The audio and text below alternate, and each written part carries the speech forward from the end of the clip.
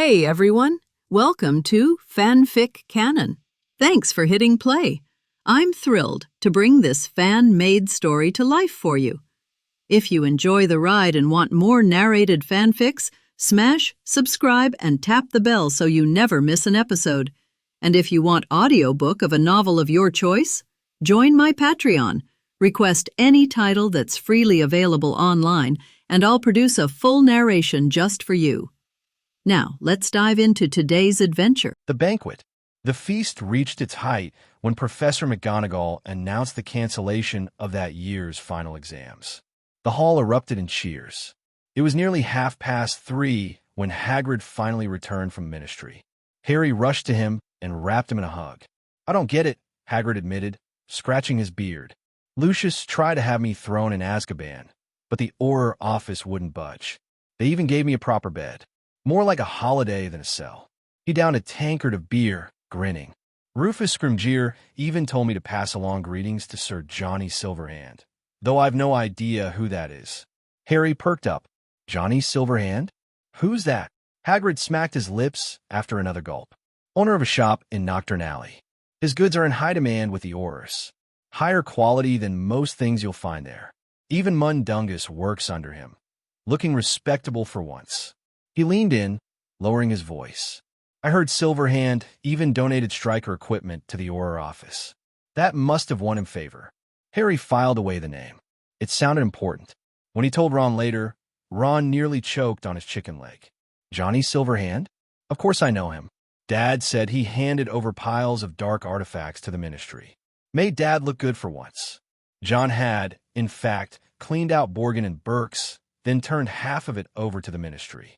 It was a clever move, buying favor with Fudge and others.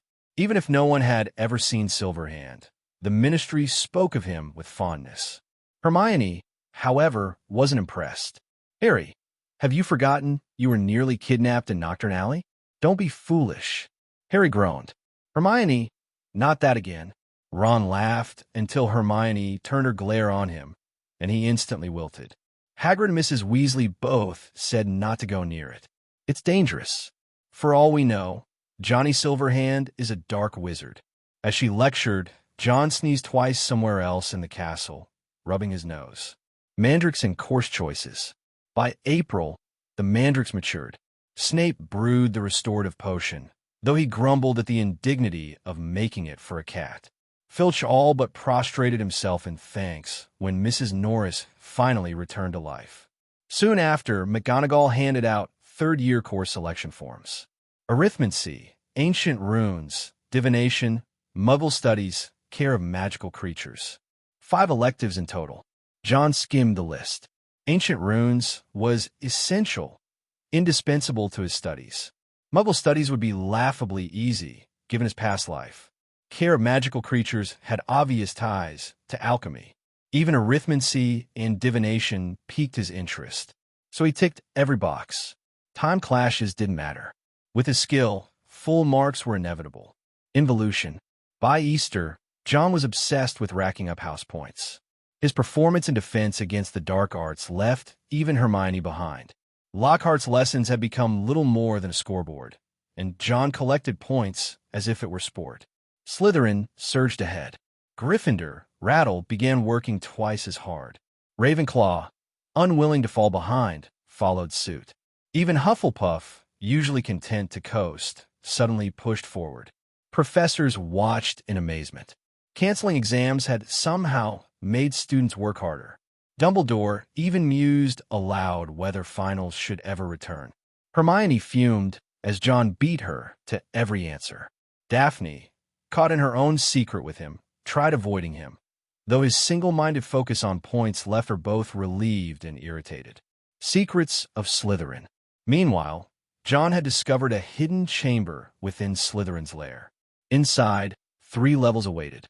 The first floor was a grim workshop, jars of half-dissected beasts floating in murky liquid. Some were smashed, likely snacks for the basilisk. The second floor held an office. Candlesticks, skull-marked silverware, and an empty long box hinted at treasures once removed by Riddle, or perhaps by Slytherin himself. The third was a library. Black tomes lined the shelves, filled with forbidden knowledge. John leafed through them, unfazed, until one bound in strange leather caught his eye. Blood curses, he murmured, before shutting it with a gleam in his eyes. The chamber hadn't triggered any inheritance test. Of course not. Voldemort was the heir, and he wouldn't leave gifts for rivals. Still, the abandoned knowledge was treasure enough. From then on, John haunted the chamber, devouring its books. His pace in class slowed, much to the relief of other students who could finally breathe. But his lead in points never faltered. Rivalry. By May, Slytherin's total had finally overtaken Gryffindor's. Cheers erupted in the common room. Even Malfoy, still smarting from Lucius losing his post, managed to smile. But John silenced them with a raised hand. Don't celebrate yet. Gryffindor has a way of pulling points out of nowhere. Stay sharp. The warning sobered them. Excitement gave way to determination. United by John's words, the Slytherins pressed forward with renewed fire. 1,000 threads pulled tight into a single rope. Hagrid's grief. Don't cry, Hagrid. A dead spider can't be resurrected. Inside the small hut, the half-giant wept loudly.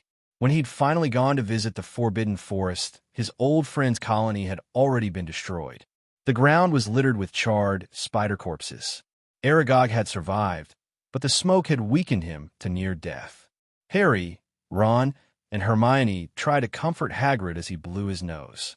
I don't know who did it. It's too cruel. Harry glanced at his friends. Maybe it was an accident, he muttered. The Forbidden Forest is dangerous. Hagrid frowned, but nothing in there uses fire. Not centaurs, not werewolves. It doesn't make sense. None of them dared look at John. Aragog's fading eyes had never seen who started the fire, and John stayed silent, wearing an unreadable expression. Guilt pressed heavily on the trio, who quickly changed the subject. Visitors. The hut slowly warmed again, a refuge from books and exams. Fong stirred when barking sounded outside. It's Tom, Hagrid said, brightening. Come to play with Fong. The door swung open. Tom padded in, John behind him with a basket in hand. I heard about what happened, John said smoothly. I hope you're holding up. He set down a bundle of crusty baguettes and black bread, just the sort Hagrid liked. You're too kind, John, Hagrid sniffled. John only nodded, hiding the fact that he knew far more than he admitted. Ron stiffened at the sight of him, a nervous reflex. Hermione, though, went straight for the real question. John, how many electives are you taking next year? All of them, John said without hesitation, a faint smile on his lips. Harry and Ron gaped. Hermione, after a pause, made her decision. Then I'll take them all too. The boys groaned in despair. Between Hermione's drive and John's unshakable confidence, they knew they'd be dragged into another year of misery. Hagrid poured tea and set out rock cakes. John bit into one. To his surprise, he actually managed to chew through it. Not bad, he said thoughtfully. The gun. Harry hesitated, then asked a question he'd held for months. John, do you have a gun? Hermione's eyes widened. You brought that to school? John didn't deny it. He drew out a small pistol, already rusting from Hogwarts' magic-saturated air. I do, but it isn't as dangerous as you think. He spun it idly in his hand. Bullets hurt, but wizards have potions that can regrow bones, mend organs. Unless you hit the heart, it won't kill outright. Painful, yes, but not final. He spoke as though from experience. Riddle had taken several bullets and survived. To John, it only proved that wizards weren't untouchable. They were still human. Muggles have numbers, he said flatly. Weapons in the hands of millions. That alone makes them dangerous. Wizards know it, which is why both sides keep their distance. Hermione frowned, but fell silent. Harry nodded slowly, unsettled but thoughtful. Ron, meanwhile, whispered, What's a gun? The invisible beast. Barking broke the moment. Outside, the fence had grown eyes. An invisible beast had revealed itself. Fong and Tom growled until John silenced them with a word. The beast stepped closer, its gaze fixed on him. Hagrid's jaw dropped. An invisible beast? Gentle creatures, but rare. It came for you, John. John followed without hesitation. The beast led him deep into the forest, stopping beneath a massive tree. Bowtruckles clung to the branches, hissing warily, but allowed him to climb when he raised his hands in peace. In a nest lay fragments of a silver eggshell, and within, a newborn winged serpent. A bird snake, John murmured, weak, its eyes still shut. No wonder the forest guardians had sought him out. The beast gestured insistently. Take it. Protect it. John shook his head. Not me, but I know someone better. He carried the fragile creature back. Before leaving, he bartered quietly, an exchange sealed in blood. A vial of invisible beast blood gleamed in his hand. Hagrid's joy. When John placed the tiny bird snake in Hagrid's arms, the gamekeeper nearly crushed him with joy. Incredible. I'll care for it, lad, I swear. Harry, Ron, and Hermione crowded close, awestruck. The creature stirred weakly, but seemed comforted in Hagrid's presence. John stepped back, satisfied. Between Hagrid's expertise and the new blood in his pocket, he had gained much that day. Semester's end. As the term wound down, John pushed his alchemy to new heights in the room of requirement. He could feel level 4 within reach. On the pitch, Slytherin fought hard. Malfoy tried to prove himself, but Harry's natural gift as Seeker left him in the dust. Malfoy, humiliated, flung his Nimbus 2001 aside in rage. By year's end, Slytherin clung to victory by fewer than 10 points. Exhausted but jubilant, the house erupted in cheers. They didn't cheer for Snape, nor for Malfoy. They shouted one name together, John Wick. In front of the station, Hagrid repeatedly assured him that he would take good care of the poor little guy. It can be seen that Hagrid really likes magical creatures. Ronald ran onto the train as fast as he could, because John wanted to borrow Bam Bam from him. He heard that he wanted to do some experiments, and the biggest side effect would be sterilization. John felt it was a pity that Bam Bam was so scared that she hid in Ronald's pocket and dared not come out. The train left Hogsmeade Station, and John started to check out. Ding! Complete the second stage of Hogwarts mission. Spend the second year of Magic Apprenticeship. Mission reward. Magic Blood +1. Any point +3. Ding! Maintain the top grade until the end of the semester. Get any point +1. Blessing. Hardworking and studious. 4 random points were gained at once, plus the 2 points obtained from the Gryffindor inheritance test, a total of 6 points. John felt as though he were getting richer, and he called up the panel to check. Magic. Level 4, 755/5000. Spells. Levitation, Level 4. Transfiguration, Level 3. Optional Dragon Form. Disillusionment, Level 4. Blazing, Level 4. Shattering, Level 4. Fiendish Flame, Level 4. Occlumency, Level 4. Patronus, Level 3. Shield Charm, Level 3. Skills. Short Weapon Mastery, Level 7. Great Sword Mastery, Level 5. Hot Weapon Mastery, Level 2. Rune Mastery, Level 3.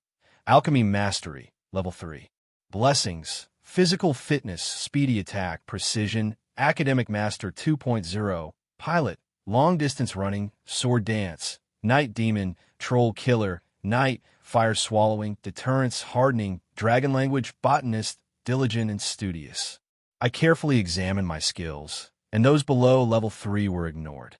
Although the levitation spell is a basic skill, it is very useful. Needless to say, the disillusionment spell is a standing skill and also a great skill for night travel. He wants to fuse the blood of the invisible beast, so he is not in a hurry to upgrade it. I am very comfortable using Shattered to Bones, and it is also my main means of output. Level 4 is sufficient for now. Needless to say, Fiery Flame was completely out of control after reaching Level 4, and John would not consider upgrading until his magic power reached Level 5. Occlumency and Transfiguration are something you might consider. The Patronus Charm was found in the Gryffindor Chamber of Secrets. The Slytherin Chamber of Secrets contains mostly research materials and dark magic, while the Gryffindor Chamber of Secrets is the opposite, although dark magic is also present. Even the most powerful wizard cannot avoid the need to learn the dark arts. I thought that runes and alchemy were about to reach Level 4, so I could wait until Level 4 before upgrading. Unfortunately, I didn't go there until the end of the semester. at any point in the 6 o'clock sequence. John hesitated for a moment and chose to upgrade Transfiguration to level 4.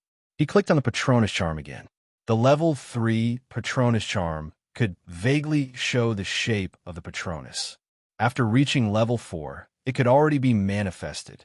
After consuming 2 random points, John cast the armor spell again. A level 4 shield charm is already at the level of many aurors, leaving 3 arbitrary points. 2 are reserved for upgraded alchemy and runes, and 1 is kept for emergencies. After the allocation is completed, the train arrives at the station. He said goodbye to all his friends, and his father was already waiting outside. John finds it too inconvenient to have to take a car every time to go home. He set himself a goal to learn how to apparate during this vacation. Instead of leaving London immediately, John went to Nocturne Alley. Johnny Silverhand has grown into a force that cannot be ignored, and Tangmi is appointed as the captain of the security team.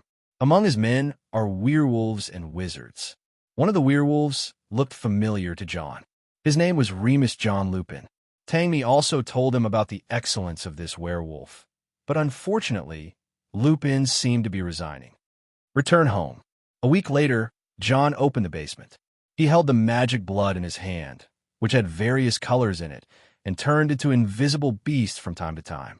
With the experience from last time, John sealed the basement. After drinking the magic blood, the familiar feeling happened again. John tried his best to control his power, but the overflowing power kept changing things in the basement. Flames burst out from his body and turned into a ferocious fire dragon that roared continuously. After a while, John seemed to be fished out of water.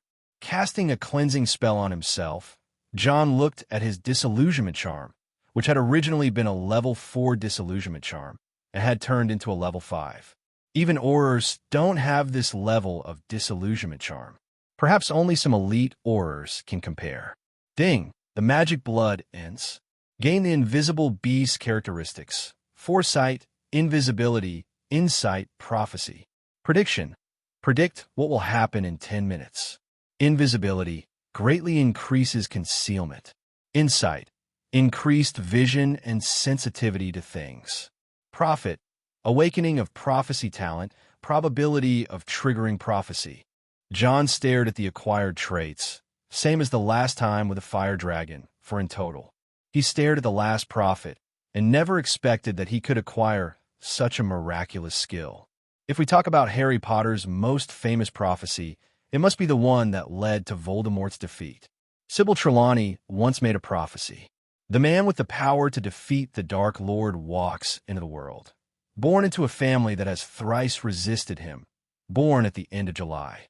It was because of this prophecy that Voldemort pointed the finger at Harry. Because of this prophecy, the greatest miracle in the wizarding world was born. Harry survived the killing curse.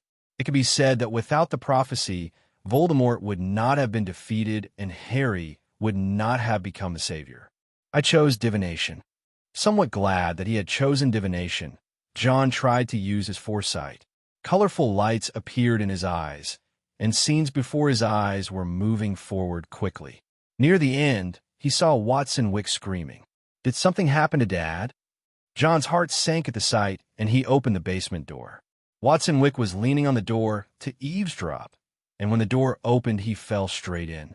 In order to maintain his father's dignity, he pretended nothing had happened and calmly unwrapped the chocolate frog and put it in his mouth. John, did you create any crafts this time? Watson kept stealing glances at the basement. The owl John had transformed in a last time allowed him to show off for a long time. When he saw the lifelike big dog, his eyes suddenly lit up. John, it's okay to put this thing in the living room as a decoration, right? Can. John was a little absent-minded, staring at Watson, not understanding why he saw Watson screaming in his foresight. Watson Wick worked hard to carry the big dog up, and John followed behind anxiously. 10 minutes were almost up, and Watson Wick showed no signs of getting into trouble. Did something go wrong? John stroked his chin while Watson was still eating his chocolate frog. Watson has collected almost all the wizard cards, but he just won't play the card of Alex Belby, the Damo. Since Damo Alex was awarded the Order of Merlin, First Class, the Chocolate Frog Company has produced cards of him." Mrs. Wick came over and saw her husband eating chocolate without restraint and immediately frowned her beautiful eyebrows. "If you eat it again, be careful of getting sick." Ignoring Mrs. Wick's words, Watson patted his stomach and laughed. "I have an iron stomach here. How could it be?" Before he finished speaking, Watson felt a pain in his teeth. He accidentally bit it too hard, and the scream echoed throughout the house. This scene was exactly the same as what John saw. He looked at his father speechlessly, thinking that he had bitten his tongue. However, the truth is not that simple.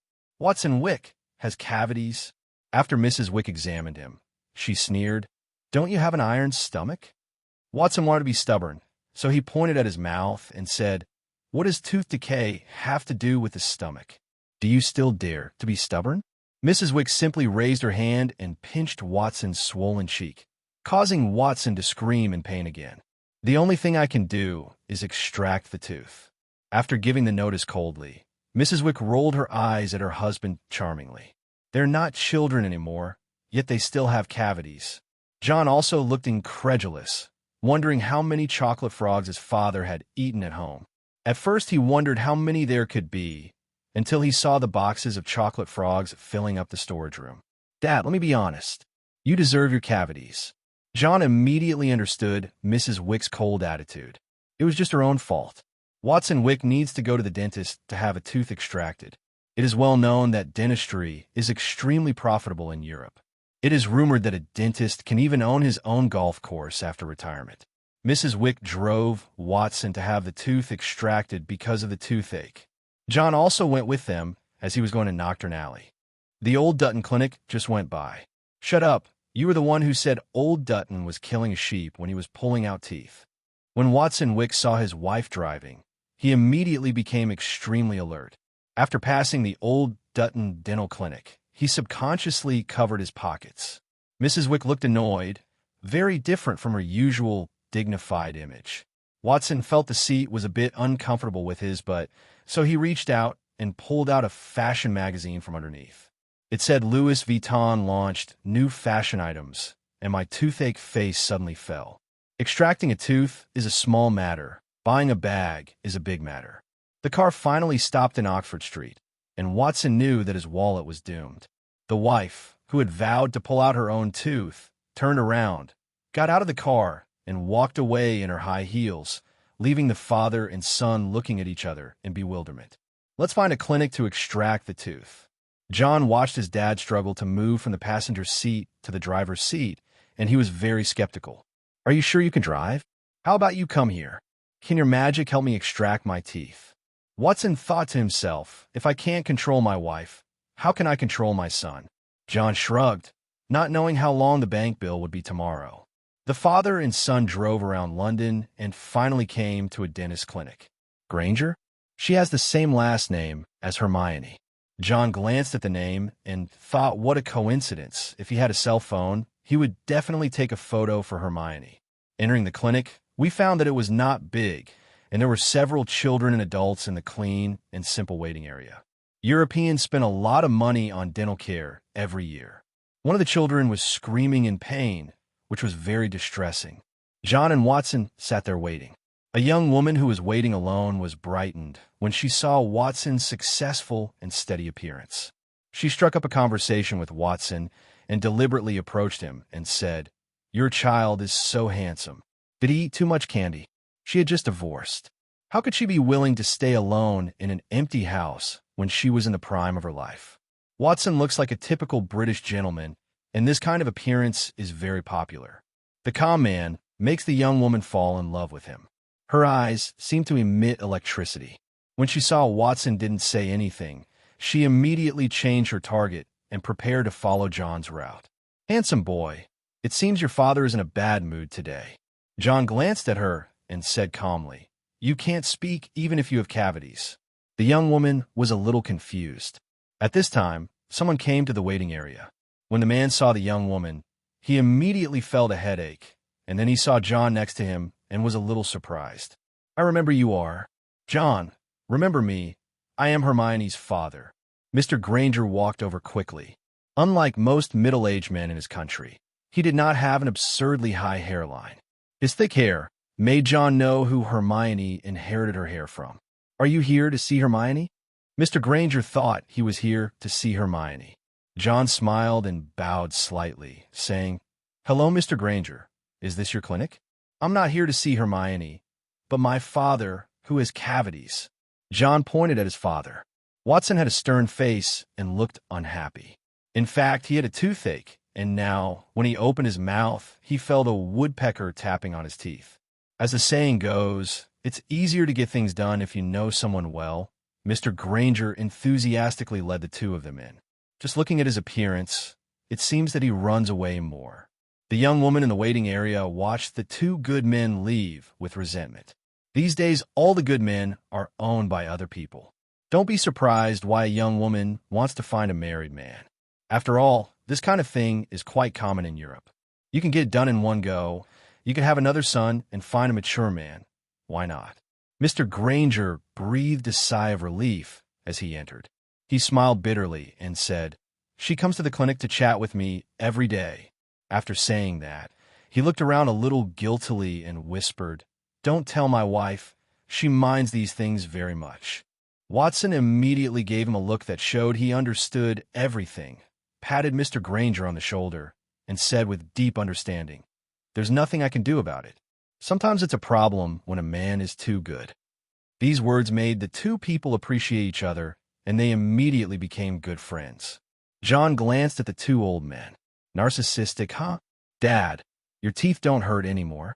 Unable to stand the friendship between the two old men, John reminded his father. "Hagrid's grief. Don't cry, Hagrid. A dead spider can't be resurrected." Inside the small hut, the half-giant wept loudly. When he'd finally gone to visit the Forbidden Forest, his old friend's colony had already been destroyed. The ground was littered with charred spider corpses. Aragog had survived, but the smoke had weakened him to near death. Harry, Ron, and Hermione tried to comfort Hagrid as he blew his nose. "I don't know who did it. It's too cruel." Harry glanced at his friends. "Maybe it was an accident," he muttered. "The Forbidden Forest is dangerous." Hagrid frowned. "But nothing in there uses fire. Not centaurs, not werewolves. It doesn't make sense." None of them dared look at John. Aragog's fading eyes had never seen who started the fire, and John stayed silent, wearing an unreadable expression. Guilt pressed heavily on the trio, who quickly changed the subject. "Visitors." The hut slowly warmed again, a refuge from books and exams. Fong stirred when barking sounded outside. "It's Tom," Hagrid said, brightening. "Come to play with Fong." The door swung open. Tom padded in, John behind him with a basket in hand. "I heard about what happened," John said smoothly. "I hope you're holding up." He set down a bundle of crusty baguettes and black bread, just the sort Hagrid liked. "You're too kind, John," Hagrid sniffled. John only nodded, hiding the fact that he knew far more than he admitted. Ron stiffened at the sight of him, a nervous reflex. Hermione, though, went straight for the real question. "John, how many electives are you taking next year?" "All of them," John said without hesitation, a faint smile on his lips. Harry and Ron gaped. Hermione, after a pause, made her decision. "Then I'll take them all too." The boys groaned in despair. Between Hermione's drive and John's unshakable confidence, they knew they'd be dragged into another year of misery. Hagrid poured tea and set out rock cakes. John bit into one. To his surprise, he actually managed to chew through it. "Not bad," he said thoughtfully. "The gun." Harry hesitated, then asked a question he'd held for months. "John, do you have a gun?" Hermione's eyes widened. "You brought that to school?" John didn't deny it. He drew out a small pistol, already rusting from Hogwarts' magic-saturated air. "I do, but it isn't as dangerous as you think." He spun it idly in his hand. "Bullets hurt, but wizards have potions that can regrow bones, mend organs. Unless you hit the heart, it won't kill outright. Painful, yes, but not final." He spoke as though from experience. Riddle had taken several bullets and survived. To John, it only proved that wizards weren't untouchable. They were still human. "Muggles have numbers," he said flatly. "Weapons in the hands of millions. That alone makes them dangerous." Wizards know it, which is why both sides keep their distance. Hermione frowned, but fell silent. Harry nodded slowly, unsettled but thoughtful. Ron, meanwhile, whispered, "What's a gun?" The invisible beast. Barking broke the moment. Outside, the fence had grown eyes. An invisible beast had revealed itself. Fong and Tom growled until John silenced them with a word.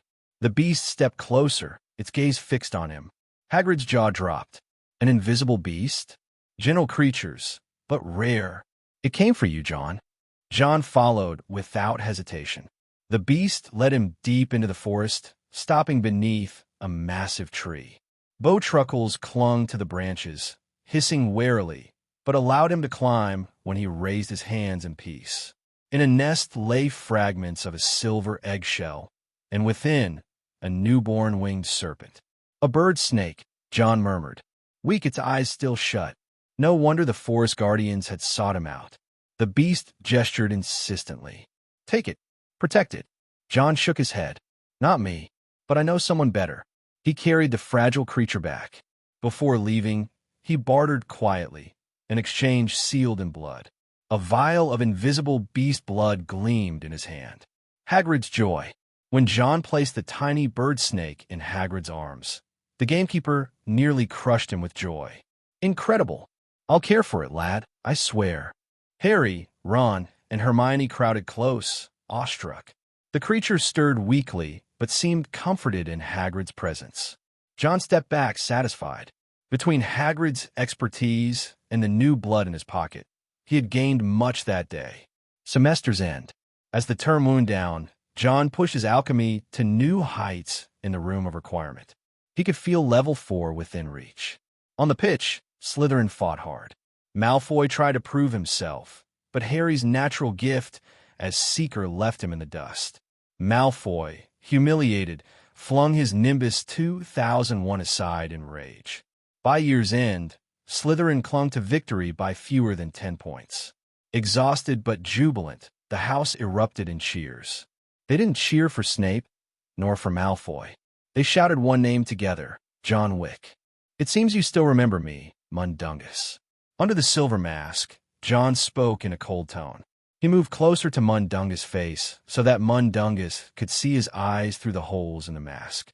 "Then, why don't you come out and salute me?" Mundungus saw the eyes inside the mask turn into dragon-like eyes, and a sense of pressure fell on him. Mundungus' body shook uncontrollably, and he rolled over screaming and knelt in front of John.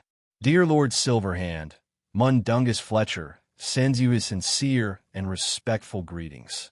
The little bit of complacency and arrogance that had arisen in his heart turned into nothingness with the appearance of the Silver Hand. Beads of sweat dripped from Mundungus's ridiculous nose. His voice trembled with fear, and he smiled flatteringly. "Sir Silverhand, this is all a misunderstanding." "Misunderstand?" John walked into the Silverhand Johnny store indifferently. The wizards and the security team tensed up. They were werewolves and could sense that the people in front of them were very dangerous. They looked towards their captain and saw Tommy, Shelby walk up to John and bow respectfully. "Welcome back, Your Excellency." As the only person who has seen Johnny Silverhand's true face, Tangmi was the one who made all the contacts for the store. He was even more surprised at John's current state. The faint pressure made him feel as if he was facing a superior. He said respectfully, "We have been waiting for your arrival." When a security team saw that their captain was like this, they naturally would not point their wands at their boss. "It seems you like this place." John is very satisfied with the current Silverhand Johnny store. Mundungus and Tongmi are in charge of the internal and external affairs respectively, and they run the place very well. The mysterious Silverhand returns, and all the employees in the store come out. The security team was expanded to 10 people, including Remus John Lupin and 4 other retired strikers in addition to the original 4 werewolves. Including Tangmi, the team of 10 people has a combat effectiveness that is not inferior to the Aurors of the Ministry of Magic.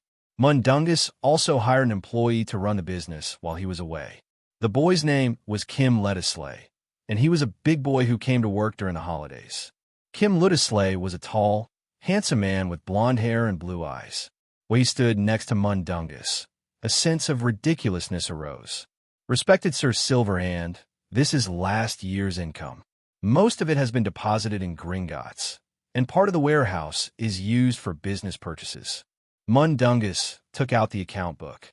John's refining alone could not supply such a large store.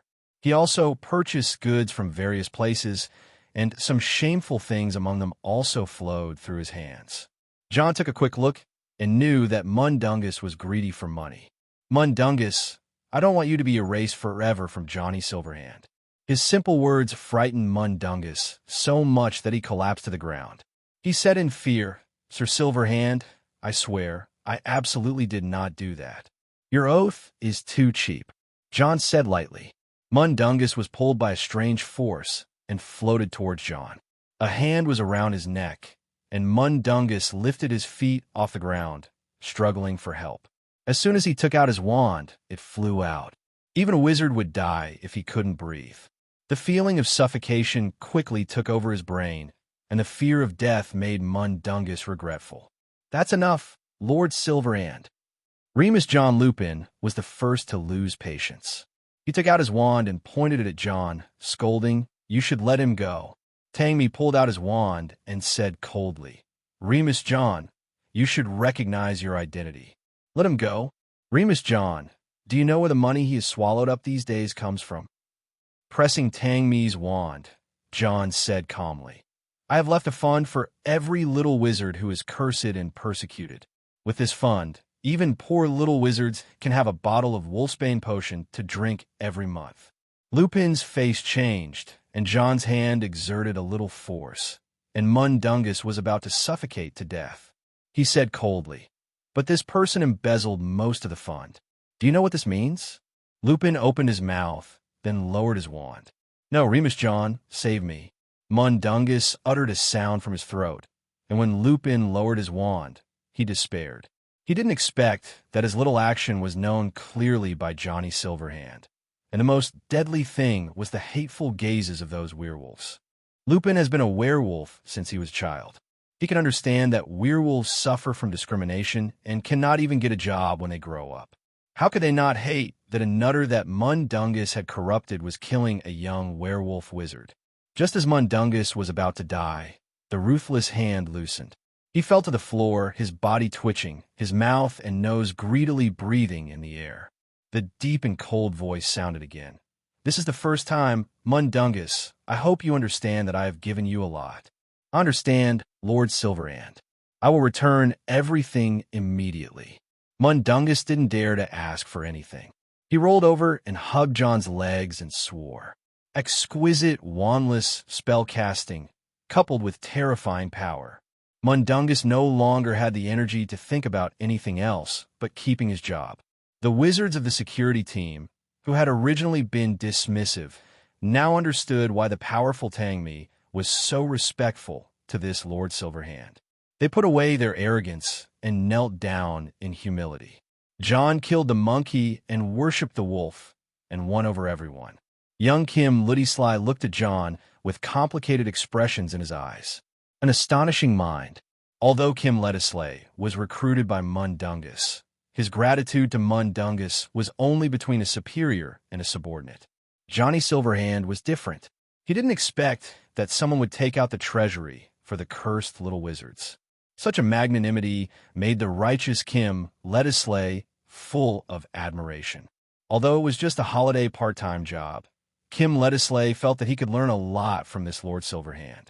Leading a team requires both kindness and severity. Giving underage werewolves free wolfsbane potion is a kindness, while punishing Mundungus is severity. Nocturne Alley is never peaceful. After John solved the embezzlement problem and announced the ownership of the store, trouble came. A group of uninvited guests walked into the store. They had a primitive feel and were dressed in rough clothes, like a biker gang. Lupin saw the leader and took a deep breath, finding it difficult to remain calm. Tangmi stood on John's left and whispered, "Fenrir Greyback, the leader of the werewolf community, he covets the wolfsbane potion." The relationship was explained in just a few simple words. John stroked the wand at his waist. It seemed that this group of people came with bad intentions. Glancing at Lupin, who was taking a deep breath, he felt a little strange and asked calmly, "Lupin, what's wrong?" Lupin didn't expect John to notice his little action. He closed his eyes, calmed himself down, and said, "I was bitten by Fenrir when I was 4 years old. He was a B****************** D who liked to bite children." This made John narrow his eyes dangerously. No matter which society it was, attacking children was the most despicable thing. Fenrir stepped into the Silverhand Johnny store and said arrogantly, "I need to see the owner of your place." John came out and said calmly, "You'd better be okay. It looks like it's you, the legendary Silverhand." Fenrir moved closer to John and twitched his nose. John's height was beyond his peers. Fenrir didn't notice anything wrong, but just sniffed it and said bloodthirstily, "You'd better give me the wolfsbane potion, or I will tear your throat out." He is a despicable man who specializes in biting little children and training them to become his subordinates out of hatred. He was a cruel man who obtained his food by stealing and killing, and sometimes attacked people when it was not a full moon. Fenrir is capable of all kinds of evil, and threatening a shopkeeper is nothing out of the ordinary for him. John sneered at the threat behind his mask. John said slowly, "You seem to have misunderstood something." Fenrir frowned. John approached the ugly, ferocious face and said calmly, "Only the strong can dominate the weak." Fenrir bared his fangs and was about to bite John's neck. The next second, screams were heard accompanied by blood splattering. Hagrid's grief. Don't cry, Hagrid. A dead spider can't be resurrected. Inside the small hut, the half-giant wept loudly. When he'd finally gone to visit the Forbidden Forest, his old friend's colony had already been destroyed. The ground was littered with charred spider corpses. Aragog had survived, but the smoke had weakened him to near death. Harry, Ron, and Hermione tried to comfort Hagrid as he blew his nose. "I don't know who did it. It's too cruel." Harry glanced at his friends. "Maybe it was an accident," he muttered. "The Forbidden Forest is dangerous." Hagrid frowned. "But nothing in there uses fire. Not centaurs, not werewolves. It doesn't make sense." None of them dared look at John. Aragog's fading eyes had never seen who started the fire, and John stayed silent, wearing an unreadable expression. Guilt pressed heavily on the trio, who quickly changed the subject. "Visitors." The hut slowly warmed again, a refuge from books and exams. Fong stirred when barking sounded outside. "It's Tom," Hagrid said, brightening. "Come to play with Fong." The door swung open. Tom padded in, John behind him with a basket in hand. "I heard about what happened," John said smoothly. "I hope you're holding up." He set down a bundle of crusty baguettes and black bread, just the sort Hagrid liked. "You're too kind, John," Hagrid sniffled. John only nodded, hiding the fact that he knew far more than he admitted. Ron stiffened at the sight of him, a nervous reflex. Hermione, though, went straight for the real question. "John, how many electives are you taking next year?" "All of them," John said without hesitation, a faint smile on his lips. Harry and Ron gaped. Hermione, after a pause, made her decision. "Then I'll take them all too." The boys groaned in despair. Between Hermione's drive and John's unshakable confidence, they knew they'd be dragged into another year of misery. Hagrid poured tea and set out rock cakes. John bit into one. To his surprise, he actually managed to chew through it. "Not bad," he said thoughtfully. "The gun." Harry hesitated, then asked a question he'd held for months. "John, do you have a gun?" Hermione's eyes widened. "You brought that to school?" John didn't deny it. He drew out a small pistol, already rusting from Hogwarts' magic-saturated air. "I do, but it isn't as dangerous as you think." He spun it idly in his hand. "Bullets hurt, but wizards have potions that can regrow bones, mend organs. Unless you hit the heart, it won't kill outright. Painful, yes, but not final." He spoke as though from experience. Riddle had taken several bullets and survived. To John, it only proved that wizards weren't untouchable. They were still human. "Muggles have numbers," he said flatly. "Weapons in the hands of millions. That alone makes them dangerous. Wizards know it, which is why both sides keep their distance." Hermione frowned, but fell silent. Harry nodded slowly, unsettled but thoughtful. Ron, meanwhile, whispered, "What's a gun?" The invisible beast. Barking broke the moment. Outside, the fence had grown eyes. An invisible beast had revealed itself. Fong and Tom growled until John silenced them with a word. The beast stepped closer, its gaze fixed on him. Hagrid's jaw dropped. An invisible beast? Gentle creatures, but rare. "It came for you, John." John followed without hesitation. The beast led him deep into the forest, stopping beneath a massive tree. Bowtruckles clung to the branches, hissing warily, but allowed him to climb when he raised his hands in peace. In a nest lay fragments of a silver eggshell, and within, a newborn winged serpent. "A bird snake," John murmured. Weak, its eyes still shut. No wonder the forest guardians had sought him out. The beast gestured insistently. "Take it. Protect it." John shook his head. "Not me, but I know someone better." He carried the fragile creature back. Before leaving, he bartered quietly, an exchange sealed in blood. A vial of invisible beast blood gleamed in his hand. Hagrid's joy. When John placed the tiny bird snake in Hagrid's arms, the gamekeeper nearly crushed him with joy. "Incredible. I'll care for it, lad, I swear." Harry, Ron, and Hermione crowded close, awestruck. The creature stirred weakly, but seemed comforted in Hagrid's presence. John stepped back, satisfied. Between Hagrid's expertise and the new blood in his pocket, he had gained much that day. Semester's end. As the term wound down, John pushed his alchemy to new heights in the room of requirement. He could feel level 4 within reach. On the pitch, Slytherin fought hard. Malfoy tried to prove himself, but Harry's natural gift as Seeker left him in the dust. Malfoy, humiliated, flung his Nimbus 2001 aside in rage. By year's end, Slytherin clung to victory by fewer than 10 points. Exhausted but jubilant, the house erupted in cheers. They didn't cheer for Snape, nor for Malfoy. They shouted one name together, John Wick. Even the battle-hardened Tang, me, felt the same way. He had never thought that a wizard who was still in school could possess such a terrifying and powerful spell. 2 arms as the price. I don't think they will dare to come here again. John snapped his fingers, and Fenrir's 2 arms turned into white smoke and dissipated. The werewolves that followed Fenrir were terrified. They crawled on the ground humbly, like puppies. John came to a werewolf and said in a low voice, "Who asked you to come?" I need a name, unless you want something like Fenrir." Before the werewolf could speak, John placed his wand lightly against his forehead. This made the werewolf sweat profusely, and he said in panic, "It's Sean Shafik. He asked us to come here." "Shafik? It looks like the purebloods have set their sights on this place." John put away his wand, which made the werewolf feel that he had escaped a disaster. But John would not let them go easily. He said to Tangmi, "Lock them up. I believe someone will be interested in them." Tangmi nodded respectfully, and then the werewolves were locked up in a dark cell. At midnight, the Auror knocked on Johnny Silverhand's door. Leading the way was Rufus Scrimgeour, head of the Auror office. He was like an old lion, watching his men send notorious werewolves to Azkaban one by one. "Nice meeting, Sir Johnny Silverhand."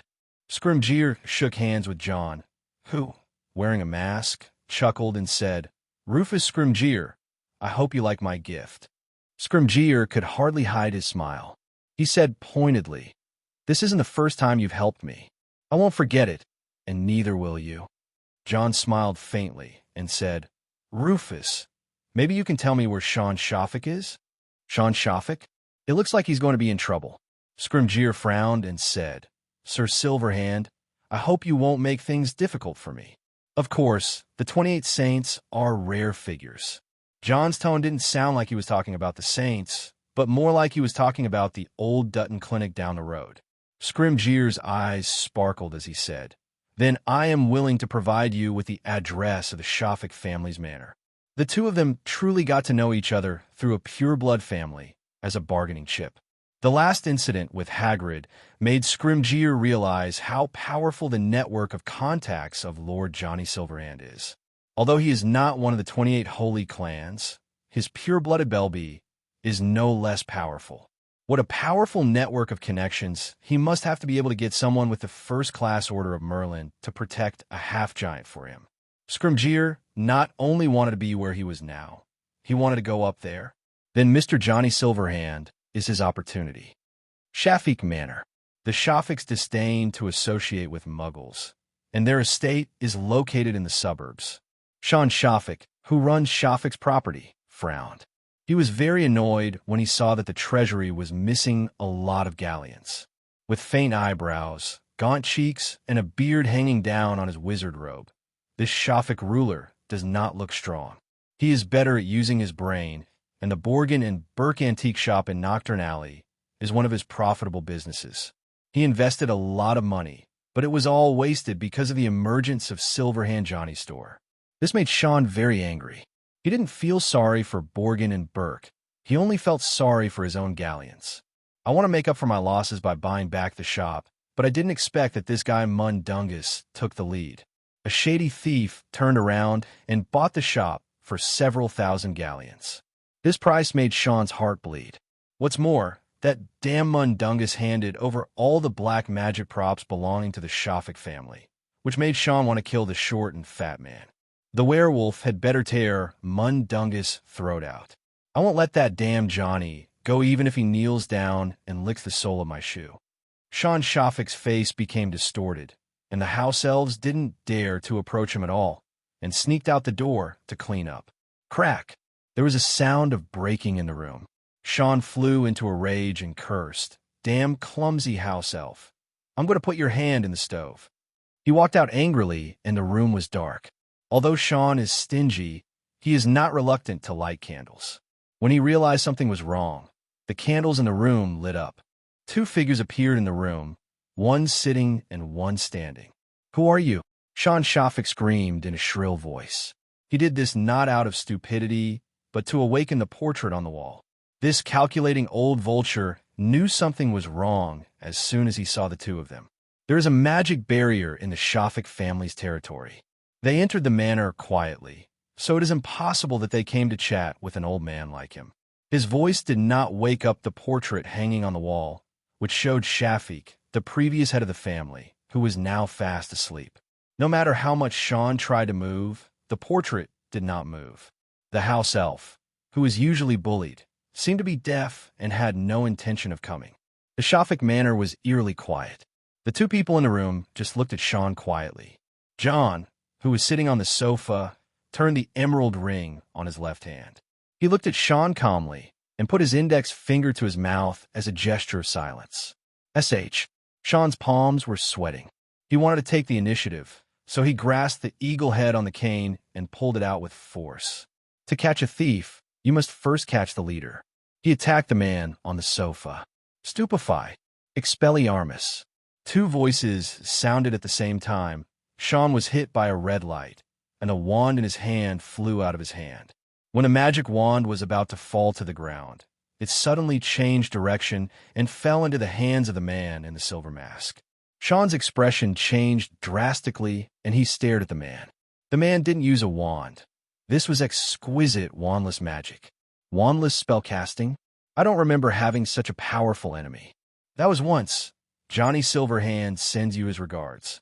John casually stroked the handle of his wand. The wood was painted silver. This Shafik was really stingy.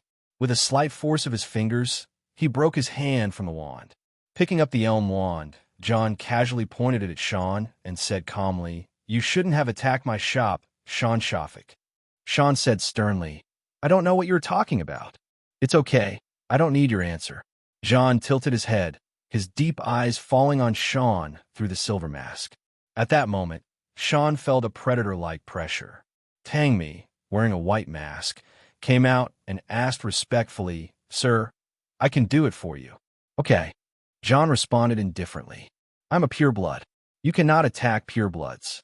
The Ministry of Magic will not let you go. Purebloods are not the dark wizards from Nocturne Alley. The Ministry of Magic will not turn a blind eye." Just as Sean Shafik was still threatening him with his pureblood identity, Tangmi drew out his wand and said sinisterly, "Crucio."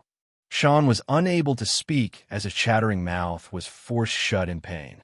He fell to the ground, twitching all over like a stranded fish. You can pretend you know nothing. John leisurely fiddled with his elm wand and chuckled. But you and I are both smart people, right? The first period of pain was over, and Sean's already thin cheeks now turned pale. His lips trembled as he said viciously, I will destroy your store. It seems like you're a tough guy. John leaned his head on the hard sofa. Tangmi waved his wand again with an expressionless face, and the second period of pain lasted for a full half-hour. John stuffed the trace thread he developed into Sean's wand and raised his hand to signal Tangmi to stop. Sean's sweat had formed a puddle under his body. There was fear on his face, and his eyes were no longer shrewd. What do you want? What do I want? John shook his head, his tone filled with a hint of disappointment, and said coldly, I should be the one saying this to you, Sean. Tell me, what do you want? Sean was confused when asked back. He didn't understand what John meant. It seems that you are not as smart as the legend says. You didn't even say a word to me, which made me very unhappy. Your punishment is to surrender all your property in Nocturne Alley. John sighed, raising his wand casually, delivering a merciless verdict. 3 times is the limit. Your choice is death or submission. Sean understood that this man actually wanted him to submit to him. As a Shafik head of the 28 holy clans, Sean glared and roared, Impossible. What a pity. John's voice stretched out, and he said in a low voice, Soul, come back. White smoke came out of his skin, and Sean tried to put it out in horror, but he was unable to do so. His soul was being sucked out bit by bit. This horrifying scene made Sean, who had been tough just now, scream. John stepped forward and carved a spell over the heart of Sean's soul with his wand. Get out of here, Sean Shafik, and never come back. He whispered in Sean's ear. Sean's soul couldn't move. The marks carved into it became hot, and his screams became louder. After finishing everything, John raised his hand, pressed down the soul, and stuffed him back into Sean Shafik's body. When Sean regained his body, he immediately covered his chest and rolled over and screamed. He tore off his clothes, and although there was no wound on his chest, it was burning as if a red-hot iron was placed on it. His fingers loosened, and Sean's wand fell casually. John turned and left, leaving his back to Sean. Filled with hatred, Sean immediately picked up the wand and wanted to point it at John, but he found that he could not raise his hand, and the curse on his lips disappeared. He cursed at the sofa in disbelief. His body was clearly normal. It was as if he was in shackles. He wanted to curse in disbelief, but his head suddenly felt a sharp pain. It felt like a knife was stabbed into his heart, and the intense pain almost suffocated him. It was a long time before he got up from the cheap carpet. He walked to the mirror and tore open his clothes, and a line of words appeared on his chest. You can't be an enemy. Looking down, I saw that my chest was flat and empty. Sean collapsed again. He couldn't even say a vulgar word to Johnny Silverhand. No. In great despair, he hysterically smashed everything and finally fainted in a manner. Inside Shafik Estate, all the guards were knocked down. The loyal elf was tucked under the bed, and Lupin, along with 3 security guards, looked up at the manor. There was no movement inside.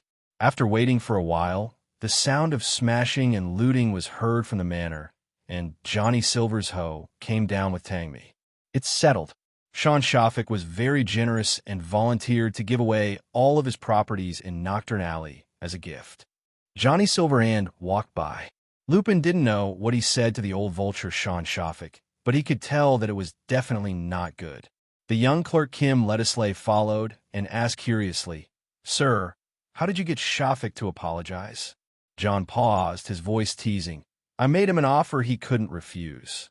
This answer made Kim Ledisley frown, wondering what kind of tempting conditions could make an ancient pure-blood family give in. When Tangmi heard what his boss said, a helpless expression appeared on his face. If being unable to raise your head in front of Johnny Silverhand for the rest of your life is considered tempting, then it would be really hard to refuse.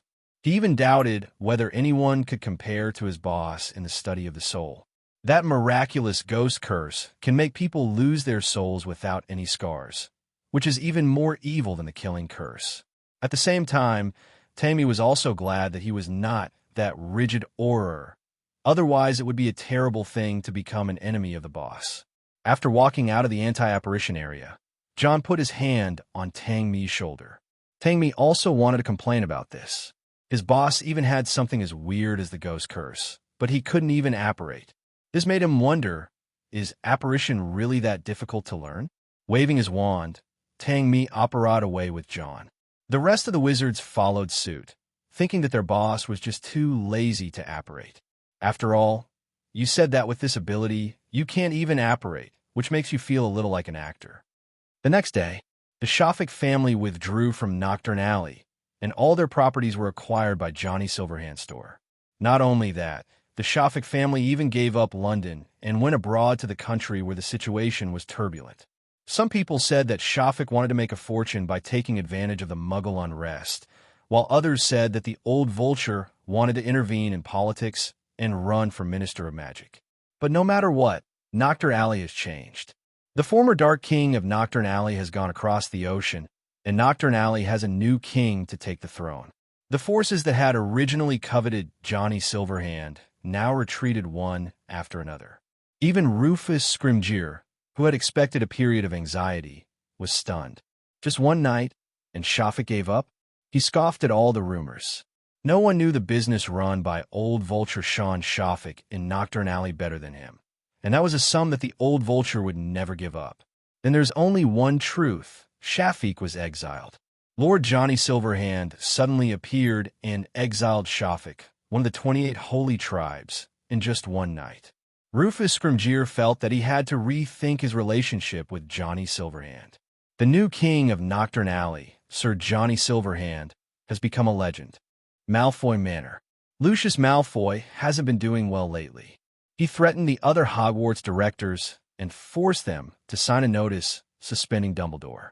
Because of this, he was expelled from the school board after Dumbledore's return.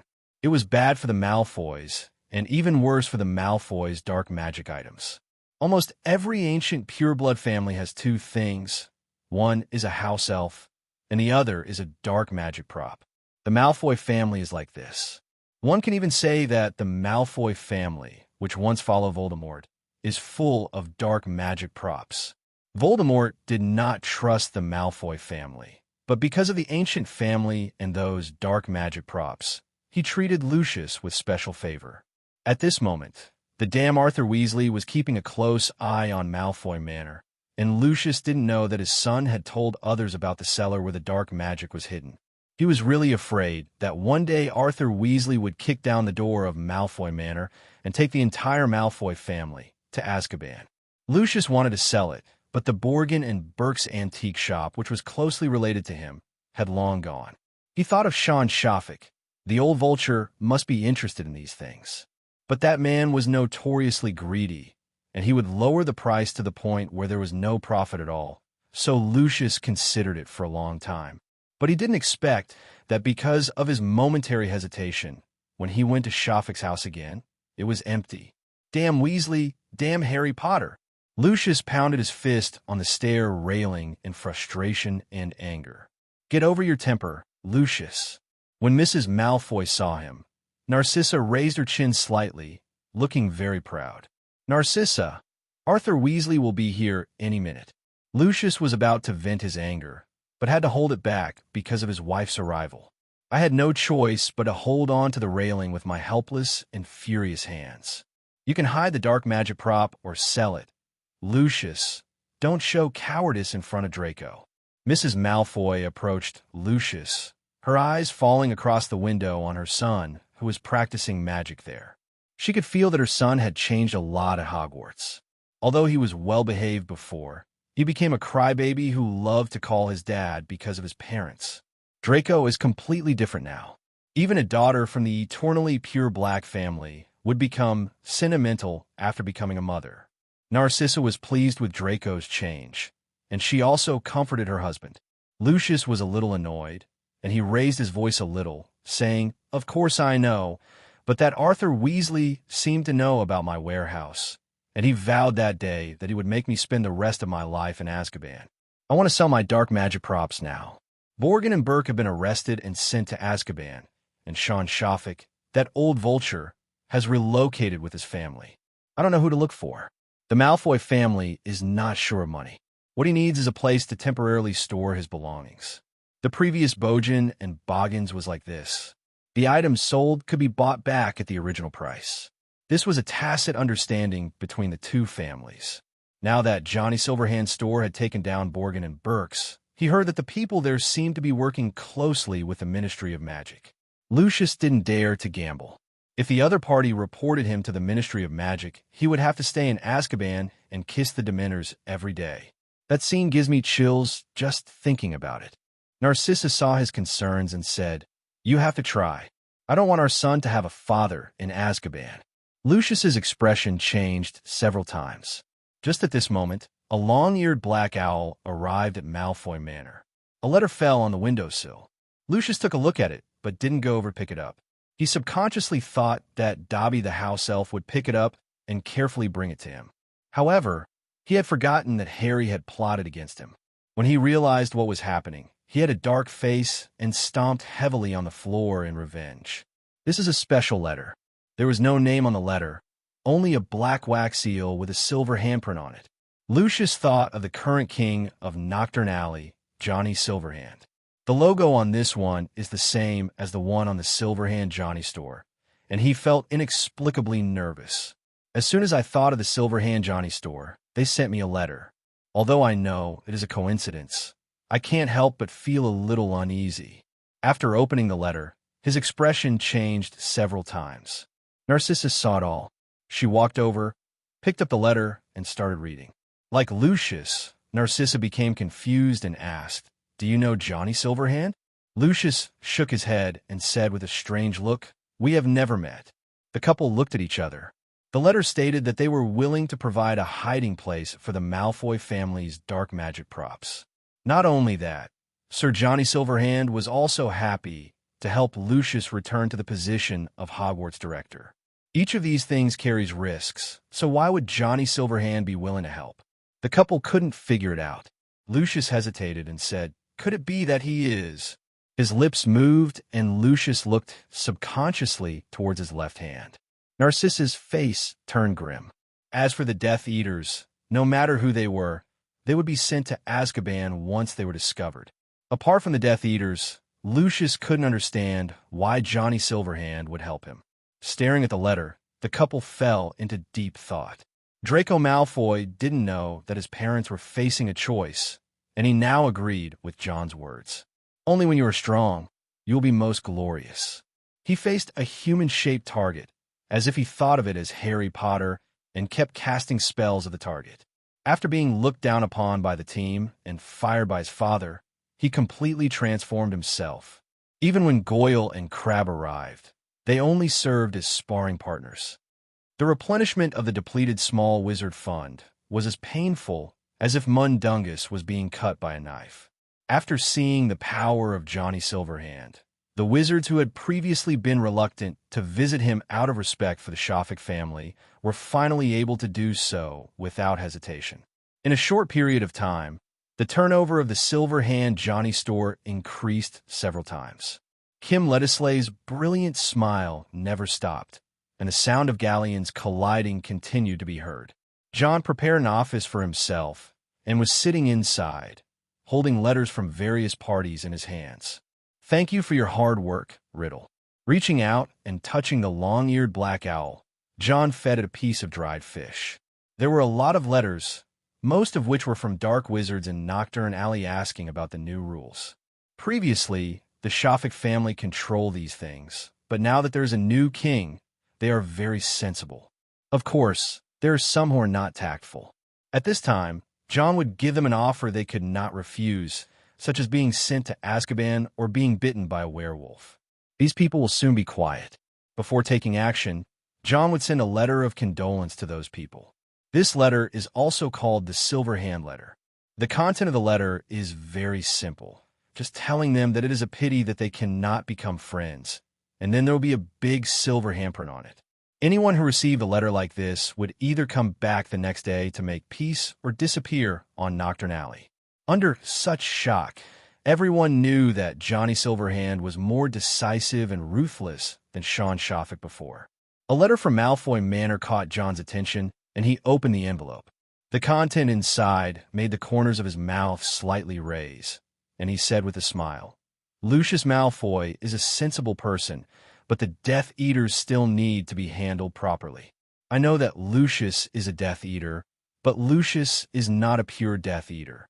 He was very powerful when Voldemort was strong, but after Voldemort fell, he was the first to distance himself from the matter, and he was the most active one.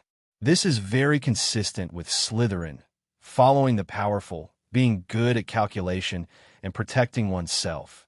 After Voldemort's resurrection, Lucius will return to Voldemort, but he will definitely not be a die-hard fan.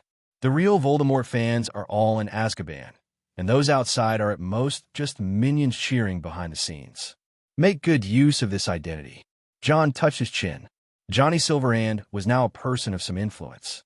As a place where John wants to focus his business, he will naturally not just focus on Nocturne Alley. Diagon Alley is the big place. It's where all the wizards in the country go. Putting his mask back on, John walked downstairs. All wizards who see the mask will salute with fear and respect. This scene also caught the eyes of the Aurors who were monitoring the situation. They knew that a guy who was more troublesome than Sean Shoffick had been born. The most important thing to remember is the 3 Ds: destination, determination, and deliberation. As you do this, keep your attention on the goal, your determination to occupy the space you want, and your movements deliberate. Don Shelby is a master of the apparition spell. John estimates that his level is about level 5. In this deserted jungle, John is learning the apparition spell. To be precise, this spell is divided into 2 parts: apparate and disapparate. The difference between the two is that one disappears at the starting point and the other appears at the end point. You must master both steps well, otherwise you will end up with splitting. Just like now, John was speechless as he looked at his missing ring finger. "You did a great job." Someone even lost his head while apparating. Tang Mi took Baisien to treat John, and the boss's secret mission turned out to be tutoring. Tang Mi felt that if he had not become an Auror, he might have been able to teach at Hogwarts. The fingers connected, and John moved them. This split doesn't feel like being cut open, it feels more like being separated. Apart from being convenient, the apparition charm actually doesn't feel pleasant. It's like forcing a person into a narrow tube and squeezing them out of the tube. After many attempts, John finally found the disapparition spell on the spell list. Thinking of continuing to level up despite the danger of splitting himself, John decisively used random points to upgrade. The level 2 apparition spell feels very different. John tried it immediately. Don't rush the apparition spell. It took me several weeks to learn it before I succeeded once. Remember the 3D principles, which are... Tang Mi was still muttering to himself when suddenly a sharp explosion sounded in his ears. He stared blankly at John appearing from 100 meters away, without a single scratch on his body. John felt a little dizzy after landing, but it was still within the acceptable range. There was no sign of separation in his body either, which meant that he had successfully learned the spell. After using it again, he appeared next to Tang Mi. Although his position was slightly offset, it was almost the same. Seeing Tang Mi's stunned look, John smiled and asked, "What did you just say?" Just pretend I never said anything." This was the first time that Tang Mi discovered the gap between mortals and the chosen ones of heaven. I had split into 2 bodies more than a dozen times, and the most serious one almost caused me to lose my leg. As a result, when it came to John, not only did he suffer a slight split, but he was able to master the apparition spell in just 1 day. This really made Tang Mi envious. After learning the apparition spell, John finally no longer had to commute by car every day. The flu network that Mundungus had previously used at a nearby house had been blocked, probably because he had been in arrears for too long. This guy is really stingy. His salary is already 300 galleons, but he still makes himself look like a beggar. All I can say is that wizards have always had unique tastes, and John won't interfere too much. Glancing at Tang Mi beside him, John thought that maybe he could give him a change of clothes. This dress has probably been worn for some time, The patches on it don't quite fit the style of the Silverhand Johnny store. All I can say is that Tang-Mi was afraid of being poor. During the year he became a werewolf, he was often so poor that he couldn't even afford to eat. They found a place for Tang-Mi to change his clothes, and John also sent some to the security team. The original Beggars Gang conference instantly turned into a supermodel scene. Remus John Lupin, who is about to leave, also has one, and there is no favoritism. This touched Lupin deeply. In fact, Lupin had received the invitation before Lockhart resigned, but he chose to delay his resignation just to get an extra bottle of Wolfsbane potion. The Wolfsbane potion on the market was not as good as the one inside Johnny Silverhand, and Lupin tried his best to stay sane while entering Hogwarts to teach the students. He saved up the monthly bottle of Wolfsbane potion and paid for the lowest quality with his own money to get through the full moon. Tang-Mi turned a blind eye to his actions. After all, they were both werewolves. He knew Lupin was a good person, so he chose to bless him. "Thank you, Sir Johnny Silverhand." The security team's clothes make the difference, and with the amulets and spell rings they are equipped with, their temperament has become different. "Remus John, you're always welcome back here." John knew that werewolves would not last long working in other places, so he told Mundungus, prepare 3 bottles of the best Wolfsbane potion for him. These 3 bottles were considered as farewell gifts, and John didn't ask where they were going. "I will give 1 million to anyone who leaves me." "How much can those who stay and work like this earn?" "At least 100 million. Applause for understanding. Lupin was full of gratitude. Of all the jobs he had encountered, only John truly treated werewolves as colleagues. A copy of the Daily Prophet was delivered by Owl. John picked it up, and the headline was about a new king of Diagon Alley. Of course, this kind of thing is generally not talked about. The editor, Rita Skeeter, was notoriously inflammatory. In her article, she called Johnny Silverhand the second king, comparing him to the second king under the Ministry of Magic. It's a good article. John saw things inside that he had never done before, chopping people up and feeding them to dragons, and letting the Nifflers steal from Gringotts. He exclaimed, "He is simply another great writer after Lockhart." Watching with great interest, John even had a feeling that he was ruling the wizarding world. Oh, and there's an exclusive news preview. John saw that Rita Skeeter actually had an exclusive. The true identity of the second King Johnny Silverhand is revealed. Is he the faceless man or the living dead under the mask? Stay tuned. When John read out that preview, he was a little dumbfounded. Exclusive? Reveal? How come I don't know about this? After 3 questions, John himself didn't even know he had accepted the exclusive invitation. He felt that this was probably just Rita Skeeter imagining and searching for the enemy out of thin air again, so he didn't take it too seriously. The dried fish was fed to Riddle, who sat on the table with his eyes wide open. A beetle landed silently on the windowsill. John touched Riddle's head and said thoughtfully, "Public opinion is also an important force. If we control public opinion, we may be able to prepare for emergencies. Don't underestimate public opinion, as the internet was not well developed in that era. Many people learn about things from newspapers and television, especially the magical world. Ordinary wizards can only learn about what is happening in the world through newspapers and magazines. The Daily Prophet, which is firmly in the top spot, controls more than 90% of public opinion information. There's also a magazine called The Quibbler, which also has good sales, but unfortunately, many people read the content in it as a joke magazine." John scratched Riddle's head, causing him to squint his eyes in comfort. The beetle on the window flew back into the room, and on the table, the candle with eyes lit up. John noticed this, and with a wave of his hand, the window closed instantly. The pupil of his eye expanded until it almost filled the entire eye, and John glanced over. A beetle was keenly spotted by him. The beetle tried to get out through the gap in the window. John picked up the copper paperweight on the table and turned it into a bottle. He raised his hand to grab the beetle that wanted to escape and stuff it into the bottle. John stared at the bottle. He saw that there was magic in the beetle. Animagus. Thinking of transfiguration, John opened the bottle and immediately used his wand as the beetle flew out. Appear. The flying beetle turned into a woman in green clothes in midair.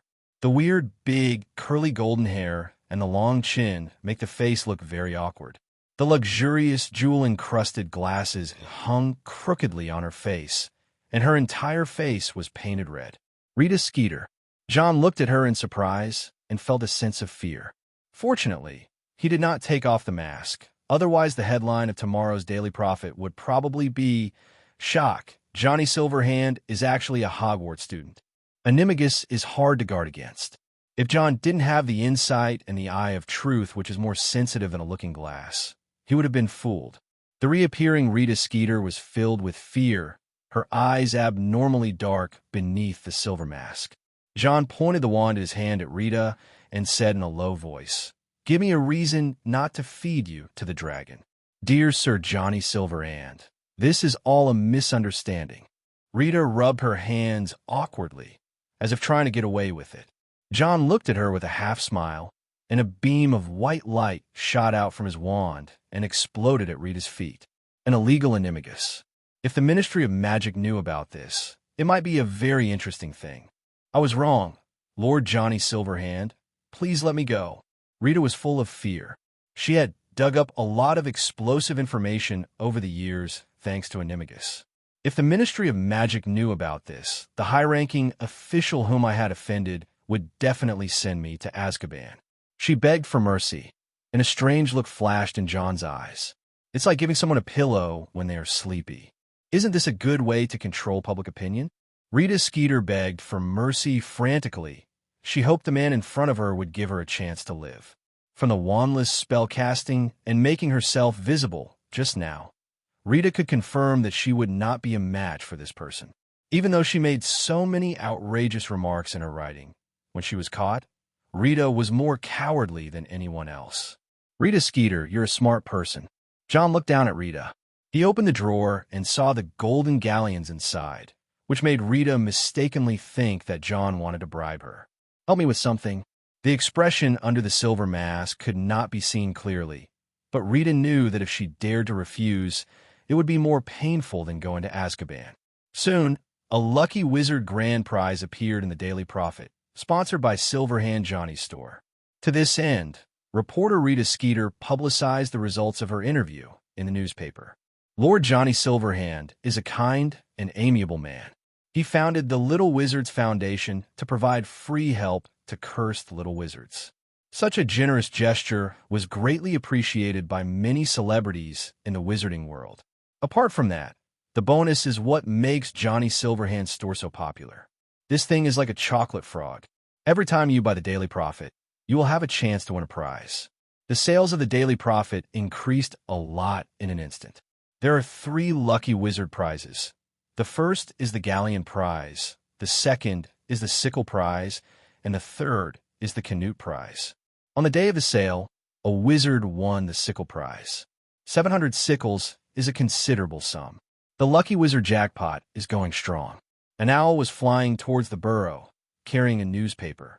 Morning. Arthur Weasley picked up the newspaper he subscribed to and looked at the lucky wizard jackpot scratch-off ticket attached to it. He scratched it open and took a casual look at it. Bang! The cup fell on the table, and the milk inside splashed all over him. Molly ran out upon hearing the noise. Just as she was about to get angry, she saw Arthur Weasley turn his head blankly and said, "I got it." "What?" Before she could figure out what her husband was up to, Molly was startled by Arthur's laughter. Ronald got up and grabbed Bam Bam, but Bam Bam was frightened by his laughter and broke free and ran back to bed. "George, Dad is crazy?" "Fred, maybe I drank too much ecstasy." The Weasley twins looked at each other, as if asking each other when the other had played a prank. Percy has been busy running for student union president this year, and he also has a heavy academic workload. When all the children arrived, Mr. Weasley excitedly announced the good things that had happened to him. 700 galleons, Merlin's beard. Molly covered her mouth. When did the Weasley family have so much money? She was so excited that she wanted to hug Mr. Weasley and kiss him, but the children were there. "I want to use this money to travel. What do you think of Egypt?" After winning the lottery, Arthur Weasley wanted to travel. It must be said that his family had no habit of saving money. The whole family agreed with this decision, and even Percy, who had not given up studying after the holidays, was tempted.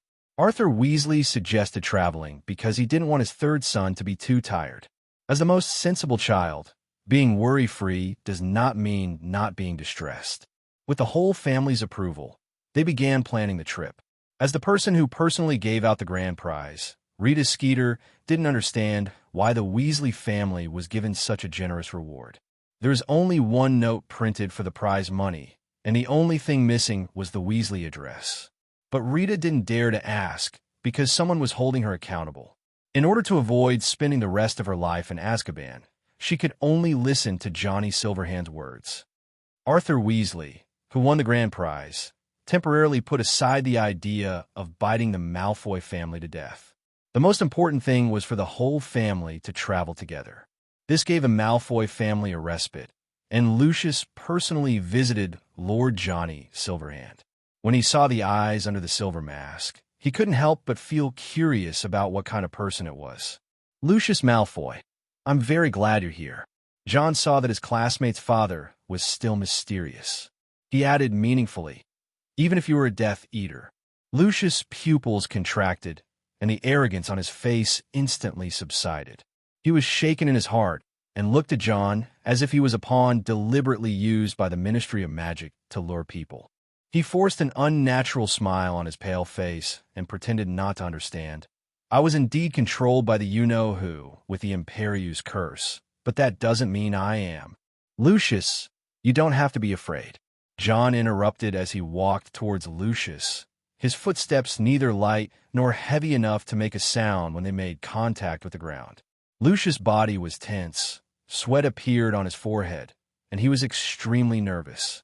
Coming to Lucius, John grabbed his left hand. At this moment, Lucius had raised his wand, and he saw the pair of mysterious eyes. "I don't mind. On the contrary, I admire you." A meaningful laugh came from under the mask, and Lucius felt that all his secrets were exposed. John glanced at the tightly grasped wand and chuckled. "Relax, I won't tell anyone.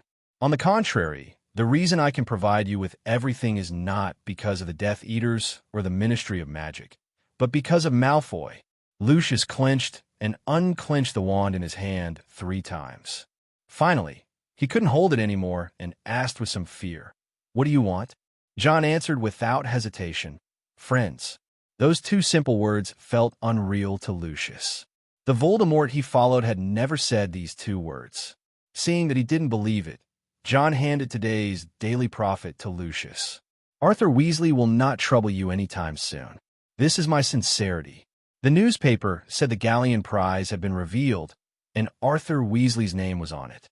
Lucius's heart relaxed. He looked into John's eyes and asked, "You want me to be your friend, right?" "Lucius, as a Malfoy, you should understand the importance of friends. Friend are the second network besides blood. We will help each other, just like I helped you today, and you will help me tomorrow." John waved his hand over a candle, and the flame went out, then lit again when he turned back around. Extending his hand towards Lucius, John smiled and said, "Isn't it?" Lucius hesitated for a moment, then held the young man's hand and said in a deep voice, "You are right, Sir Johnny Silverhand. Malfoy is willing to be your friend. The connection between pureblood families lies in intermarriage, which makes each pureblood family have some relatives. These blood ties are like a big tree growing upwards, and each blood ties is a branch. But now these branches are a little withered, and the 28 saints are either dead or disabled. They're no longer as powerful as before. The new king of Nocturne Alley is willing to release friendship, and Lucius knows that this is a means of winning over, but he has no choice. The position of Hogwarts director is too important, and this is the best way to protect Lucius, who was once a Death Eater. If he couldn't return to that position, he would be a thorn in the side of the Ministry of Magic, and the Aurors would stop at nothing to add another mark to his resume. Lucius agreed, and then asked with some doubt, "How are you going to deal with the dark magic props?" John smiled mysteriously and whispered, "Do you know where else besides the Ministry of Magic you can legally own dark magic props?" Seeing Lucius's puzzled look, John raised his hand and brushed it in front of him. A A line of small green words appeared in front of Lucius. "Beware of the Museum of Dark Arts." Lucius didn't understand, so John told him that with this thing, even if you put something dangerous in it, the Ministry of Magic wouldn't cause trouble for you. It's like doing it without a license is called tomb robbing, while doing it with a license is called archaeology. John has already applied to the Ministry of Magic for this Museum of Dark Arts. He had very good reasons. He needed to let people know the harmful effects of black magic props. You couldn't expect everyone to know what black magic props looked like. Then this museum is very necessary. What? Danger? Wrong. How can people understand the harm if it is not dangerous? As for what is on display, it is all under our control. In this situation, no one would say anything if 1 or 2 items were missing. You can lie about theft or say the prop was destroyed. This is a good thing, and it will also add another great achievement to the current Minister of Magic, Fudge. Naturally, the Ministry of Magic would agree, and the matter would be reported in the newspapers. They called Sir Johnny Silverhand a kind and great wizard. In this way, Lord Johnny Silverhand took the lead in founding the first museum in the wizarding world and officially began planning. Inside the Silverhand Johnny store, there is a John's Crucible room. Alchemy has finally been upgraded. With the successful refining of the Heart of Silence, John finally upgraded to level 4 alchemy. He put down the necklace in his hand. This obsidian necklace belonged to the series of works of Johnny Silverhand. The function of a silent heart is to block out surrounding inquiries and prevent internal voices from being transmitted out. The last invasion of Shafik Manor was done with the help of a silent heart. However, this thing has a drawback. After use, the pendant on it needs to be replaced. The pendant is a very simplified version of a magic stone remnant, a defective product made by John according to the instructions in Nicholas Flamel's handwriting. Its only function is to store and release magic power. The real Heart of Silence is actually that chain. Level 3 alchemy is too low to refine the Philosopher's Stone. I should be able to upgrade it now. John had already memorized Nicholas Flamel's knowledge in his mind. These things were too complicated, and as he digested them, his alchemy would improve. Apart from this knowledge, Nicholas Flamel donated everything else. In addition to keeping John away from the prying eyes of those with ulterior motives, the more important thing is that he doesn't want John to be obsessed with his inheritance. It has to be said that Nicholas Flamel is a good teacher. As the successor, John will naturally be able to refine a new Philosopher's Stone on his own. After fiddling with it for a while, John had a lavender pigeon egg-sized stone in his hand. This is a Philosopher's Stone in name only. It cannot make the elixir of life like the Philosopher's Stone, but it can do some of the things that the Philosopher's Stone can do. Let's call it Magic Crystal. Holding the Magic Crystal in his hand, John held a spoon with his other hand. Under his gaze, the spoon gradually turned golden. It lasted less than 10 seconds, and the spoon in John's hand had turned to gold. It's real gold. John cut the spoon in half and found that the golden spoon looked almost the same as real gold. He spread out his palm, and the magic crystal inside became darker. He estimated that it had consumed about 1/10 of its power. If it were a Philosopher's Stone, these powers would be insignificant. It seems like it still needs to be improved. Putting away the magic crystal, John threw the golden spoon into the drawer. He wanted to directly use any point to upgrade alchemy again, but after thinking about it, he decided to put it aside for the time being. Acting too hastily might lead to some instability, so he decided not to upgrade until things were consolidated. After leaving the Crucible room, John called Tangmi to give him some tasks, and then he used the disillusionment charm to leave Silverhand Johnny's store. The Wick family stayed in London for nearly a week. At first, Dad Watson Wick and Mr. Granger played golf, but as they talked, their feelings quickly warmed up. It even got to the point where Mr. Granger and Watson both blew themselves up. Yes, you read that right. Self-destruction. This matter has to be told on the 3rd day.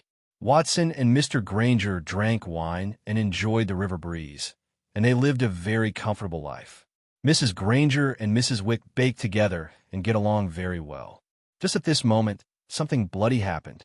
That day, a young woman who had met once appeared in the clinic and met 2 old men. The old man, who had taken 2 sips of wine, couldn't control himself and accepted the young woman's invitation to have a drink. The two of them had just sat on the bar stool for less than 3 minutes when Mrs. Wick and Mrs. Granger came over. I heard that the scene was so terrifying that Watson's newly installed ceramic teeth were almost broken. In order to protect his friend from getting into trouble, Watson resolutely took on everything and claimed that the young woman was looking for him. This made Mrs. Wick furious, and she smiled and prepared to punish him. Mr. Granger saw Watson's loyalty, and the two looked at each other affectionately, and it seemed as if the classic saying of the Celestial Empire rang in his ears. We don't ask to be born on the same day of the same month of the same year, but we ask to die on the same day of the same month of the same year. The theme song starts playing. This time I was so happy to meet my soulmate, and the peach blossoms also smiled and reflected on the altar. So, Mr. Granger also blew himself up. He confessed the young woman's pursuit of him and her repeated visits to the clinic, causing Mrs. Granger to go into a rage. The two ladies played mixed doubles, allowing John to extend his stay in London to 7 days. Don't get me wrong, it's not that the lady beat them too hard, but the two old men were hit by a car when they were running away. Fortunately, it was just a toy car, but because of this, the two brothers lost their balance and fell down the stairs. They were sent to the hospital in an embrace and stayed there for a few days. After being hospitalized, the two ladies calmed down. Not to mention the intention to commit a crime, they don't even have the courage to do so. The young woman took advantage of the chaos to escape, and the matter became an unsolved case. Back to Dad's dormitory, which is the residence assigned to him by the company. Even though my dad seems a bit unreliable, he is still an elite in the company after all. As soon as John walked in, he saw his father leaning on a cane, struggling to open the refrigerator and get a bottle of beer. "Dad, if you want to settle down here, you don't have to take me with you." John took away the beer that his father had obtained with great difficulty and left Watson with his back mercilessly as he wailed. Watson was full of resentment because after he got drunk and became daring, he had become a key target of surveillance. "If you don't stay still, I'll let Andre take care of you." These are Mrs. Wick's exact words, and Andre is one of John's uncles. Watson once saw Andre break a poplar tree with his bare hands.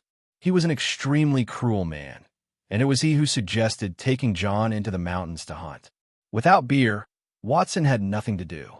Just then, there was a knock on the door. Watson thought it was his good friend Granger coming over. When he went over to open the door, it was indeed Granger, but little Granger. "Hello, Mr. Wick. I'm here to see John." Hermione was not carrying her books for a rare occasion, and had changed into casual clothes. "John, of course, he's there." Watson said this with deep meaning, and Hermione was a little confused. When John learned that Hermione was looking for him, he also came out. "John, do you want to go out together?" Hermione invited John. This was the first time Hermione invited a wizard classmate out.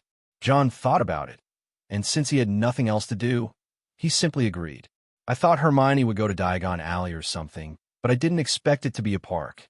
No magic, no wizards. Such a park made John feel a little dazed. It seemed like he hadn't been to such a place for a long time. Picking a grass root and putting it in his mouth, John sucked the grass with a slightly bitter taste. He looked at Hermione strangely and asked curiously, "You seem to be very familiar with this place. This is where I used to hang out most, and, I wasn't welcome." When she said this, Hermione acted as if she didn't care, but she felt a little depressed. John looked as if he had suddenly realized something about this. After all, she was Miss Know-It-All. Even Harry and Ronald didn't like Hermione when they first met. After all, John was Hermione's first friend at Hogwarts, so Hermione always had a special feeling for John. That feeling is not about liking, it's about caring. Just like when Harry doubted John, Hermione would speak up for John and even get angry at Harry. She didn't want her friend to become a murderer, and John did not betray her trust. They came to a swing, and Hermione sat on it. Just as she was about to ask John to push it for her, she saw that John had already sat on another one. Seeing him having so much fun, Hermione was speechless. After thinking for a long time, Hermione couldn't help but ask, "John, why are you willing to be my friend?" When the two people first met, the scene was not friendly. John swung himself on the swing and flew into the air. When he heard this question, he said casually, "Friends are all about feeling, aren't they?" Hermione was a little depressed. Feeling? Is this why you said I have big teeth? In fact, Hermione has been a little depressed recently because she feels that she has not been able to help Harry in any way. Ronald would drive his flying car to rescue Harry and get him away from the Dursleys, but he himself could do nothing. John saw that she was a little depressed, so he got off the swing and said seriously, "Hermione, you have to face yourself. You have an upright and brave heart, and you also have infinite wisdom. Friends are made because our hearts are connected, not because of what you have done for each other." Hermione felt relieved after hearing John's serious words. She said gratefully, "Thank you, John." She looked up and saw John was already at the ice cream truck on the side of the road. After hearing the voice, she turned around and asked what flavor she wanted, still holding the cream ice cream in her hand. "Hermione, I want strawberry flavor." John still paid for the ice cream. "Should I change some money?"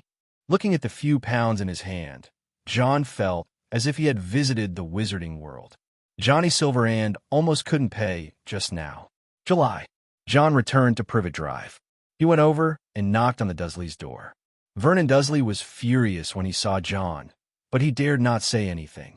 Dudley was so scared that he hid quickly. John pretended not to see it and handed the big watermelon he bought to Vernon. "Is Harry up there? Sorry to bother you." John was so polite that Uncle Vernon could only muffle his reply, "Yes, he is on top."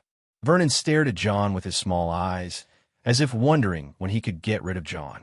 After John's threat last time, the Dursleys were no longer harsh on Harry. Although he would occasionally say a few words, he didn't dare to lock the person up. John walked up the stairs and heard low voices inside. Harry was working on his History of Magic paper when John knocked on the door and entered. Harry was surprised to see John coming. He went to look for John, but John was in Knockturn Alley at that time. "Harry, would you like some ice cream?" John took out a boxed ice cream from his bag. Harry took it in a daze and asked in confusion, "Are you here to bring me ice cream?" "Of course not." John curled his lips. Was he that kind of superficial person? He waved his hand and the open door was closed. Harry's eyes widened when he saw this move. Although he knew there was some gap between him and John, he didn't expect it to be so big. While he was still learning how to cast spells with a wand, John could already cast spells wandless. Coming in front of Harry, John took out 2 gloves from the small bag and put them on his hands. "What are you going to do?" Harry couldn't help but ask when he saw his prepared attitude. John said, "You said last time that your wound hurts. I want to study it." Others may not know, but John knows it very well. Harry, as the 7th Horcrux, has Voldemort's soul accidentally split into 2. John saw many books on the soul level in the Slytherin Chamber of Secrets and the Gryffindor Chamber of Secrets. The soul is an extremely complex thing. During the period of the Big Four, wizards had various research directions. Studying the soul is not a very strange thing, but now anything related to the soul has become a taboo. Many studies on the soul are considered illegal. John naturally would not let go of such an interesting material.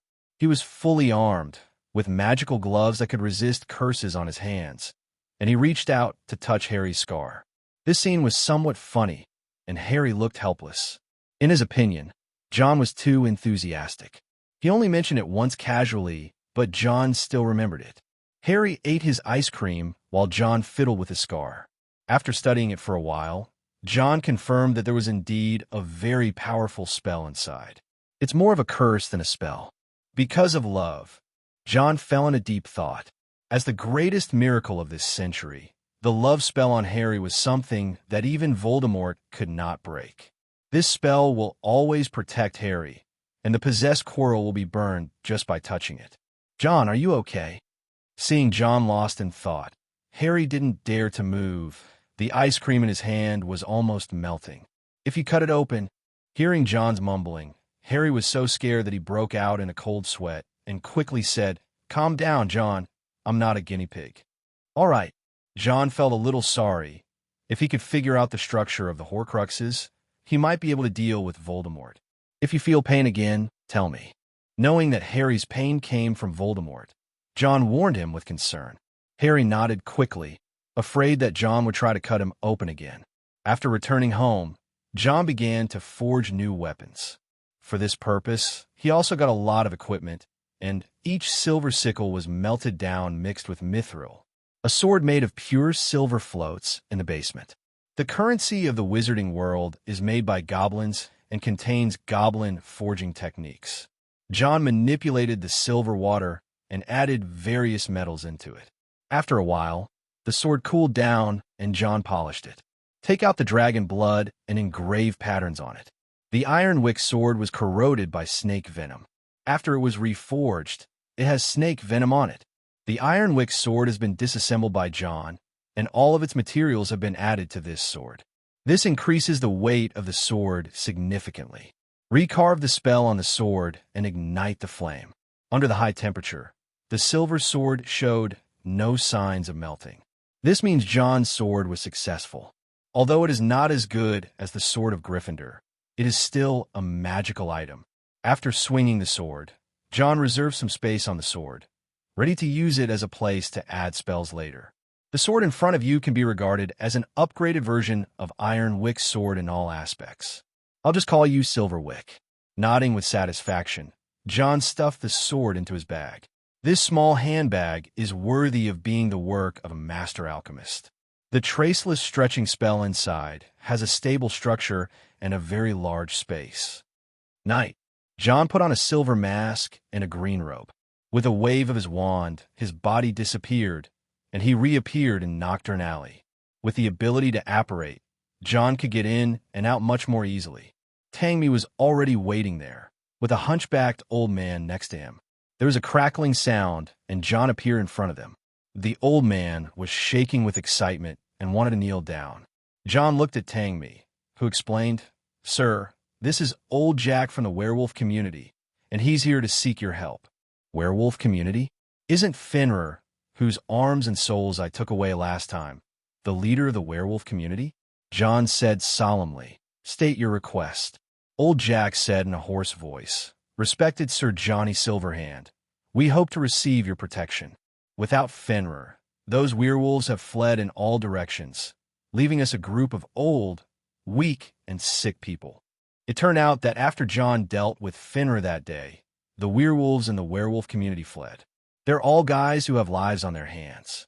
If they are caught, they will only have the company of dementors. The old and weak like Old Jack are at the bottom of the werewolf community. After they lose their shelter, the dark wizards want to kill them all. Out of desperation, they had to seek help from the person who started it all. After John heard this, he first looked at Tangmi, asking if it was true. "My lord, those werewolves at Old Jack were all skinny werewolves. They don't have the strength to kill a wizard." Hearing this, John nodded and looked at the nervous Old Jack. John said calmly, "I accept your request for help. As a condition, I need you to manage the werewolf community well. Werewolves are a powerful force, and there are many young werewolves bitten by Fenrir in the werewolf community. John just needs to guide them well, and they will become a powerful force in the future." Old Jack was so excited that he stammered, "Thank you very much, Sir Johnny Silverhand. May Merlin bless you." A few days later, the body of a dark wizard was thrown out of the werewolf community. The mark belonging to Johnny Silverhand rose from the werewolf community, causing the dark wizards to flee like frightened birds.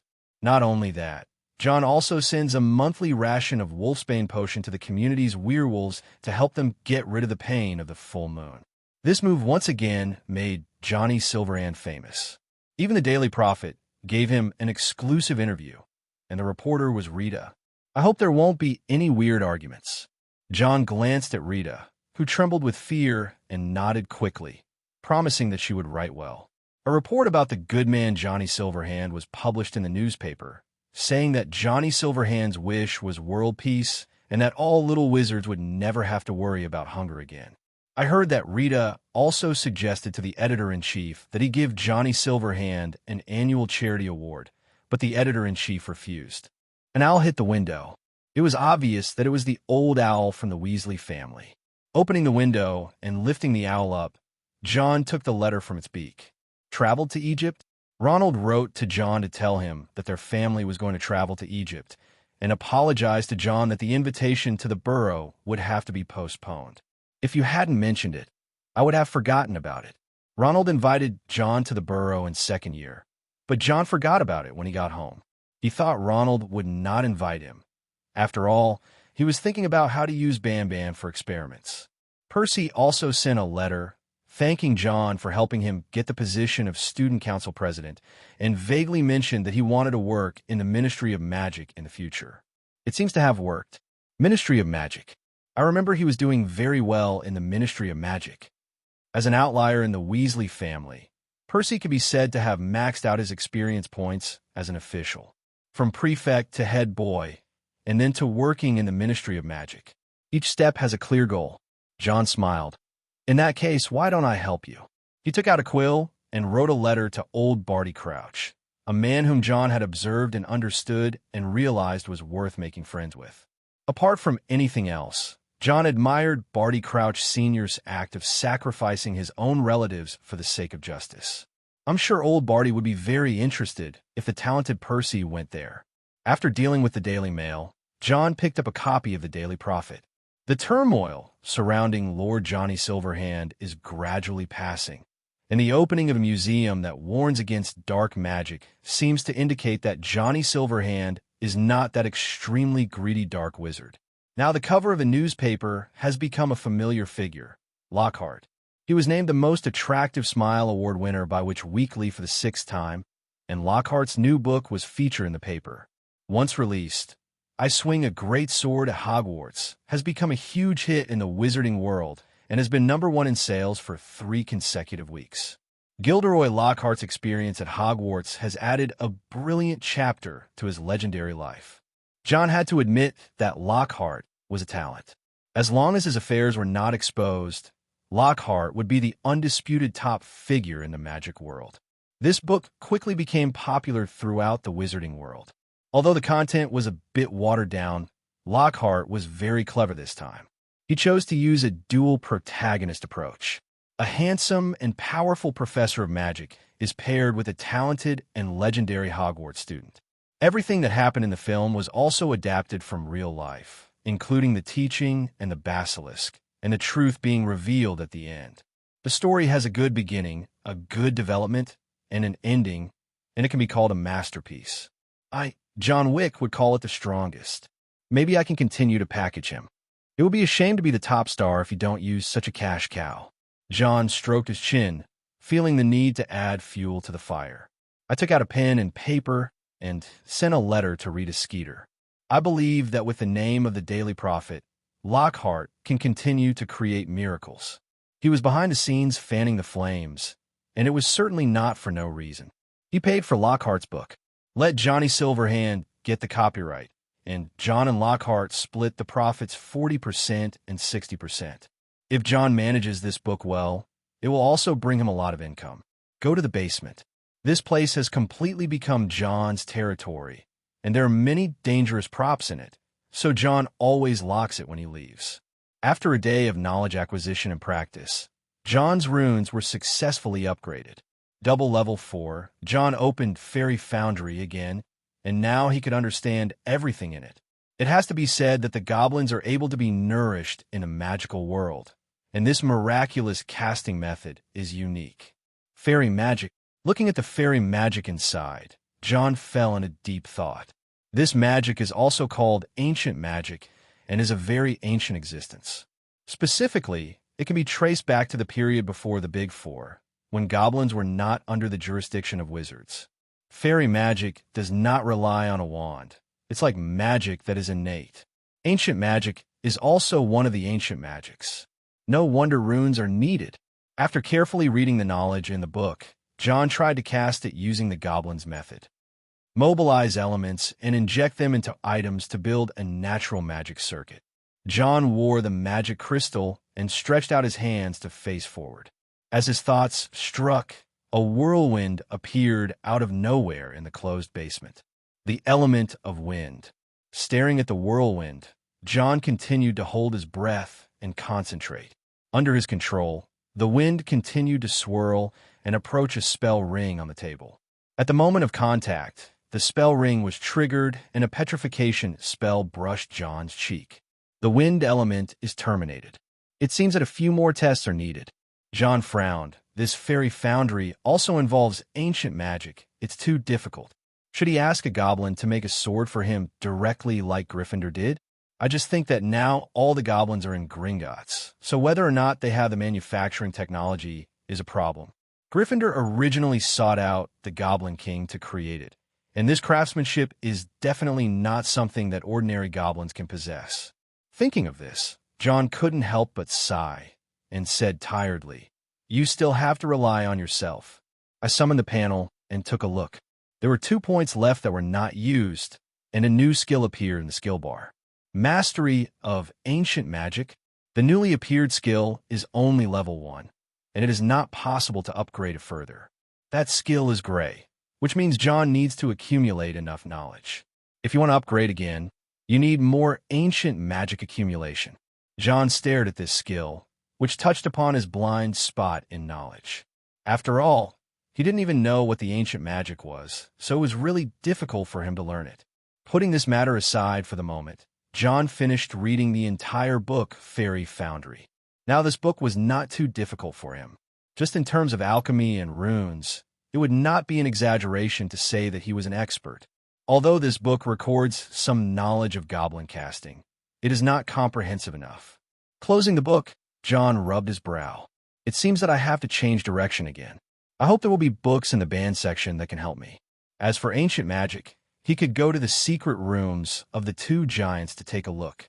They were the oldest people John knew of, and if there were none, then they could only date back to the time of the Deathly Hallows brothers. John spent the next few days in the basement. He gradually mastered the other 3 elemental magics, including wind magic, namely fog magic, water magic, and fire magic. Wind can enhance perception, fog can obscure the body, water can summon water flow, and fire can call upon flames. The fact that the 4 magic spells can be used wandless is a great gain for John. "Tom, do a backflip." "That's amazing. How did you train this dog?" "It's just so just teaching casually. Someone came to our house. It was my dad's business friend." In order to enhance the relationship, the other party also brought a child who was about the same age as John. However, when John saw the arrogant child, he felt like he was accompanying a child. So much so that he betrayed Tom and ran away. Ah, fresh air. John stood on the side of the road, breathing the air of freedom. He vowed that he never wanted to socialize with these little brats again. It's even more painful than talking about money with Sniff. He complained, compared to that little brat, Draco seems sensible. Spoiled kids are everywhere, and John didn't want to bother with that kid. Walking aimlessly on the side of the road, he spotted a black dog. The black dog looked like it had been hungry for many days. Even through its thick fur, John could see that the dog was very thin. He admitted that the dog was not good-looking enough, but as a fan of furry things, John still took out a bag of dried fish. "Have you been hungry for a long time?" The black dog was looking in one direction and was a little dazed when he heard the sound. A black-haired boy brought him some dried fish, although it didn't look like something dogs could eat. As a big dog who had been hungry for a long time, he ate the food without hesitation. Seeing how it ate, John felt a little sympathetic. Touching the dog's head, John said to himself, "I don't know where you came from, dog. Stray dogs are not allowed around here."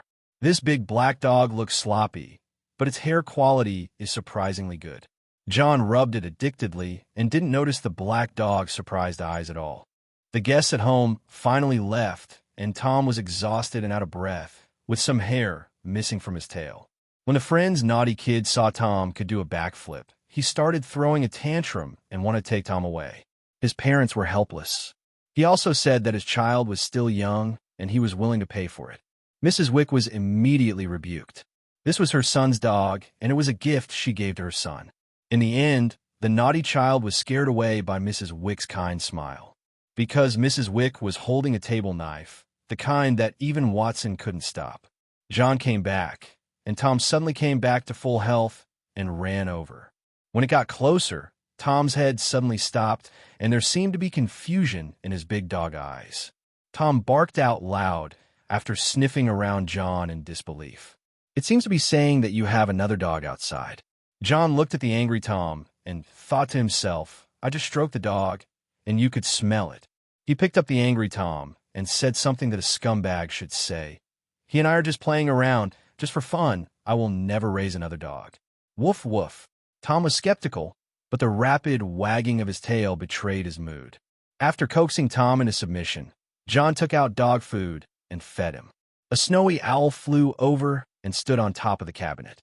It called out twice, and its meaning was clear. It was also hungry. Where have you been hiding just now?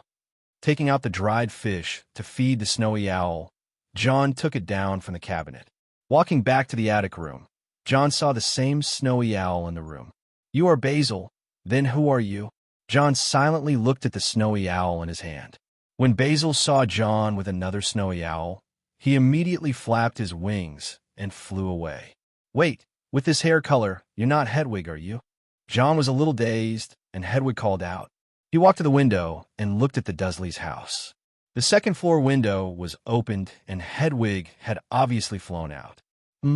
Is the big black dog still there? Noticing the big black dog still squatting on the side of the road, John wondered, could this dog have an owner? Basil approached Hedwig, and Hedwig tilted her head. Before Hedwig could react, Basil quickly gave her a wing. John was staring at that, and didn't notice that two snowy owls were about to fight. By the time they discovered it, the two snowy owls had already started slapping each other. To separate the two snowy owls, John had to take out double the amount of dried fish. This time the fight finally stopped. After a while, John saw Harry going out to look for Hedwig. He yelled from the attic, Harry, this way. Harry looked up and saw Basil standing next to John. He responded, John, have you seen Hedwig? As soon as he finished speaking, a snowy owl appeared at the window. The two snowy owls looked so similar. Hedwig. Harry was extremely surprised, and he hurried to Wick's door. It was Mrs. Wick who opened the door. This beautiful and dignified lady looked like a celebrity aristocrat, and Harry was a little nervous. Harry, come in. By the way, can you secretly turn the teacup into a mouse for me? When Watson Wick saw Harry, he suddenly recalled the days when he was the driving king of Canary Wharf. Watson rolled his eyes, secretly took him aside, and whispered, I swear I will never show it to others. I will only keep it as a pet at home. Harry was stunned when he heard that. He felt that Mr. Wick thought too highly of him. How could he possibly have such a high level of transfiguration? He quickly shook his head and said, I'm sorry, Mr. Wick, I don't know such advanced magic, and I'm not allowed to cast spells outside of school. You can't cast spells outside of school? Watson looked surprised. His son was tinkering with things at home every day. Isn't that called casting spells? His enthusiasm was so great that Harry could not resist, and he had to run up to him quickly. The Wick's attic is much larger than the Dursleys. John lives here alone, with dog kennels and bird cages. This place is like a zoo. But it didn't prevent John from acting like a nobleman among them. Hedwig bit into the dried fish, and Harry thanked her repeatedly. John noticed that the big black dog outside was gone, probably having left. It's just in time for you to come over. I'm going to give you your birthday present. There was a wrapped gift box on the table, and John handed it to Harry. Harry took it with surprise and asked, Can I open it? Of course, this is for you. John stuffed a small dried fish into Hedwig's mouth. God knows how long this owl has been flying today, but it feels like it hasn't eaten for several days. Harry opened the gift in front of John. Inside was a bottle of black powder. Harry shook it in his hand, and the powder flew around in the bottle, sparkling like stars. It was the first time he saw this kind of thing, so he asked curiously, What is this? A kind of anti-snooping thing. This powder can be sprinkled around to give you an early warning. John said as he took out a little powder from inside and flicked it out. The powder flew in the air and finally stuck to the door. Glancing at the door, John called out, Dad, you going to bring us drinks? Watson behind the door was embarrassed. He opened the door, brought in a drink, put it down, and hurried downstairs. John shrugged, put the cap back on the bottle, and said easily, See, that's it. Harry's eyes lit up, and he held the bottle excitedly and said, This is amazing. What's the name of this? What he was thinking about now was that he no longer had to worry about being overheard by Uncle Vernon.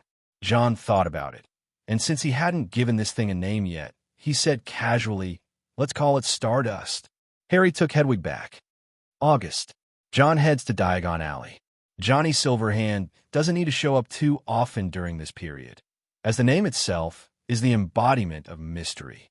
He came to a fortune-telling shop and bought a crystal ball for divination. The crystal ball seemed to be filled with white mist. John tried several times but failed to trigger the prophecy. Sure enough, this thing is not so easy to learn. Shaking his head and putting the crystal ball down, John used the crystal ball as a marble in Silverhand Johnny's office. He flicked the crystal ball, and there was a knock on John's door. He hurriedly sat up straight and said in a low voice, "Come in, my friend." The door was opened, revealing the same light golden, oily hair. When John saw the people coming, he was a little confused. Why did these two people come together? Lucius Malfoy came over with Draco Malfoy. John saw tension on the little Malfoy's face. Obviously, little Malfoy still lacks experience when facing the mysterious Sir Johnny Silverhand. Lucius came over with a smile on his face. "My friend Sir Johnny Silverhand, we haven't seen each other for a while." John resolved the risk that Lucius's property might be confiscated by the Ministry of Magic, and Lucius heard that some influential wizards were dissatisfied with Dumbledore's expulsion of Malfoy. Given the reputation of the Malfoy family, it goes without saying that the reason these wizards said this is because of the gentleman in front of them. So when Lucius came over this time, his face was full of smiles. Now he no longer doubts Johnny Silverhand's ability, and he wants to get closer to him. "This is my child, Draco Malfoy." Lucius patted Draco on the back, and Draco walked out and said, "It's an honor to meet you, Your Excellency Johnny Silverhand." This scene made John wonder what Lucius was keeping secret. Lucius also stated his purpose at this time. He said with a smile, "I hope my child can have the honor of becoming the godson of Lord Johnny Silverhand." What? If the mask was removed, the Malfoys would definitely see the surprise on John's face. Draco's godfather? Me? John's head was buzzing. You really dare to think so? Draco and I are classmates. If you do this, won't we be separated in the future? I call you Draco, and you call me Godfather? At the same time, John also understood what Lucius meant. He wanted to further consolidate the relationship between the two families. After all, just being a friend is not enough to reassure the Malfoy family. Compared to a friend, the Godfather seems closer. "I understand your desire to take things further with me, Lucius," John said in a deep voice, "but this is a little inappropriate." Lucius was surprised. He didn't expect John to refuse. Draco's heart sank. His father told him that this important person concerned the future of the Malfoy family. "Sir Johnny Silverhand, Draco is a good boy. I know, Lucius, I know better than you." After John said this, he silently added in his heart that they had been classmates for 2 years after all. Lucius was a little puzzled as to why Johnny Silverhand knew that he knew Draco. Not to mention him, even Draco was a little confused. "Fortunately," John added, "I see the desire for self-improvement in this child's eyes, Lucius. You are destroying a child. This is a rare quality, like a pearl in the dust." The quality of self-reliance? Lucius looked at his son carefully. His son had this thing? After taking a closer look, Lucius really couldn't tell. John continued, "He will become a powerful wizard. He won't need to rely on his father, but only on himself. His achievements will make you proud. Anyway, it doesn't cost anything to say a few nice words," John said. His voice was low and a little hoarse, like that of a wandering bard from ancient times. "He has someone to pursue. That person will change everything. He is like a star in the sky, illuminating the entire wizarding world." Draco was disturbed by these words, and the image of John appeared in his mind. Johnny Silverhand seemed to be able to see through everything. He stared at Draco and asked meaningfully, "Kid, do you choose to follow that person or spend your life under the protection of others?" Draco struggled, but finally he said with a firm expression, "I'm sorry, Sir Johnny Silverhand. I have someone I need to follow. Even though he is not as powerful as you, he is someone worth following." Draco, Lucius' eyes widened. He felt something was wrong with Draco. John raised his hand to stop Lucius from saying the next word. He stood up and walked to Draco, saying mysteriously, "I look forward to it." The strong pressure made Draco take a deep breath. He nodded seriously and said, "This day will come." John nodded with satisfaction. It seemed that he didn't need to accept this godson. In order to prevent Lucius from continuing to act up, John took out a few letters. These are the letters that the pureblood families will send to Hogwarts. "You will be back as a Hogwarts governor before Christmas this year."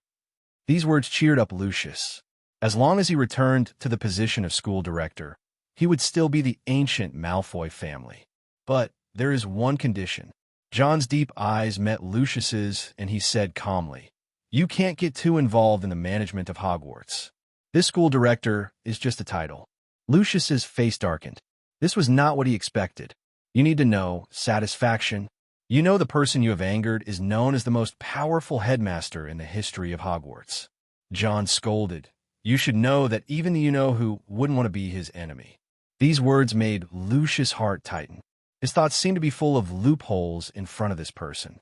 Dumbledore's low profile over the years has made people forget that he was a man who once fought against 2 generations of Dark Lords. There can be 2 Dark Lords, but only 1 White Lord. Lucius suppressed his dissatisfaction. He knew that Malfoy needed to keep a low profile from now on. Lucius took Draco away, and John remained mysterious, lost in thought after they left. From Lucius's attitude, it seems that he is unaware of Voldemort's current situation.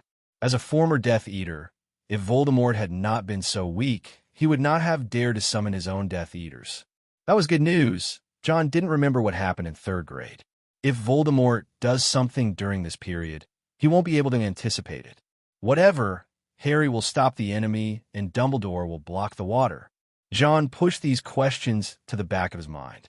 Casting a disillusionment charm on himself, he left Johnny Silverhand's store. Walking to a deserted corner, John used apparition to return home. He was becoming more and more proficient at apparition, and his daily trips to and from Nocturne Alley had increased his proficiency significantly. He would probably be able to reach level 3 in no time. After walking out of the basement, John searched the house for a while, but couldn't find Tom. "Basil, where's Tom?" Basil was sleeping in his own special seat with his eyes closed. When he heard the question, he looked out the window. John walked over and saw that the short-legged dog was his own dog, and next to it was a big black stray dog he had met once before. "I was jealous last time, but today we were playing together." He watched speechlessly as his short-legged dog was completely beaten by the black dog's long legs. The 2 dogs became very close. Is it because it's a male dog? John stroked his chin and moved his gaze to the big black dog. He remembered that Tom was a female. Could it be that she had grown up and it was time for her to find a dog? "Well, Tom, there's no chance of you having it, just the size. I mean the size of the legs." Looking at the vastly different sizes of the 2 dogs, John was not optimistic about this marriage. I thought sadly, is this the sadistic love story between a long-legged, handsome dog wandering the streets and a small dog in the inner boudoir at home? In that case, let them take care of it for a few days. Anyway, he will be going to school soon, and by then Tom will quickly forget about the distance. Shaking his head, John ignored the 2 dogs. Sirius is hiding in Privet Drive, evading the Ministry of Magic and the Dementors. He was sure. He was absolutely certain the day he saw the newspaper. The coward didn't die. He went into hiding. He hid in fear for 12 years and turned into a mouse and was fostered by a family. He was angry, resentful, and excited, and he wanted to eat the mouse. There were 4 plunderers at the beginning, and 3 of them helped each other become animagus. Unexpectedly, the other party turned against them and betrayed everyone. Woof woof. The big black dog had a complex and deep expression on its face, which Tom couldn't quite understand. It wagged its tail and turned around in circles.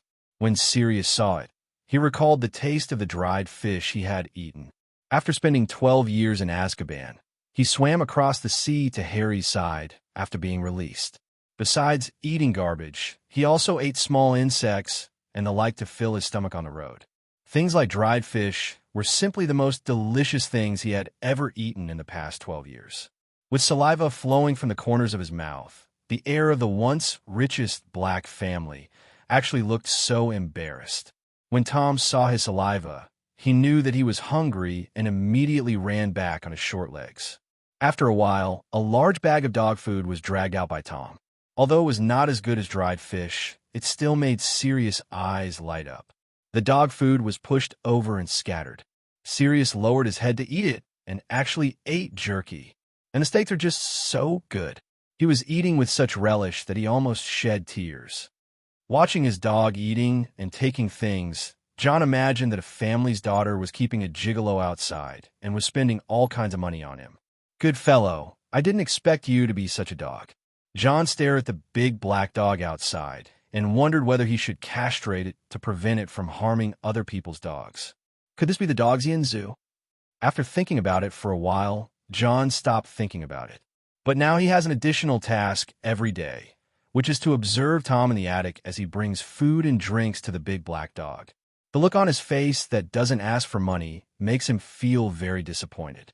John stepped on the book that was biting towards him, bent down, and picked up the Monster Book of Monsters. He ran his fingers across the spine, making the book make a refreshing sound, and the whole book softened. Hagrid chose this textbook. Are you sure there won't be any bites?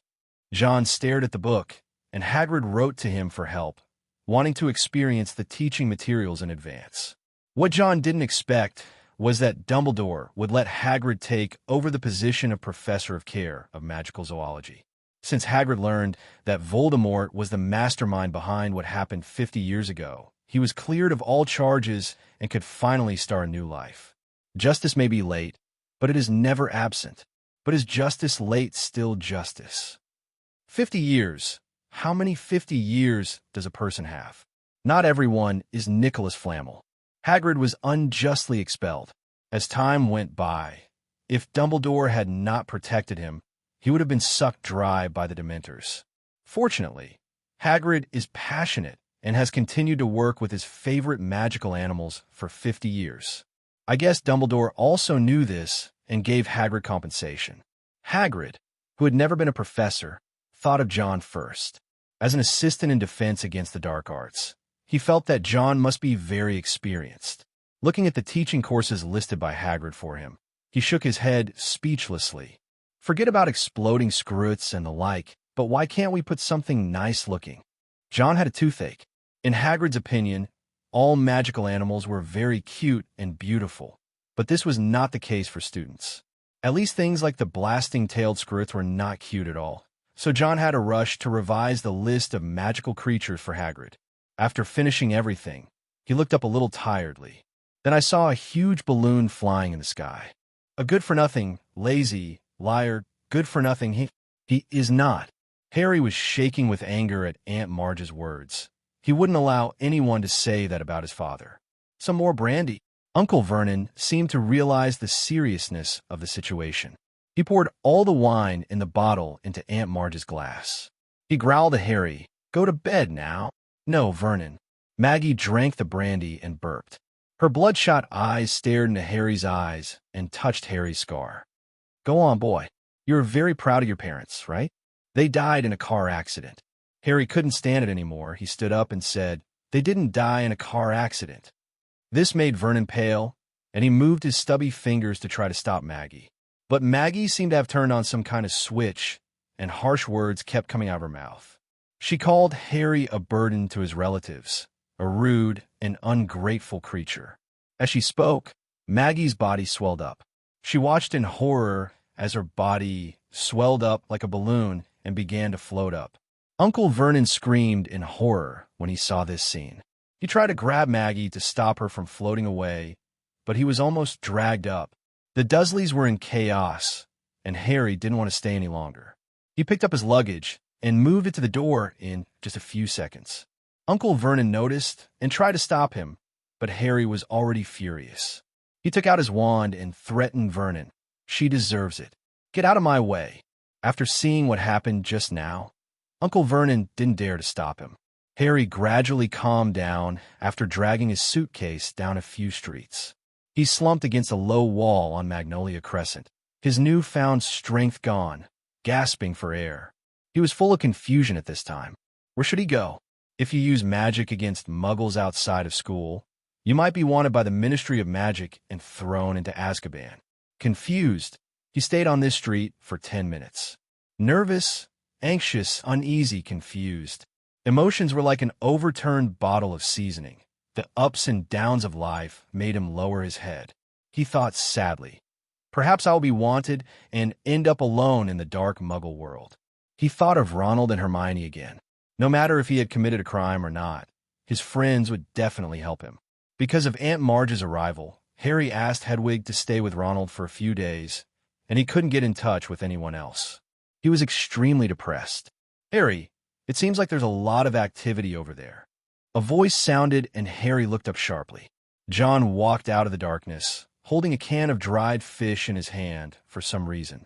Seeing the frustrated Harry, John raised his eyebrows and said, "Are you planning to run away from home?" "John, I might have to travel the world." Harry saw that it was John, and he realized that John lived nearby. He must have seen the good things he had done and said dejectedly, "I hope you can lend me some money so that I can escape further." "Come on, Harry, but you do need to calm down." John was speechless. "You are the savior. How could the Ministry of Magic throw you into Azkaban for such a small matter?" Walking up to Harry, John put the dried fish down and said, "Don't be too depressed. You will be fine. Find a place to wait. Maybe the Ministry of Magic will send you a letter." Seeing that Harry didn't want to go back, John introduced him to a good place. After thinking for a while, he said, "If you don't want to go back, you can stay at the Leaky Cauldron for a while. I'll take care of the rest for you." "Well, maybe you're right." Harry felt better after being comforted, although he felt that in his second year, Dobby knocked over a cake and the Ministry of Magic issued a warning. Patting Harry on the shoulder, John pulled a bag of galleons from his small bag. Harry's eyes became dull, and John asked in confusion, "Aren't you going to borrow money from me?" That's too much, at least 100 galleons." Harry scratched his head and stuttered. John curled his lips and said, "You have a mountain of gold in your vault, and you are pretending to be poor here?" He threw the galleon at Harry, causing him to feel a tightness in his chest. John turned around and headed for the Dursley's house. He was such a big man flying in the sky, and he had to finish it before other muggles saw him. After he left, Harry finally recovered from the pile of money. He stared at John's back as he left and felt a warm feeling in his heart. At this moment, he felt a chill on the back of his neck. Confused, he looked into the darkness behind him. There seemed to be something at the other end of the road. Lumos! The wand lit up, blinding Harry for a moment, and he raised it higher to feel better. On the other side of the road was a large black dog that looked like a bear. Harry panicked a bit and fell down when trying to get a better look. At this moment, a burst of galloping sounds came. Beep, beep. Harry's eyes were blinded by the bright light. He put his hands in front of him and saw the object through his fingers. It was a purple three-decker bus. A conductor who looked about 17 or 18 years old got off from it. He had big, protruding ears. The conductor saw him lying on the ground and asked in confusion, "What are you doing sitting on the ground?" Harry looked across the street again, but the big black dog had disappeared. There were screams, barking dogs, and the chaos of the Dursleys was like a bull running into them. Maggie was floating in the sky, and when she was about to be blown away by the wind, a snowy owl flew over, grabbed her collar, and carried her down. John stood outside the Dursleys' house and knocked. Judging from the chaotic noises inside, they probably didn't have time to open the door. I raised my hand and brushed the door handle, and it opened automatically with a click. John walked in, and the chaotic noise inside seemed to be paused as he appeared. "How dare you come here? You guys!" Vernon Dursley roared, and John frowned. Just a look made Vernon hold back the rest of his words. Just at this moment, Maggie was pulled back by Basil outside. Seeing this, the Dursleys rushed over. "Recover her quickly." Vernon was used to talking to Harry. When he reacted, he saw John's half-smile. John said calmly, "If you had a complete Muggle education, you would know when to be polite to others." This made Vernon's face turn purple. His lips trembled, and he squeezed out a few words. Please help me restore her. That's right. John raised an eyebrow and pointed a finger at Maggie. Maggie's body seemed to have a hole in it, and she lost weight rapidly. She collapsed to the ground in shock with her hair disheveled, and even her big dog couldn't bring her back to her senses. After John did all this, there was a loud bang outside, and two figures, a man and a woman, appeared. It's someone from the Ministry of Magic. When they arrived, they first saw John, and then Maggie, who was still in shock. You're here. I think there's a muggle here who needs you to erase an exciting memory. John turned and smiled, as if it had nothing to do with him at all. The male official stared at John and asked in confusion, Are you a student at Hogwarts? Don't thank me for saving you the trouble of searching. John pointed at Basil and said, If you can bring 2 small dried fish to my owl, it will be happy. The 2 officials were a little confused. They were clearly questioning you. So how did it become a thank you? Of course, they recognized that this was not Harry Potter, and the Ministry of Magic received a report about Harry using magic. The presence of the student here doesn't mean anything, and John gave all the credit to Basil. Finally, officials from the Ministry of Magic erased Aunt Marge's memory, and this scene made the Dursleys tremble with fear. In their view, the people at the Ministry were turning Maggie into an idiot. After everything was settled, the 2 officials left. John didn't. He just sat on the sofa. Basil flew to stand at his shoulder. Now, Mr. Dursley, could you tell me why Harry is so angry? He smiled slightly, and Vernon Dursley swallowed hard. This child was obviously the same age as Harry, but he seemed to be as intimidating as those wealthy and powerful officials who spent money lavishly. As the pillar of the family, Vernon still stood up. He said carefully, It's Maggie. We accidentally talked about something about Harry's parents. Accidentally? John glanced at him. Vernon quickly changed his words and said, It may contain some bad words. Glancing carefully at John's face, Vernon saw no anger. John sighed. No wonder Harry was so angry. In Harry's mind, his parents are the best and most perfect.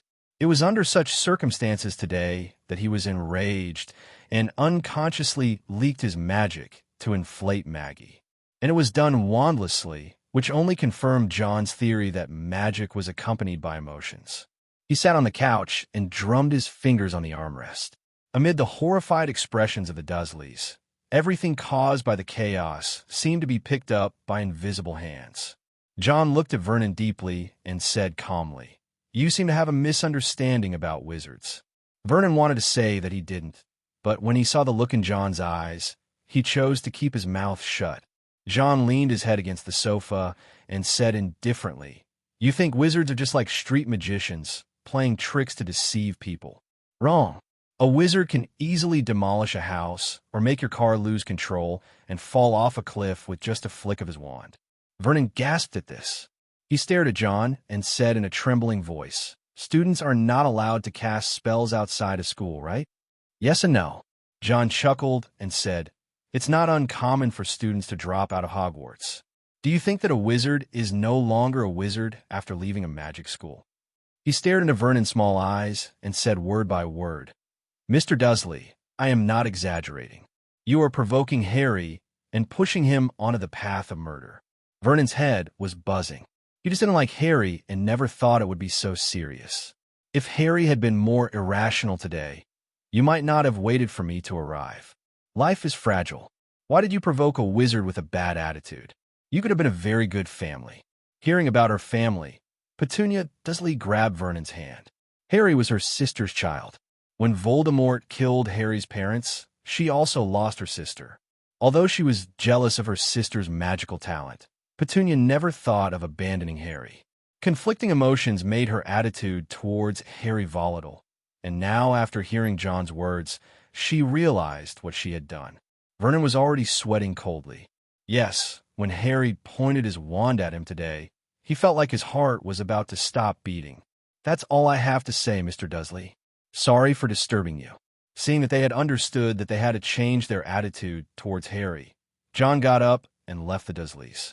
On the way back, John saw the big black dog again. He was speechless. I just fed you some dried fish, and now you're here again, right? Taking out the last of the dried fish and placing it on the ground, John fiddled with the jar and said, "All gone." The big black dog stared at John, then walked over and ate the dried fish on the ground. Patting the big black dog's head, John went home. Sirius had just seen clearly that this man was Harry's friend. He was chewing some dried fish and thinking about how he could catch the traitor. There was less than a month left in summer vacation. John gave the crystal ball a gentle push, and it rolled off the table and onto the floor. Seeing this, Tom immediately ran over and tried to pick up the crystal ball with his mouth. It seems that the little wizard is quite enthusiastic. John stared at the pile of letters on the table, addressed to the generous Sir Johnny Silverhand. The Young Wizard Foundation, in addition to covering the cost of wolfsbane potions for the cursed young wizards before they reach adulthood, still has a large portion of its space vacant. Now, thanks to the income from Lockhart's works and his constant ability to make money, the Silverhand Johnny store has a very considerable amount of money. The money wouldn't produce any children if kept, so John decided to use it to enhance Johnny Silverhand's reputation. He used the money to find an opportunity to help the little wizard realize his dream. As long as you have a good enough idea, Silverhand Angel Investment will sponsor your startup. This undoubtedly solved a big problem for many wizards who wanted to start a business but had no startup capital. Letters were constantly sent to the Silverhand Johnny store from all over the country. For this purpose, John set up a special window for receiving letters. Every time Riddle flew to John's house, he brought a large package of mail. Picking up a letter and seeing the address on it, John was stunned. Fred and George. What a coincidence. These two little wizards with dreams are his classmates. Knowing that both of them had wild imaginations for inventions, John opened it with great interest. The twins were unusually serious inside, and it seemed that they really needed the money. A joke shop? That's a very good idea.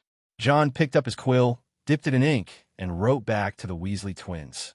But even if we were classmates, we still have to inspect the goods. Just as he was about to let Riddle fly out, John remembered that the two brothers were traveling in Egypt. Forget it. I'll send it when I get back. Putting the letter away, John continued to look at the other letters. Hermione went to France and sent a photo of herself in Paris. John took a look and, it seemed a little darker, but it might be due to the shooting angle. It looks like Damo Alex has finally come out of his studies.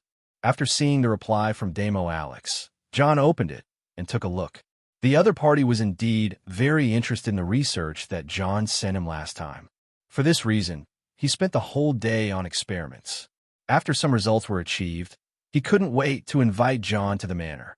John naturally would not refuse, and used apparition to arrive at Belby Manor. He met the house elf of the Belby family, who led him respectfully into the manor. When Damo Alex came out, John was shocked. You don't want to drink too much of the pick-me-up. Damo Alex's ears were smoking like a steam train, and his face had thick dark circles under his eyes. He probably hadn't slept well for several months. But this could not dampen Alex's enthusiasm. He took John's hand and went to see his research results. You are simply a genius. You actually thought of breaking the blood curse, a curse that has plagued people for thousands of years. Damo Alex's eyes opened so wide that they looked like they were about to fall out. John saw his result, a bottle of blood-red potion. Without a specific test subject for the blood curse, I can only mix it according to the wolfsbane potion. If he knew the blood curse, Damo Alex would definitely cast it on someone tested. The blood curse is a curse that can be passed down. It is extremely evil, and there is no way to break it. John approached the bottle of blood devil potion, reached out and picked it up, and saw the scarlet color inside that emitted a foul odor. I'm more concerned about its heritage nature. Putting down the blood magic potion, John glanced at Damo Alex and said, "Magic dies to the caster, and the blood magic spell is not one of them." After Damo Alex calmed down, he became extremely sleepy. He opened his mouth wide and forced himself to chat with John for a while, then finally lay down on the ground and fell asleep. John looked at him, and it looked like Damo Alex was going to sleep for a while. Just as he was about to find a place to wait, a light appeared in his eyes. As far as he could see, the area before him turned into a primeval forest. A faint humming sound lingered in my ears, floating around. What's going on? John's body stiffened, and the voice in his ears gradually turned into a language he could understand. I'm here. A figure suddenly flashed before his eyes, and John looked at it with wide eyes. His body seemed to be pulled by a rope, and it seemed as if he had entered a passage for apparition, continuously retreating and rising. Before it was about to completely leave, John saw floating silver lines in front of him.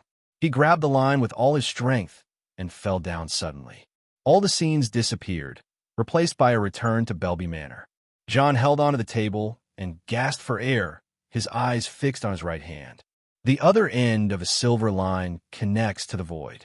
What was that just now? John was confused and seemed to touch something in his hand. When he looked down, he found it was a book, and that page in the book records the blood curse. At the same time, his mastery of ancient magic was upgraded. Staring at the ancient magic mastery, John felt that the voice just now was somewhat familiar. After careful reflection, it is somewhat similar to fairy magic. Ancient magic?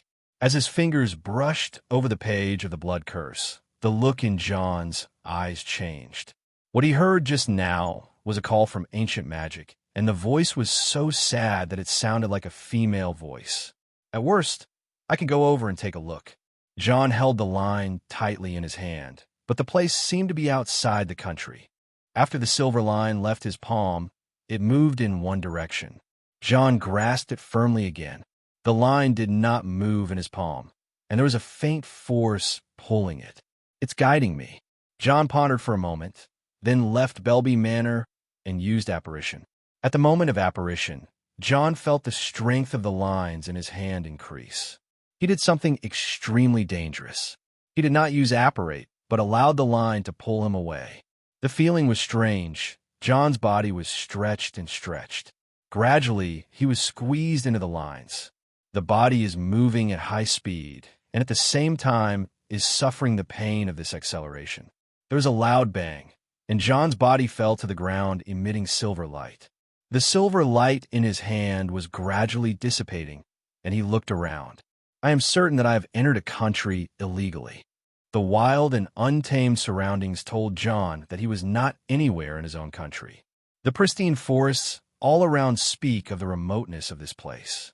It was John's first time using apparition to teleport over a long distance, and he felt a strong nausea that enveloped him, causing him to dry heave a few times with his mouth open. This scene is very similar to what has been seen. After some time, John recovered. He stared at the trident-shaped tree, which had also appeared in his previous perspective. The figure hit on it and then left. Cautiously approaching the tree, the black in John's pupil spread. In his eyes, there were only a few chaotic elemental fluctuations on the tree. Is this ancient magic? After confirming that there was no danger, John reached out and touched the things.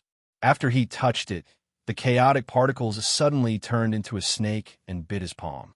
John pulled back suddenly, the dark wound on the palm of his hand invisible unless you looked carefully. Very aggressive. After trying for a while, a ball of water rose from John's fingertips, wrapping up the chaotic colored particles. It can only be controlled by fairy magic, which is also ancient magic. 3 water droplets wrapped with 3 particles move around on the hand. John grabbed one of them and murmured, "Point me." He was just trying it, but he didn't expect that the water droplet in the palm of his hand pointed in a direction. John walked in that direction, and the bushes around him grew thicker. From time to time, some strange magical creatures leave from the side or from the trees. Hagrid would be happy if he were here. He kicked away a red-hatted creature that was trying to attack his knee, and after walking for a while, the water drop in his hand exploded. My magic power is exhausted.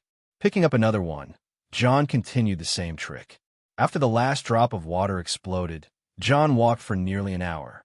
Finally, I saw the exit, which was a wooden house. Noticing that there was no light in the cabin, John thought for a few seconds and cast an disillusionment charm on himself. As he approached the cabin, he heard noises coming from inside. It was like a python hissing and spitting out its tongue, and the sucking sound was accompanied by a chilling sound. Nagini. The voice made John feel dazed. The last time he heard it was in the philosopher's stone chamber in his first year. Hoarse and cold, like a stone stuffed into the collar of a coat in winter. John subconsciously tightened his grip on his wand and quietly approached the cabin. This wooden house originally had an owner, but now it may have become a pile of bones. He saw Voldemort, the Dark Lord who once dominated the wizarding world. It was like a deformed freak lying on the body of a 12-foot-long snake. Voldemort now relies on venom to stay alive. He was weak, so weak that John had an idea at this moment. Kill him. Once the idea came out, it was unstoppable like a flood breaking through a dam.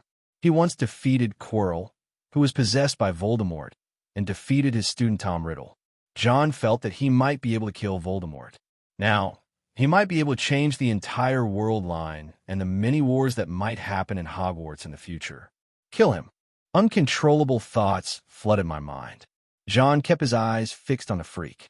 The wand in his hand was ready to cast a killing curse or fiend fire, making the Dark Lord a thing of the past. Merlin First Class Medal, the future White Lord, Lord Johnny Silverhand benefits the wizarding world. All sorts of futures flashed through my mind. John's heart raced as he raised his wand, aiming it at the freak. Just as he was about to strike, John's eyes flashed with color. Fiend fire. John acted decisively, and the red flames instantly engulfed the entire cabin. He saw Voldemort roaring in anger, and the big snake tried to get out and was surrounded by fiend fire. Lehua transformed into a fire dragon and flew towards the window of the cabin. The moment it entered, fiend fire came into contact with a barrier and transformed into a green flame snake, turning around and swallowing John. Beads of sweat appeared on John's forehead. He saw his fate, and all the thoughts in his mind disappeared. There's a super advanced rebound spell on it. John was terrified. If he really took action, he would definitely be hit back by the rebound curse. At the same time, he also found that his previous state was not right, as if Harry was affected by the diary.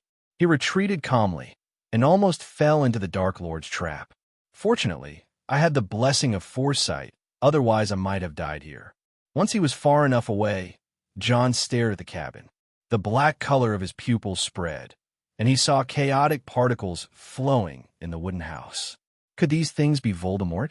John didn't remember Voldemort knowing ancient magic, but it wasn't surprising for the Dark Lord to know ancient magic. He continued to observe and found that the chaos particles were not approaching Voldemort, but came from the snake. Nagini. I remember it was the Horcrux that was cut off by Neville in a later period. Staring at the big snake, John suddenly heard a voice in his ears. "I'm here, help me." The voice was mournful and full of sadness and pain. John looked at the snake in surprise, as if there was nothing abnormal. The sound seemed to come from inside the snake, as if there was a person trapped inside. Voldemort's magic, or remembering that he heard the call after touching the book about the blood curse, John looked towards the big snake. Could it be that this is a blood-cursed orc that was transformed after being hit by the blood curse? The blood curse will turn people into snakes, giving them animagus-like powers, but they will also be bitten back by this power. If my guess is correct, then the original form of this snake should be a human. The origin of the blood curse is ancient, and it seems to be ancient magic. It seems you call me over here. John looked at the big snake and fell in a deep thought. This giant snake will become Voldemort's Horcrux, and maybe it already is Voldemort's Horcrux. Under such circumstances, it seemed difficult for John to take the snake away. Go back and shake people. John rejected the idea as soon as it came out. He himself didn't know where he was, and it would be difficult to come back if he left. Now he was alone, and facing him was the great hero Voldemort. The chances looked slim. It's a rare opportunity to come across material for ancient magic, so it's not like me to just let it go. John was extremely conflicted. The system didn't tell him to assign any tasks or anything, so he wasn't sure whether he should try it or not. From the previous magical call, this big snake will come out to look for food or do things for Voldemort. Once it comes out, these things will be easy to deal with. One word, wait. Since he couldn't do anything to Voldemort, he had no choice but to use the strategy of waiting and wait until the giant snake Nagini left the cabin. If you don't come out within a week, I'll leave. Setting a time limit for himself, John began his long wait. Fortunately, he brought the briefcase with him this time. He put a lot of dried fish and other things in it. They were originally meant to feed the owls, but now they can be used as food. Hagrid's grief. Don't cry, Hagrid. A dead spider can't be resurrected. Inside the small hut, the half-giant wept loudly. When he'd finally gone to visit the Forbidden Forest, his old friend's colony had already been destroyed. The ground was littered with charred spider corpses. Aragog had survived, but the smoke had weakened him to near death. Harry, Ron, and Hermione tried to comfort Hagrid as he blew his nose. I don't know who did it. It's too cruel. Harry glanced at his friends. Maybe it was an accident, he muttered. The Forbidden Forest is dangerous. Hagrid frowned. But nothing in there uses fire.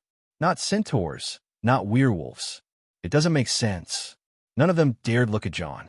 Aragog's fading eyes had never seen who started the fire, and John stayed silent, wearing an unreadable expression.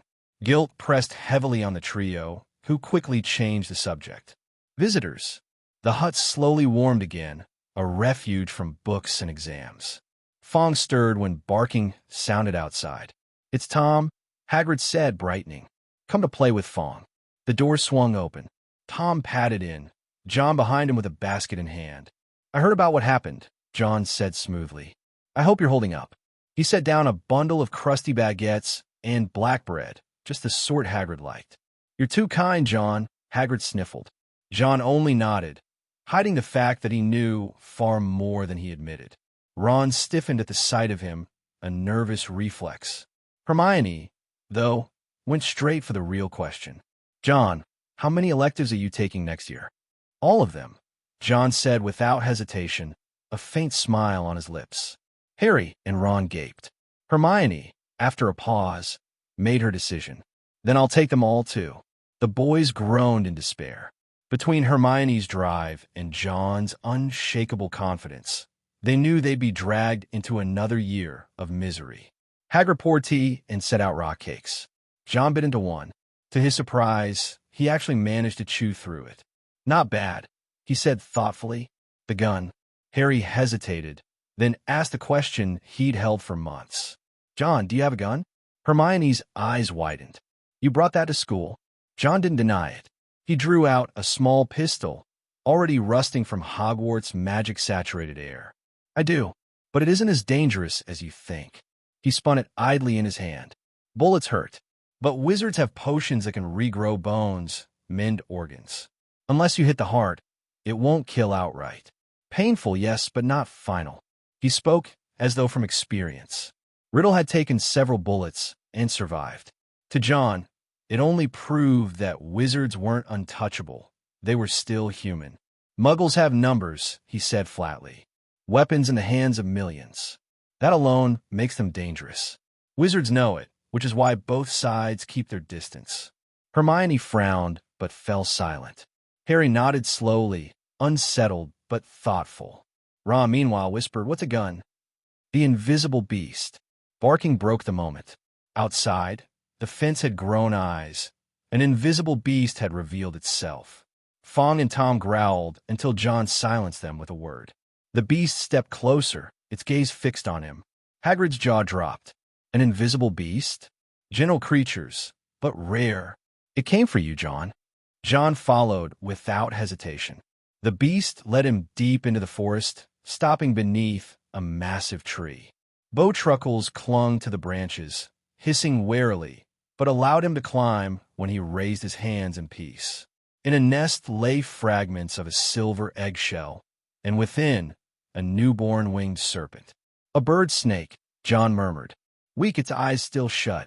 No wonder the forest guardians had sought him out. The beast gestured insistently. Take it. Protect it. John shook his head. Not me, but I know someone better. He carried the fragile creature back. Before leaving, he bartered quietly, an exchange sealed in blood. A vial of invisible beast blood gleamed in his hand. Hagrid's joy. When John placed the tiny bird snake in Hagrid's arms, the gamekeeper nearly crushed him with joy. Incredible. I'll care for it, lad, I swear. Harry, Ron, and Hermione crowded close, awestruck. The creature stirred weakly, but seemed comforted in Hagrid's presence. John stepped back, satisfied. Between Hagrid's expertise and the new blood in his pocket, he had gained much that day. Semester's end. As the term wound down, John pushed his alchemy to new heights in the room of requirement. He could feel level 4 within reach. On the pitch, Slytherin fought hard. Malfoy tried to prove himself, but Harry's natural gift as Seeker left him in the dust. Malfoy, humiliated, flung his Nimbus 2001 aside in rage. By year's end, Slytherin clung to victory by fewer than 10 points. Exhausted but jubilant, the house erupted in cheers. They didn't cheer for Snape, nor for Malfoy. They shouted one name together, John Wick. Damo Alex was still a little depressed. He just took a nap, but when he woke up, John was gone. We agreed to make it each other's achievement. You're not going to just take the result and run away, right? Thinking of this, Damo Alex panicked a little. For him, having his honor taken away was even more painful than killing him. It's better to strike first and release it in advance, so he can't snatch it away. Damo Alex's blood demon potion had not been tested yet, but in order to save his honor, he began to write letters. After some revisions, when he was about to send the results out, John came back. Damo Alex, is there a dungeon or something like that? It would be best if there was a magic barrier. John looked strange no matter how he looked at him. There were grass roots and leaves in his hair, and there was dew on his clothes, even though it wasn't raining. The most important thing was what he was holding in his hand. It was a 12-foot-long snake that was dragged into the manor, its life or death unknown. John, what are you doing? Damo Alex even forgot about the letter in his hand. He watched John go and come back, and immediately wanted to chase him and ask where John had gone. But John didn't give him the chance, so he had to hold it back and took John to find the Belby dungeon. After throwing the big snake in, John also cast a barrier magic on the dungeon. Alex Damo was confused by what he saw. It's finally done. Now we have the materials for our experiment.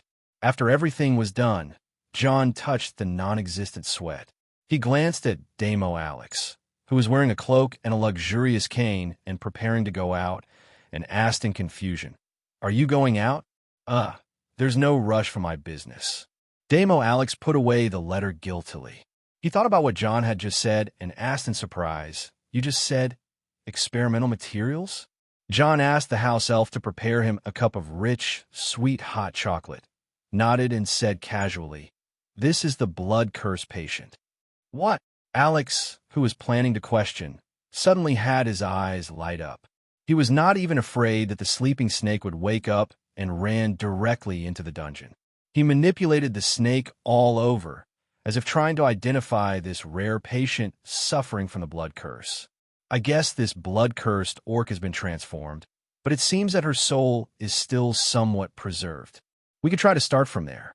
John took the rich and sweet hot chocolate respectfully handed to him by the house elf and took a sip. He might not have liked the cloyingly sweet taste in the past, but now he drank it in big gulps. After drinking the hot chocolate, John's pale complexion finally improved a little. "Why is this big snake sleeping all the time?" Damo Alex found that something was wrong with the big snake. Even though he made so much noise, it showed no sign of waking up. John quickly finished the rich and sweet chocolate and said as if nothing had happened, "Oh, I used something like a sleeping spell. I will probably sleep for a few months." Hearing this, Damo Alex asked suspiciously, "How many months?" John coughed twice and said awkwardly, "About 2 or 3 months. You have cast the sleeping spell on it dozens of times." Both Damo Alex were shocked. If the sleeping spell is cast dozens of times, even a fire dragon will fall into eternal sleep. This was also John's first time using black unicorn powder, so it was normal that he couldn't control the dosage. He said confidently, "This is perfect. It allows us to test it properly." When Damo Alex heard this, he agreed. This big snake would not be a good baby considering its size. It might be easier to test it after it was unconscious. John was relieved to see that he was convinced. At this moment, a silver thread floated in front of John's eyes. He was slightly stunned. The thread was connected to the body of the big snake. Reaching out and touching it, that sad and gentle voice sounded again. Save me and in my suffering. The sad voice seemed desperate. John paused for a moment and tried to respond, I'm trying. His voice was transmitted into the snake's body through the silver threads, and the owner of the voice seemed to have heard it. There was a tremor of disbelief in her voice. Can you hear me? Yes, so please don't give up. I am working hard to get you out of the curse. John's voice softened, and it seemed that the sound could only come out because the snake was asleep. Every blood-cursed orc is a tragedy, and the poor person bears the destined fate without even any fault of his own. John said in a deep voice, Trust me. When these 3 words were spoken, it was clearly a young voice, but it made people trust it involuntarily. A force emerged from Nagini's soul, which was about to break, and she spoke again. Who are you? John Wick. As the words fell, the silver thread in his hand broke and floated towards the big snake, and their conversation ended. John stared at the silver light drifting in his hand, like a shattered soul, dreamy and poignant. Ding! Trigger the mission. Road to redemption. Get rewards. Any point +1. Bless the soul walker. The system triggered a redemption mission to break the blood curse. This made John pay more attention to the matter. August 21st. Add some fire ash, snake eggs, and test the blood demon potion this time. Although I knew it would not be easy to break an ancient curse, I didn't expect it to be so difficult. John tossed his coat carelessly to the house elf, and Damo Alex drank the stimulant, and the smoke coming out of his ears turned black. 2 people took the improved blood demon potion and fed it to the sleeping snake. Under their expectant gaze, the snake showed no change. Failed again. Damo Alex sat down tiredly, all the etiquette and manners he usually paid attention to gone. Scratching his remaining hair, he took out a quill and scratched out the recipe on the parchment. John took a big gulp of the sweet chocolate, his face showing visible fatigue. He said, Compared to the physical changes, the patient's soul has also been eroded. Start with the soul, John. The soul is a taboo. Hearing John's guess, Damo Alex raised his head and looked straight at John, saying seriously and earnestly, Throughout the ages, those crazy dark wizards have been pursuing the study of the soul. All of them are extremely evil, and they all have a bad ending. I know, Damo Alex. You should know that this is not an easy thing to do. John rubbed his brow tiredly. He said calmly, I have always believed that there is no evil magic, only evil wizards. I don't want you to go the wrong way. We are partners and friends. Damo Alex stood up with difficulty. His already thin body became even thinner, as if there were only bones connected under a layer of skin. He took the key off the wall, and the barrier in the dungeon reappeared. John walked out of the dungeon, and it was sunset outside. The day had passed like this. I think I won't be able to accompany you from now on, my friend. School was about to start, and John hadn't bought any books except the ones sent by Hagrid. These days, he can see silver threads every few days, and only he can see them. He asked Damo Alex, who said there was nothing. He also tried to touch it, but the silver light just passed through his palm. This made Damo Alex wonder if John was deceiving himself. It seems that only those who have mastered ancient magic can see it. John fell in a deep thought. He communicated with the soul inside the snake and learned her name. What a vicious curse. It changes the body, changes the race, and consumes the soul. He felt chilled. The person who invented this curse was both genius and evil. He was like playing a game of chess with an ancient being on his opponent. It was extremely difficult for him to defeat this unsolvable curse. Nagini won't last long. I should give her something to strengthen her soul. Nagini's soul was becoming increasingly broken, and John was unsure if she could survive the year. He needed something that could heal her soul. Involving souls, John thought of the unicorn's horn. Perhaps a unicorn that can also release powerful curses can help. Let's give it a try. Sighing deeply, John became more and more familiar with Nagini. He knew Nagini's life story, what a poor person she was. The blood curse was inherited from her mother, who grew up in a circus. After leaving Belby Manor, John went back to have a good sleep. Even though 2 hours of sleep would be enough, John mentally chose to stay in bed for a while. When he woke up the next day, he slept until noon, which was a rare occurrence for him. He habitually picked up a copy of the Daily Prophet, which said that Sirius was still on the run. Rita Skeeter wrote extensively about the incident, singled out the negligence of the Azkaban guards, and praised the Aurors for their hard work. This writing is indeed refreshing every time I read it, just like drinking the bitterest coffee. I admired Rita's writing style. Of course, she didn't say that for no reason. Only by being high-profile enough can people see your contributions. Since Rufus Scrimgeour is already one of his connections, John will not be stingy with his support. This incident did make Rufus Scrimgeour famous.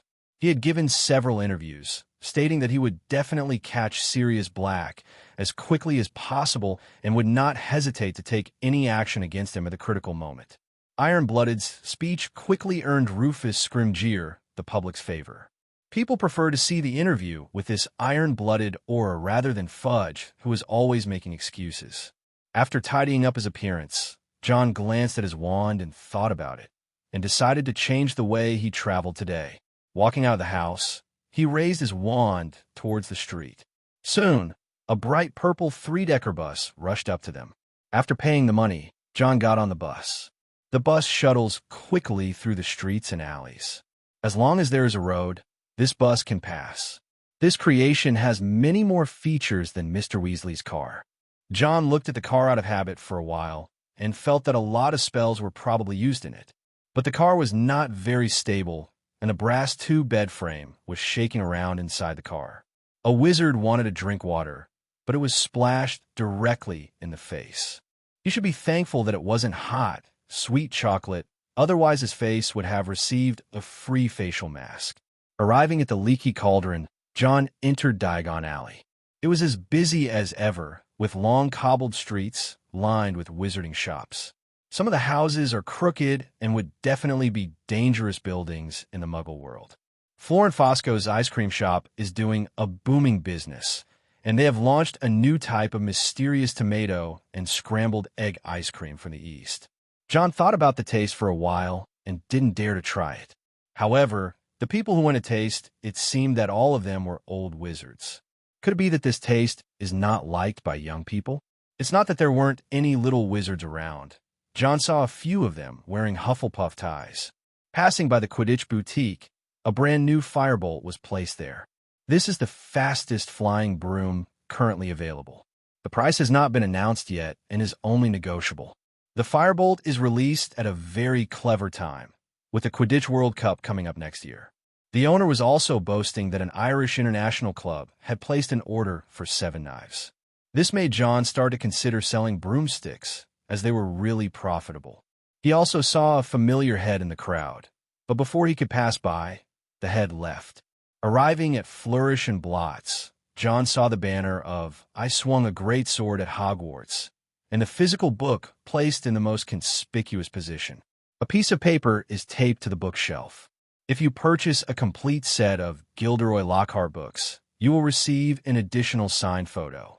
The female witches who already had money from the previous series paid again on the spot when they heard there were photos. If nothing else, I just want an autographed photo. John watched the scene with a smile. Bye-bye.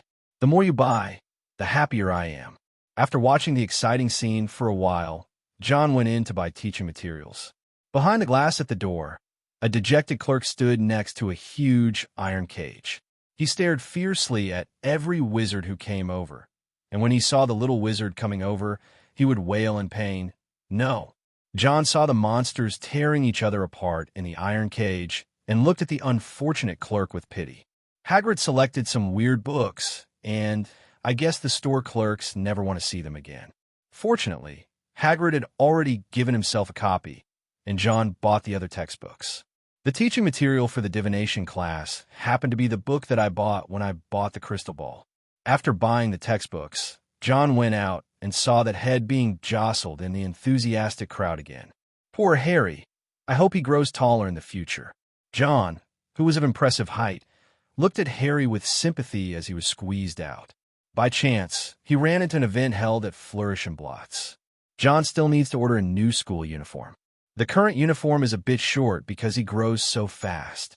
After buying the school uniform, he passed by a shop.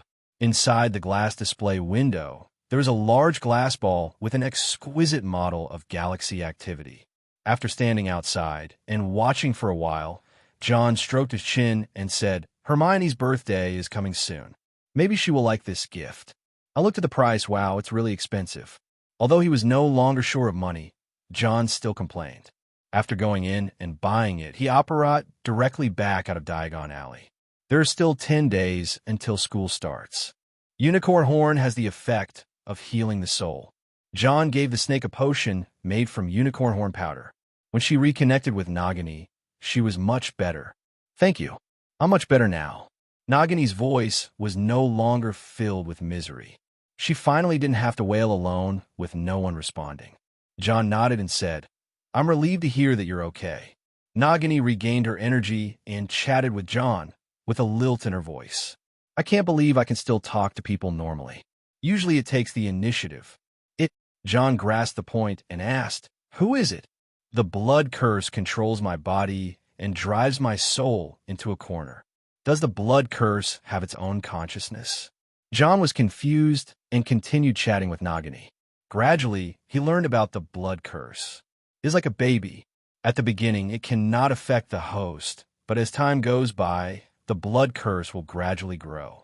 And this is the time when the host becomes a blood-cursed orc. When the blood curse is fully grown, it will occupy this body, and the host's original soul will have been forced into a corner, unable to even take the initiative. This blood curse has a soul. John frowned. This soul was not an ordinary soul. It was closely related to Nagini. It could even be said to be one person, or you could call it evil spirit, a spell for the soul. Muttering something, John looked towards the snake's body. While healing Nagini, the blood curse was also healed. Then destroy and then build. There was a light in John's eyes. Since it was attached to the soul, he would cut the soul open. The process was extremely painful, and even John was not sure if he could make it.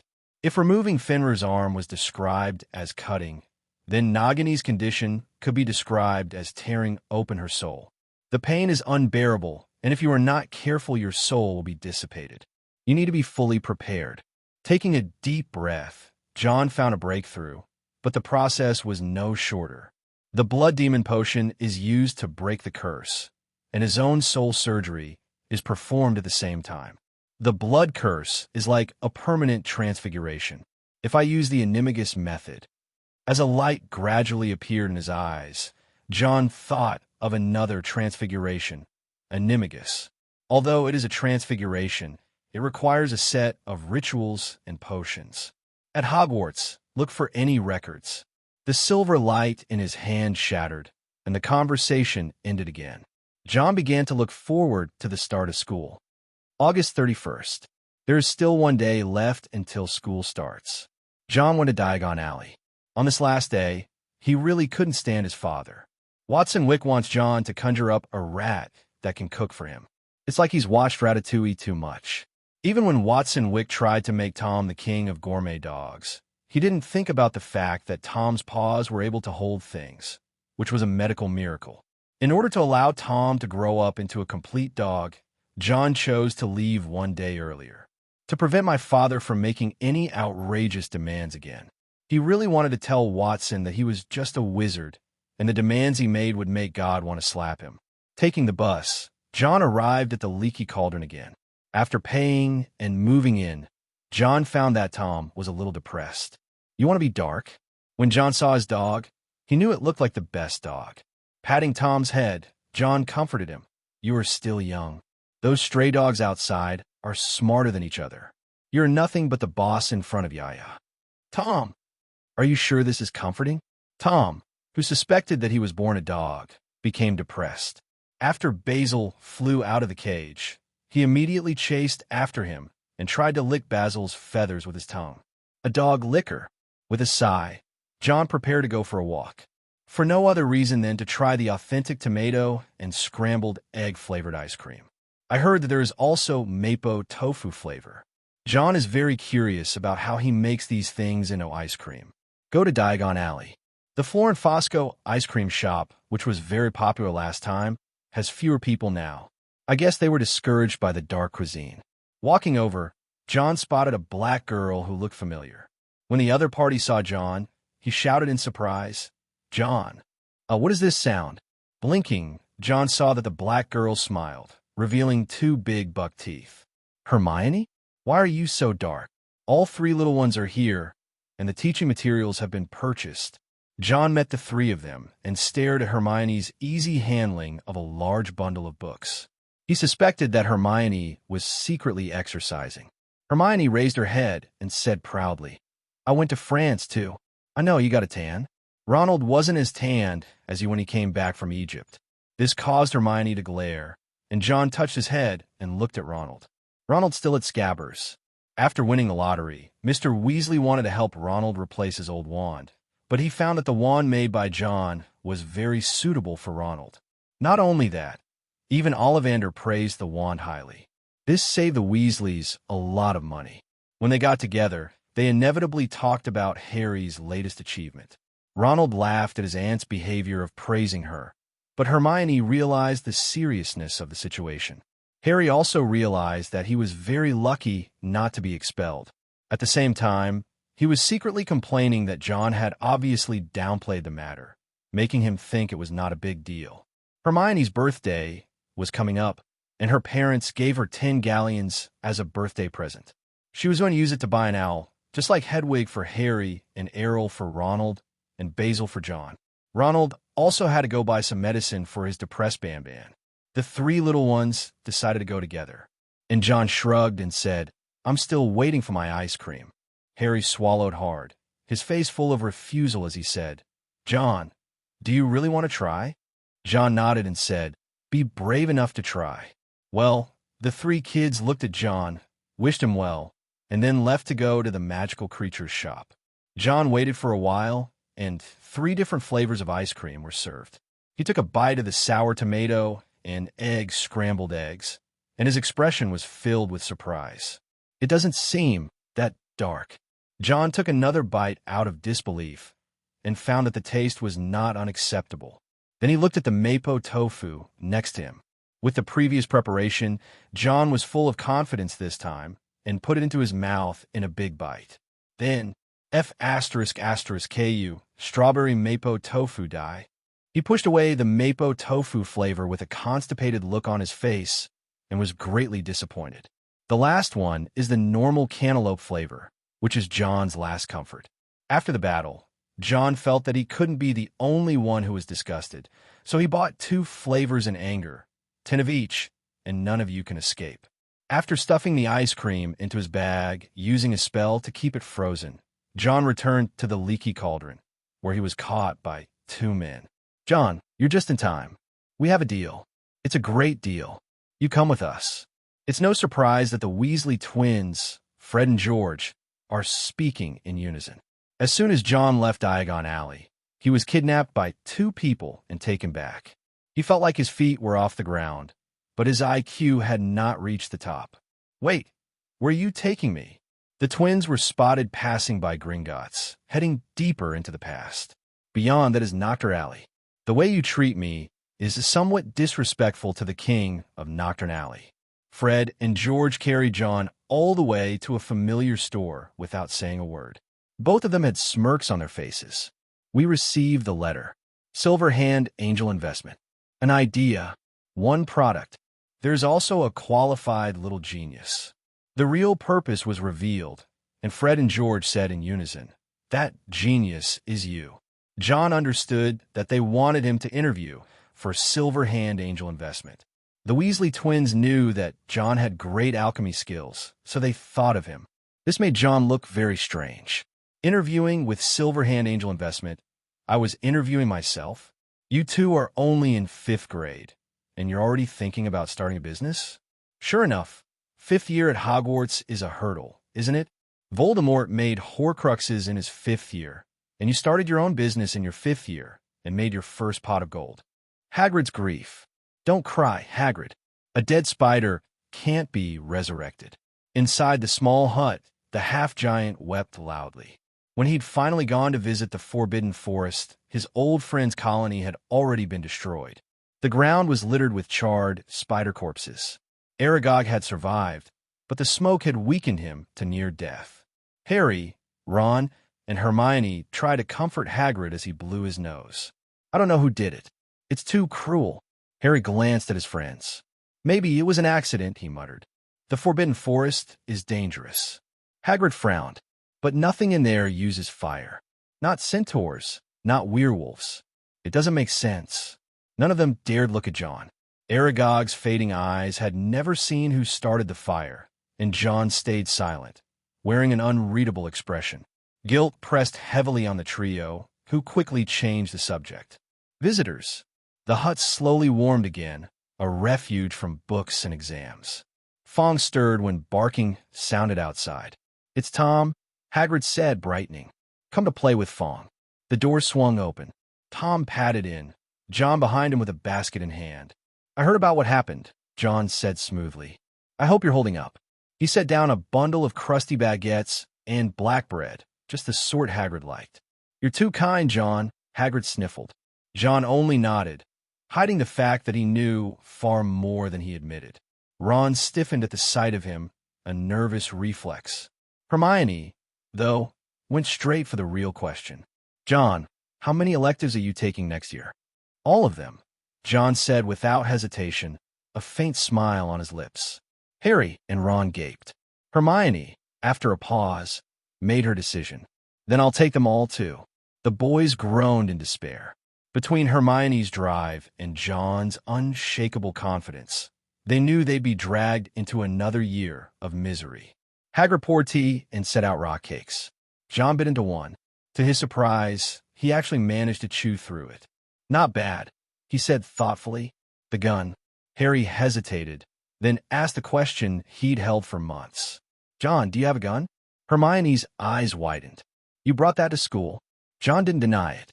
He drew out a small pistol, already rusting from Hogwarts' magic-saturated air. "I do, but it isn't as dangerous as you think." He spun it idly in his hand. "Bullets hurt, but wizards have potions that can regrow bones, mend organs. Unless you hit the heart, it won't kill outright. Painful, yes, but not final." He spoke as though from experience. Riddle had taken several bullets and survived.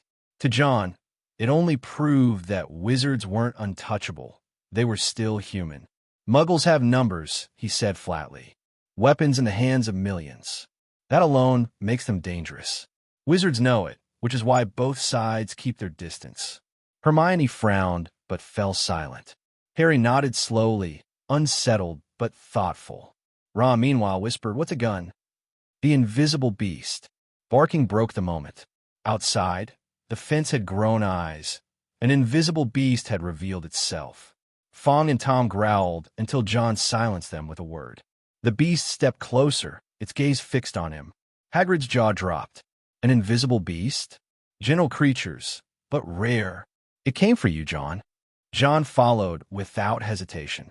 The beast led him deep into the forest, stopping beneath a massive tree. Bowtruckles clung to the branches, hissing warily, but allowed him to climb when he raised his hands in peace. In a nest lay fragments of a silver eggshell, and within, a newborn winged serpent. "A bird snake," John murmured. Weak, its eyes still shut. No wonder the forest guardians had sought him out. The beast gestured insistently. "Take it. Protect it." John shook his head. "Not me, but I know someone better." He carried the fragile creature back. Before leaving, he bartered quietly, an exchange sealed in blood. A vial of invisible beast blood gleamed in his hand. Hagrid's joy. When John placed the tiny bird snake in Hagrid's arms, the gamekeeper nearly crushed him with joy. "Incredible. I'll care for it, lad, I swear." Harry, Ron, and Hermione crowded close, awestruck. The creature stirred weakly, but seemed comforted in Hagrid's presence. John stepped back, satisfied. Between Hagrid's expertise and the new blood in his pocket, he had gained much that day. Semester's end. As the term wound down, John pushed his alchemy to new heights in the room of requirement. He could feel level 4 within reach. On the pitch, Slytherin fought hard. Malfoy tried to prove himself, but Harry's natural gift as seeker left him in the dust. Malfoy, humiliated, flung his Nimbus 2001 aside in rage. By year's end, Slytherin clung to victory by fewer than 10 points. Exhausted but jubilant, the house erupted in cheers. They didn't cheer for Snape, nor for Malfoy. They shouted one name together, John Wick. Hagrid's grief. Don't cry, Hagrid. A dead spider can't be resurrected.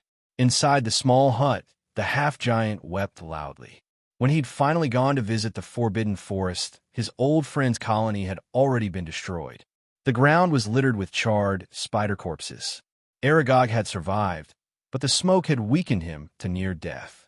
Harry, Ron, and Hermione tried to comfort Hagrid as he blew his nose. I don't know who did it. It's too cruel. Harry glanced at his friends. Maybe it was an accident, he muttered. The Forbidden Forest is dangerous.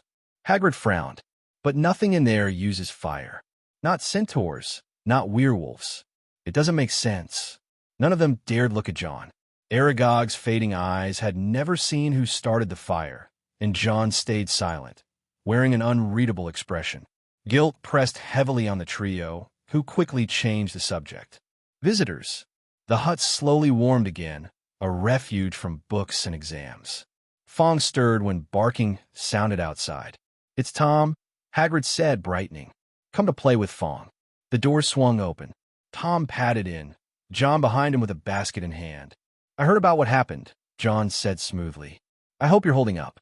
He set down a bundle of crusty baguettes and black bread, just the sort Hagrid liked. You're too kind, John, Hagrid sniffled. John only nodded, hiding the fact that he knew far more than he admitted. Ron stiffened at the sight of him, a nervous reflex. Hermione, though, went straight for the real question. John, how many electives are you taking next year? All of them, John said without hesitation, a faint smile on his lips. Harry and Ron gaped. Hermione, after a pause, made her decision. Then I'll take them all too. The boys groaned in despair. Between Hermione's drive and John's unshakable confidence, they knew they'd be dragged into another year of misery. Hagrid poured tea and set out rock cakes. John bit into one. To his surprise, he actually managed to chew through it. Not bad, he said thoughtfully. The gun. Harry hesitated, then asked a question he'd held for months. John, do you have a gun? Hermione's eyes widened. You brought that to school? John didn't deny it. He drew out a small pistol, already rusting from Hogwarts' magic-saturated air. I do, but it isn't as dangerous as you think. He spun it idly in his hand. Bullets hurt, but wizards have potions that can regrow bones, mend organs. Unless you hit the heart, it won't kill outright. Painful, yes, but not final. He spoke as though from experience. Riddle had taken several bullets and survived. To John, it only proved that wizards weren't untouchable. They were still human. Muggles have numbers, he said flatly. Weapons in the hands of millions. That alone makes them dangerous. Wizards know it, which is why both sides keep their distance. Hermione frowned, but fell silent. Harry nodded slowly, unsettled but thoughtful. Ron, meanwhile, whispered, What's a gun? The invisible beast. Barking broke the moment. Outside, the fence had grown eyes. An invisible beast had revealed itself. Fong and Tom growled until John silenced them with a word. The beast stepped closer, its gaze fixed on him. Hagrid's jaw dropped. An invisible beast? Gentle creatures, but rare. It came for you, John. John followed without hesitation.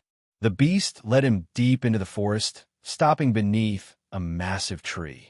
Bowtruckles clung to the branches, hissing warily, but allowed him to climb when he raised his hands in peace. In a nest lay fragments of a silver eggshell, and within, a newborn winged serpent. A bird snake, John murmured. Weak, its eyes still shut. No wonder the forest guardians had sought him out. The beast gestured insistently. Take it. Protect it. John shook his head. Not me, but I know someone better. He carried the fragile creature back. Before leaving, he bartered quietly, an exchange sealed in blood. A vial of invisible beast blood gleamed in his hand. Hagrid's joy. When John placed the tiny bird snake in Hagrid's arms, the gamekeeper nearly crushed him with joy. Incredible. I'll care for it, lad, I swear. Harry, Ron, and Hermione crowded close, awestruck. The creature stirred weakly, but seemed comforted in Hagrid's presence. John stepped back, satisfied. Between Hagrid's expertise and the new blood in his pocket, he had gained much that day. Semester's end. As the term wound down, John pushed his alchemy to new heights in the room of requirement. He could feel level 4 within reach. On the pitch, Slytherin fought hard. Malfoy tried to prove himself, but Harry's natural gift as Seeker left him in the dust. Malfoy, humiliated, flung his Nimbus 2001 aside in rage. By year's end, Slytherin clung to victory by fewer than 10 points. Exhausted but jubilant, the house erupted in cheers. They didn't cheer for Snape, nor for Malfoy. They shouted one name together, John Wick. These people from the Ministry of Magic were here to protect Harry. It was a rare opportunity for John to enjoy the treatment of having the Ministry of Magic clear the way for him. After arriving at the station, Mr. Weasley did not relax and entered the 9 3/4 station with Harry. John and Percy walked in together, chatting as they walked. This year feels like another year that is not peaceful. Percy, who was already the head student, spoke in an official tone. He whispered, "And these things will always happen to Harry." Having to tell Percy the truth, John nodded in agreement. Glancing at the ministry personnel that could be seen in the station, he said calmly, "We can't let our guard down, even on the train." Great minds think alike. Percy and John boarded the train and headed in different directions. Prefects and presidents have their own carriages and need to move around frequently to maintain order. John was about to head for the carriage when the Weasley twins came up from behind, and George said dramatically, "What did Sir Percy say to you?" Fred pointed to his head and shook it. "Maybe it's to let John and him get along well." "I don't know how these three brothers get along. Why is their relationship so bad?" John glanced at the two who were ready to make a move and said helplessly, "It seems you have something to ask me again." The two men didn't think there was anything wrong with it. They each held up John and walked skillfully into a carriage. Inside, Gryffindor Lee Jordan was also there, with a poisonous spider as a pet. "Hey, we can't play tricks on the Slytherins here." When Lee Jordan saw the two brothers carrying someone in, he shouted with some dissatisfaction, "Shut up, Lee Jordan."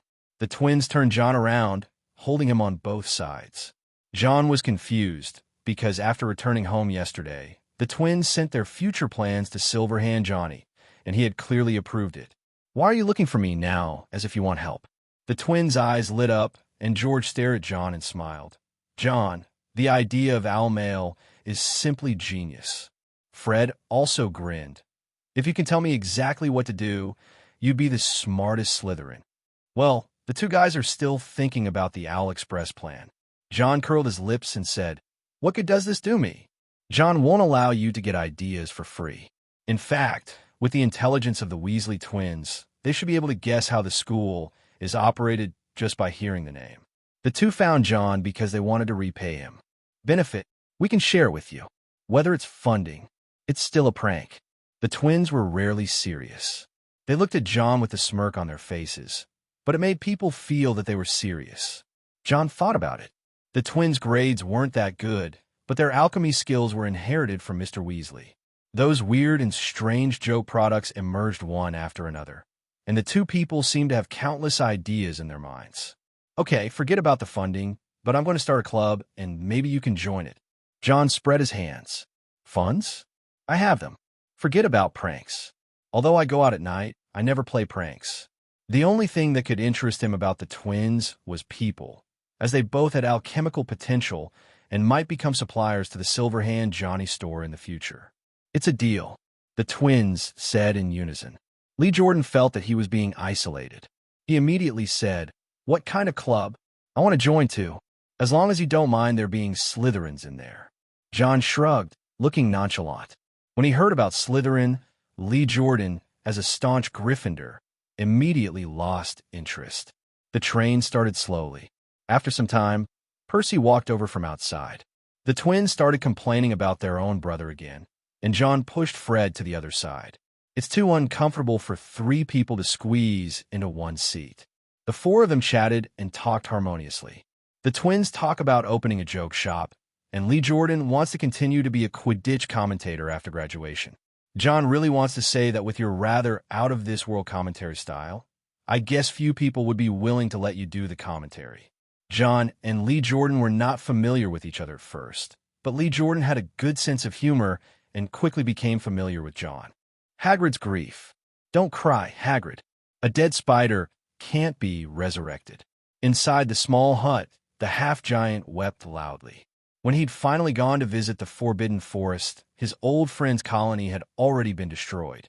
The ground was littered with charred spider corpses. Aragog had survived, but the smoke had weakened him to near death. Harry, Ron, and Hermione tried to comfort Hagrid as he blew his nose. I don't know who did it. It's too cruel. Harry glanced at his friends. Maybe it was an accident, he muttered. The Forbidden Forest is dangerous. Hagrid frowned. But nothing in there uses fire. Not centaurs, not werewolves. It doesn't make sense. None of them dared look at John. Aragog's fading eyes had never seen who started the fire, and John stayed silent, wearing an unreadable expression. Guilt pressed heavily on the trio, who quickly changed the subject. Visitors. The hut slowly warmed again, a refuge from books and exams. Fong stirred when barking sounded outside. It's Tom, Hagrid said, brightening. Come to play with Fong. The door swung open. Tom padded in, John behind him with a basket in hand. I heard about what happened, John said smoothly. I hope you're holding up. He set down a bundle of crusty baguettes and black bread, just the sort Hagrid liked. You're too kind, John, Hagrid sniffled. John only nodded, hiding the fact that he knew far more than he admitted. Ron stiffened at the sight of him, a nervous reflex. Hermione, though, went straight for the real question. John, how many electives are you taking next year?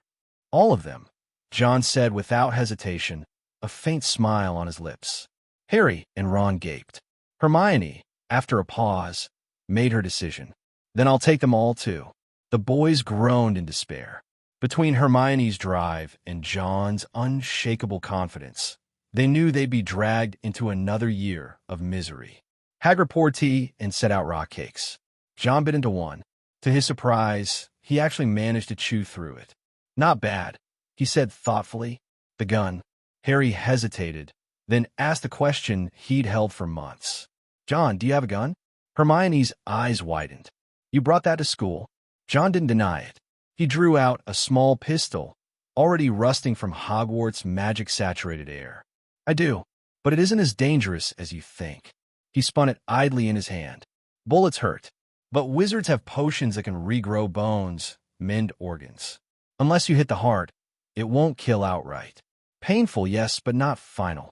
He spoke as though from experience. Riddle had taken several bullets and survived. To John, it only proved that wizards weren't untouchable. They were still human. Muggles have numbers, he said flatly. Weapons in the hands of millions. That alone makes them dangerous. Wizards know it, which is why both sides keep their distance. Hermione frowned, but fell silent. Harry nodded slowly, unsettled but thoughtful. Ron, meanwhile, whispered, What's a gun? The invisible beast. Barking broke the moment. Outside, the fence had grown eyes. An invisible beast had revealed itself. Fong and Tom growled until John silenced them with a word. The beast stepped closer, its gaze fixed on him. Hagrid's jaw dropped. An invisible beast? Gentle creatures, but rare. It came for you, John. John followed without hesitation. The beast led him deep into the forest, stopping beneath a massive tree. Bowtruckles clung to the branches, hissing warily, but allowed him to climb when he raised his hands in peace. In a nest lay fragments of a silver eggshell, and within, a newborn winged serpent. A bird snake, John murmured. Weak, its eyes still shut. No wonder the forest guardians had sought him out. The beast gestured insistently. Take it. Protect it. John shook his head. Not me, but I know someone better. He carried the fragile creature back. Before leaving, he bartered quietly, an exchange sealed in blood. A vial of invisible beast blood gleamed in his hand. Hagrid's joy. When John placed the tiny bird snake in Hagrid's arms, the gamekeeper nearly crushed him with joy. Incredible. I'll care for it, lad, I swear." Harry, Ron, and Hermione crowded close, awestruck. The creature stirred weakly, but seemed comforted in Hagrid's presence. John stepped back, satisfied. Between Hagrid's expertise and the new blood in his pocket, he had gained much that day. Semester's end. As the term wound down, John pushed his alchemy to new heights in the room of requirement. He could feel level 4 within reach. On the pitch, Slytherin fought hard. Malfoy tried to prove himself, but Harry's natural gift as Seeker left him in the dust. Malfoy, humiliated, flung his Nimbus 2001 aside in rage. By year's end, Slytherin clung to victory by fewer than 10 points. Exhausted but jubilant, the house erupted in cheers. They didn't cheer for Snape, nor for Malfoy. They shouted one name together, John Wick. The Thestral carriage, the vehicle headed to Hogwarts with a slight bump. Daphne squeezed over to John as soon as she saw him, the awkwardness from last semester finally gone. Malfoy brought his 2 younger brothers with him. This time he pulled the Weasley twins down and sat in the Thestral carriage with a proud look on his face. The twins were so angry at his smug look that they gritted their teeth. When they arrived at Hogwarts, several people got out of the car. John saw that the Thestral pulling the cart looked a little tired, probably because of the weight of Goyle and Crabbe. "You fainted, Potter?" Was what Longbottom said true? Did you really faint? Turning his head, John saw Malfoy continuing his love-hate relationship with Harry. This has become Malfoy's daily routine. He had a love-hate relationship with Potter, cursed Weasley, and bullied Gryffindor. In John's opinion, Malfoy was everything that Harry hated. It was hard enough for Harry to faint in the car, but now that Malfoy knew about it, it was even harder. But the most uncomfortable thing was that as soon as he entered, he was loudly called away by Professor McGonagall. "Now everyone knows that I fainted on the train." Harry and Hermione were called away. John was sitting in the auditorium when he spotted a mysterious figure leaning against the shadows on one side. A new professor. Stunned for a moment, John looked up at the professor's seat, and the tall figure was the most eye-catching. Professor Kettleburn, who teaches the care of magical animals, retired because he wanted to leave Hogwarts alive. Hagrid became the replacement. This incident was not news to John, but what surprised him was another professor. Because John gave each member of the security team a set of clothes, Remus John Lupin was finally not dressed in rags. His hair was gray and his wrinkles were obvious. Although Lupin had changed his clothes, it was still obvious that he had not had a good life in the past. What made John even more puzzled was his own Dean's expression, which looked as if he had a deep hatred for him. Did they know each other before? Touching his hungry stomach, John had consumed a lot of energy after using the Patronus charm. After all, his happy memories are all about eating, which is equivalent to starting a live broadcast for himself to relive the Hushia delicacies. Professor McGonagall is currently away, so the sorting is being done by Professor Flitwick. But he was not tall enough and needed to stand on a stool. When the last student was assigned to Hufflepuff, John thought it was over, but Professor Flitwick called out another name. Heinrich Edgar. Everyone looked and saw the person in the shadows walk out. Judging from his height and face, he is obviously not a first grader. This caused a lot of discussion among the students, and Dumbledore explained, Heinrich Edgar is an exchange student from Durmstrang. He will spend this year at Hogwarts. Durmstrang? When they heard the name of this school, the students started talking even louder. After all, it is a famous magic school, and black magic is taught within the school. Some timid students were frightened by Heinrich's pale face. The sorting hat was put on, and in almost a second, it called out Slytherin. John was a little dazed. He remembered the letter Heinrich sent him. So this is what it meant. Malfoy waved excitedly, and John noticed something odd about this and asked, "Do you know him?" Of course, Edgar is a friend and relative of Malfoy. Heinrich was 2 years older than Malfoy and was assigned to Slytherin in his 5th year. Get out of the way. Thinking he would have an extra helper, Malfoy immediately stood up to greet Heinrich when he saw him coming. Heinrich frowned and ordered Malfoy to get out of the way. Then he was next to John, sitting in Malfoy's old seat. His skin was very white as a vampire who had never seen the sun for years. The two met again, and Heinrich said, "I said we would meet again." I didn't expect you to be an exchange student. John smiled bitterly, stretched out his hand, and said, Although I have seen you before, I still want to say welcome. Edgar follows the strong. I will follow your side. Heinrich Edgar said bluntly. The Edgars follow the strong. They're the strong's deputies and the arms of those in power. John smiled slightly and said, Then you need to be able to keep up with me. Heinrich laughed too. Only Malfoy cried. You said you were my friend, but you came and not only took my position, but also my person. Really?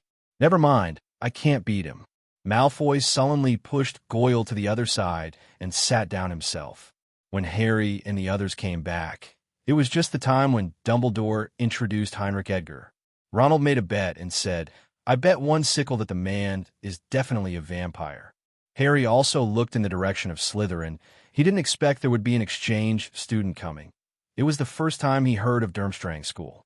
Ronald explained to him that it was a school that taught dark magic, which made Harry instantly feel that the other party was a dark wizard. Dumbledore introduced two new professors, Remus John Lupin and Rubeus Hagrid. Harry and the other two were shocked to see Hagrid become a professor. Right? Who else but Hagrid would choose a book that bites? Our school is currently welcoming several Dementors from Azkaban. They are sent by the Ministry of Magic to perform official duties. I'm sure you all know this because they searched the Hogwarts Express.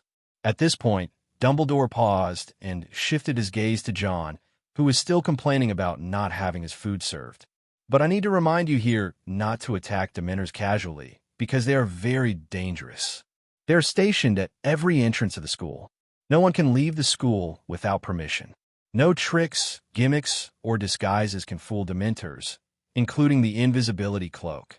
The latter sentence was almost directed at Harry specifically.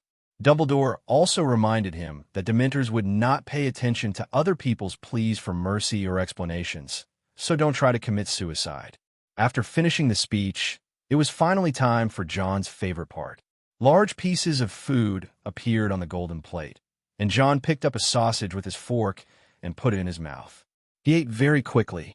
Heinrich felt that if he wanted to follow John, he must not lose, so he put aside his aristocratic airs and ate as if he was chasing after John. After just eating for a while, Heinrich felt very full, and John was still eating with big mouthfuls, as if the food didn't fall into his stomach but fell on the ground. Finally, this Durmstrang exchange student was sent to the school hospital on the first day because he ate too much. This makes people wonder how bad the food in Durmstrang is. The sound of a knife and fork colliding gradually became less and less. John ate the last piece of chicken leg and took out a towel to wipe his mouth. Everyone else had some left, but John had nothing left. Daphne had stars in her eyes. John was so handsome even when he was eating. John thought about it and decided to go over to congratulate Hagrid. The three little ones were also here, and Hagrid gave John a hug excitedly. Thanks to John for his feedback on my course. John, you knew this a long time ago. Why didn't you tell us? Ronald complained a little. He didn't expect John already knew about it. No wonder he wasn't surprised at all when he saw those books. John shrugged and said easily, I wanted to give you a surprise. Okay. Ronald reluctantly accepted the explanation. But what about his pants that were bitten off? The day ended like this, and John returned to the dormitory. Basil and Tom had already been sent up, and John stayed for a while before going straight to the night cruise on the first day. He did not forget what he missed most, so he left the dormitory and went to the room of requirement. Entering the Gryffindor secret room, John searched through the research on the soul. Perhaps because Gryffindor is not very fond of this aspect, there are not many records in Gryffindor's Chamber of Secrets. He had no choice but to go to the Forbidden Forest and enter the Slytherin chamber, which contained a large number of research manuscripts. There were Horcruxes among them, but judging from the marks of damage on them, it seemed that Slytherin was very dissatisfied with the Horcruxes. Come to think of it, how could Salazar Slytherin, one of the Big Four, be willing to live a humble life like a bug? His pride prevented him from becoming a remaining ant, so he destroyed and abandoned his research on Horcruxes. Did Voldemort find out about the Horcruxes here? John thought it was possible, as it only recorded the existence of Horcruxes, but did not provide any substantive information. But none of this matters. John needs to find a way to separate his soul. He was searching in the Slytherin's secret room. A large amount of information was piled up there. No wonder Salazar Slytherin had a falling out with Gryffindor. There is more information in here than in the restricted section. Although the older the knowledge is, the better it is. But Salazar Slytherin is amazingly talented, and many of the things in here are not only not outdated, but also very amazing now. John learned a lot from it, especially his spiritual attainments improved. Time and soul, two taboos that cannot be touched. There has been a legend circulating in a magic world that those who study these two things all die miserably without exception. John simply didn't go back to the dormitory and went straight to sleep in the secret room. He was like a dry sponge, greedily absorbing knowledge. The next day, John left the secret room and went to class. At this time, the disadvantages of choosing all courses emerged. At 9 a.m., divination, Muggle studies, and arithmancy all collided. Even though John knew this would happen, he still couldn't help but feel a headache. I don't know how Hermione solved it. He went to the Great Hall and met new students Heinrich and Malfoy. Coincidentally, Malfoy chose arithmancy, and John surprisingly gave Malfoy a star badge. Malfoy was stunned for a moment. Then he was ecstatic. The surprise came too suddenly. He didn't expect that John would recognize him so quickly. Don't get me wrong. I want you to wear it to class, so I can hear it too. John interrupted his happiness. He planned to use the method of connecting the 9 badges to allow himself to take classes in split screen. Malfoy drooped, and Heinrich stared at the badge and said, "Give me one." John thought about it, and it was not impossible. He came all the way from Durmstrang, and his strength was known. He was definitely the best among the students. For you, taking out the badge, John put it on Heinrich himself. This scene made Malfoy jealous, and he shouted, "Why should he have it? I was obviously here first." Malfoy looked sour. John glanced at him and said lightly, "He is strong enough." Malfoy was speechless. I don't know which idiot brought up yesterday, but John picked Slytherin and Heinrich dueled with a student from Slytherin on the spot. The result is predictable. Heinrich is not as relaxed as John, but no Slytherin can be his opponent either. Malfoy also got on board, ready to teach this friend a lesson, and was petrified in the common room for several hours. Slytherin still accepts that Heinrich is the strongest person after John. It was also because of John that Slytherin was now full of militant elements who would duel at every turn and determine status by strength. Strength comes first. This sentence is almost replacing Slytherin's original pureblood. After finishing arithmancy, John went to find someone who could take Muggle studies instead of him. Daphne volunteered, her beautiful eyes fixed on John's badge. John gave her the badge, and Daphne smiled beautifully. The class time was almost up, and John was interested in the divination class. He has a prophet's blessing that has not been triggered yet. Perhaps the divination class can stimulate his potential. There were some incidents during breakfast time. Because Heinrich looked like a vampire, the Weasley twins secretly added garlic extract to his milk. Heinrich took a sip, spat it out, and drew out his wand to settle the score. The twins took advantage of their familiarity with the terrain and ran away first. Oh, childish. John shook his head helplessly and took out the mapo tofu-flavored ice cream from a small bag and offered it to Malfoy. When Malfoy took a bite, his expression looked as if he had eaten 9 turns of large intestine. John remained calm and said he would go to class first. The divination classroom was in the astronomy tower, a place John had never been to. Fortunately, he had the Marauder's map, and after arriving at the astronomy tower, he found the trap door above. He didn't notice before closing the map that 3 Hermiones appeared on the map. The trap door lowered the ladder, and when John went up, several people had already arrived. "Neville, you're really early." John saw Neville and came over to greet him. This classroom is more like a mixture of a loft and a tea house than a classroom. There were many small round tables, around which were placed calico armchairs and plump little cushions. Everything in the room was illuminated by a hazy red light. The curtains were drawn tightly, and many of the lamps were covered with large crimson scarves. It was so hot and stuffy inside that it was almost suffocating. A fire was burning beneath the mantelpiece, and on it stood a large brass kettle. The tea brewed inside doesn't smell very good. It's too strong and a bit nauseating. John found a seat and sat down. The first person he saw was Professor Sybil Trelawney hiding in the shadows. Her image is quite consistent with people's imagination of a fortune teller, like a giant beetle with a very thin body, but a pair of large glasses that magnify her eyes several times their original size. She was dressed strangely, with many beads and chains hanging on her body, and many bracelets and rings on her hands. John looked at her, but his mind was on the prophecy about Harry. This woman looks a little crazy and eccentric, but in fact she is very accurate. Professor Trelawney also noticed John. She seemed to sense an inexplicable quality in John. She suddenly stepped out of the shadows and walked quickly to John. Her big eyes stared into John's, and there was a hint of vagueness in her voice, like the prelude to a charlatan trying to cheat people out of money. "Child, I sense a talent in you." Professor Trelawney appeared, causing the students in the classroom to exclaim in surprise, as they had not noticed anyone was there. Professor Trelawney's voice became disembodied as his hands rested on John's eyelids. "Relax, try to sense and communicate. Your aura is very bright, and you can see far into the future." This scene made the other students hold their breath. Following Professor Trelawney's instructions, John relaxed, and colors flowed in his closed eyes. "Okay, kid, tell me what you see now." Professor Trelawney released his hand. John closed his eyes and activated his foresight. "I saw Hermione and the others coming." As soon as John finished speaking, the three kids entered the classroom. The scene before him was full of weirdness. Harry saw Professor Trelawney and John, who looked like giant beetles. Professor Trelawney exclaimed, "You are indeed a man of great talent." Harry didn't understand, so he secretly found Neville to ask. Neville said with admiration, "John just predicted that you would enter the classroom." Hermione wrinkled her nose and said, "John knew we were coming in.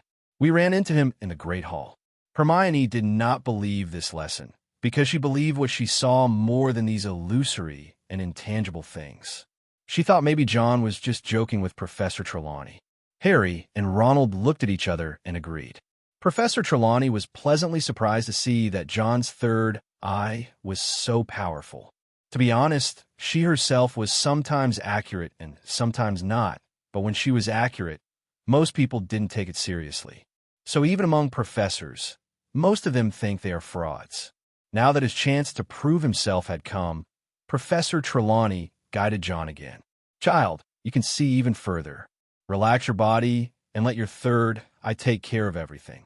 She guided John, and John listened to her voice, and soon he entered into a state of being in a state of confusion. He seemed to see a lot at this moment. To outsiders, John suddenly opened his eyes. There was a vast expanse of white in his eyes, and a suffocating sense of oppression emanated from John. He grabbed Professor Trelawney's hands violently, causing her to scream. When the moon is full, the howling of wolves is accompanied by the wailing of dogs. Rats are on the run. Old friend from afar meet again. Those who do not know the truth will have their calves broken, and those who violate taboos will be drowned by the black tide. These words came out of John's mouth almost like a chant. Everyone felt a chill, and Professor Trelawney did not expect the effect to be so good. After John finished speaking, he came out of that strange feeling. He blinked, and Professor Trelawney in front of him gasped. "Sorry, Professor. I didn't mean to do that." John quickly let go of his hand, and Professor Trelawney forced a smile and said, "It's okay, kid. You succeeded." The pressure on the students was gone, and they were like a bomb that had exploded. Being drowned by the black tide seemed like a prophecy of death. John Wick predicted his own death. Are these all true? Are you sure you are not lying to us? No matter what, it's John Wick. The discussions even drowned out Professor Trelawney's calls. They could hardly remain calm at this moment. Even Hermione, who didn't believe in divination, was a little unsure whether this was true or false. Harry heard the dogs howl and frowned, thinking of the big black dog. Regardless, this class provided the young wizards with enough gossip. Soon, the news of John's death prophecy spread like wildfire. In the subsequent divination class, everyone showed unprecedented interest. But unfortunately, John is in the minority after all. They used the tea leaves to divine, and John placed a badge in front of him. With a light tap of the finger, two things similar to projections appeared above. I was daydreaming in class, and Professor Sybil Trelawney pretended not to notice. Hermione was a little surprised and puzzled. She remembered what Professor McGonagall had given her yesterday. Didn't John have it? While multitasking, John's image was also projected in two other classrooms. The professors were stunned when they saw this. They didn't expect such an operation to happen. If John hadn't been so diligent and studious, I probably wouldn't have been able to withstand such high pressure. He turned on the academic master mode and not only listened to everything, but was also able to answer the questions. In trouble. Using the tea leaves to divine, John saw that he was in trouble, and he couldn't help but wonder what difficulties he had at Hogwarts. When he told Professor Trelawney the result, he was given extra points on the spot. Professor Trelawney now simply regarded John as her successor, and it was the first time she had seen the gift of prophecy in someone outside of her own family. However, compared to John's smooth sailing, Professor Trelawney was not very friendly to Hermione. He held Hermione's hand and told her earnestly that the halo around her was pitifully small. Hermione was so angry that she wanted to hit someone, and Harry also saw the ominous sign of a black dog, which reminded people of John's prediction just now. The way they looked at Harry was full of pity, which made Harry very depressed. After the divination class, the second class is transfiguration. Professor McGonagall knew what was going on when she saw how unhappy they were. Tell them that divination is an imprecise subject and that Sybil Trelawney predicts the deaths of several students every year. This finally put the students at ease, but Neville said hesitantly, "But John also predicted it." John! Professor McGonagall was stunned. How did this have anything to do with John? Immediately, Neville told John's prophecy, which McGonagall found incredible. Does John Wick have the gift of prophecy? That is an extremely rare gift. Maybe only one person in the whole country has it. After hearing her say this, the students' worries, which had just been put at ease, became tense again. Professor McGonagall thought of Dumbledore's strange behavior. There were two people who chose all the elective courses this semester, but Dumbledore was only willing to give the thing to one person. Recalling Dumbledore's original words, Professor McGonagall fell into deep thought. Minerva, some students who are too curious may touch taboos. In the headmaster's office, Dumbledore's eyes were deep. The golden hourglass in front of it is an extremely precious magic prop. The only one left in the world is in the Silent Man's office. Professor McGonagall couldn't understand why Dumbledore doubted whether John Wick could handle himself when John Wick had the best grades in all subjects. Don't worry, Minerva, he will find a way to attend the class on his own. Dumbledore responded to Professor McGonagall's question. Now it seems that perhaps Dumbledore knew something, otherwise he would not have made such a decision. Although it was a bit unfair to the students, it was Dumbledore's decision. Transfiguration is over. The students, who could no longer contain themselves, rushed out of the classroom, spreading the news about the prophecy everywhere. John soon became the subject of discussion again. Malfoy, wearing his badge in a show of strength, found John and asked about the prophecy. I don't know either. At that time, I just said it according to the instructions. This was also the first time John triggered the prophet's blessing, and he was not sure whether it was real. However, the information in the prophecy seemed familiar to him, as if he had seen it before. He touched his chin and felt that these things seemed to be from a plot. Could it be that my prophecy was just a recollection of the plot? There was a card spinning on his fingertips. It was given to him by Sybil Trelawney, who said it was a tool that could increase his clairvoyance. John stared at the card, which had a symbol that resembled an eye. This symbol emitted a faint fluorescent light, and only he could see it. Professor Trelawney is quite capable. Help yourself predict once. And the Chinmu card has ancient magic. Professor Trelawney is really not an ordinary person. Put the cards away. We have care of magical zoology this afternoon. John was very confident about this course because with him in charge, he believed that Hagrid would not let people fly in the sky on impulse. Bang! John heard a voice coming from Gryffindor and turned to see Hermione storming off. Ronald, the instigator, still had a bewildered look on his face, as if he didn't realize how hurtful it was for him to say that Hermione had no talent for the subject. Ronald's focus was always strange. He frowned and said to Harry, "What is she talking about? She hasn't taken an arithmancy class yet." Harry nodded in agreement, causing John to facepalm. Is this the key point that has not been mentioned? If you pour out the water in both people's brains, the Black Lake will overflow. We should focus on why she smashed the table. John thought wisely. Afternoon. Care of Magical Zoology. Malfoy also chose this course, as did Daphne and Pansy, as well as the two great generals Goyle and Crabbe. Slytherin John's team was basically assembled, and they walked on the wet grass towards Hagrid's hut next to the Forbidden Forest. Originally the team was in good order, but Malfoy soon discovered the three little ones and immediately went up to start the full channel taunting mode. Daphne couldn't stand it anymore and came to John and complained, "I don't understand how you can stand him. Don't think Draco is childish. In fact, he is indeed quite childish." The nonsense literature was clearly played, and Daphne rolled her eyes at John. Malfoy over there had already dressed up as a Dementor to attract hatred, and Harry was so angry that he wanted to pull out his wand and shove it into his nose. Walk to Hagrid's hut. Hagrid was already waiting for the students. He was wearing a washed moleskin coat, and the big dog Fangio looked smaller only next to him. Come on, hold on tight." Hagrid shouted loudly. "I have something great to show you today. This class is amazing." Hearing the word wonderful, John felt inexplicably uneasy. As far as he knew Hagrid, if he recommended those flower fairies and the like, Hagrid would not say the words wonderful. Did he change his course? John felt something was wrong under the leadership of Hagrid. The students walked towards the Forbidden Forest. Harry thought he was going to enter the Forbidden Forest, which inevitably brought back some bad memories. Fortunately, after 5 minutes, Hagrid just reached the edge and stopped. They came to the outside of a small paddock, and there was nothing inside. Everyone gather around this fence. Hagrid directed the students to come closer and said confidently, "Okay, first you need to open your textbooks."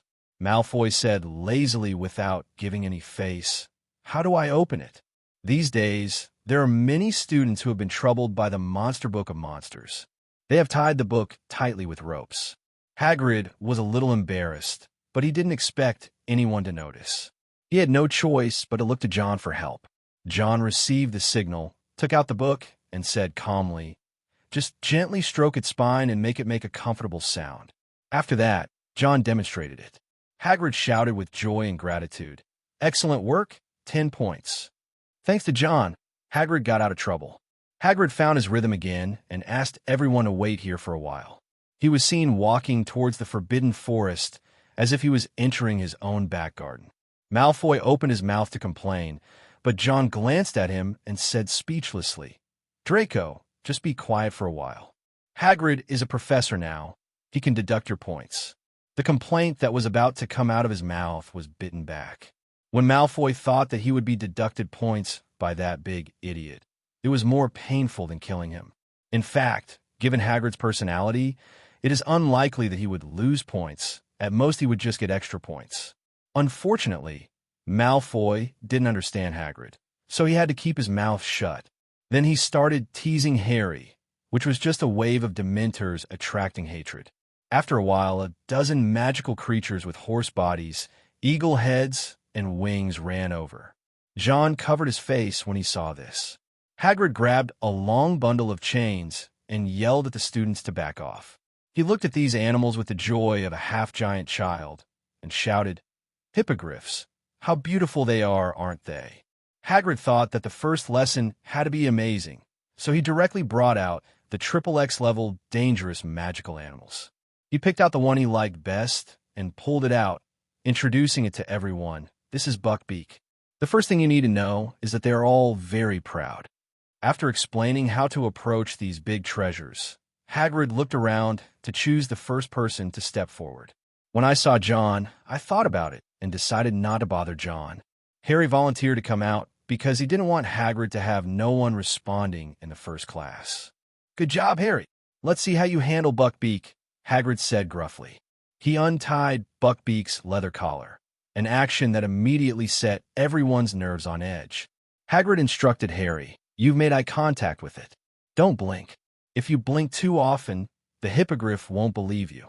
Harry regretted it a little, because he stared so hard that his eyes began to water. Buckbeak turned his great pointy head and stared at Harry with his fierce orange eyes. Hagrid said, "Yes, yes, Harry. Now bow." He was careful not to disturb Buckbeak.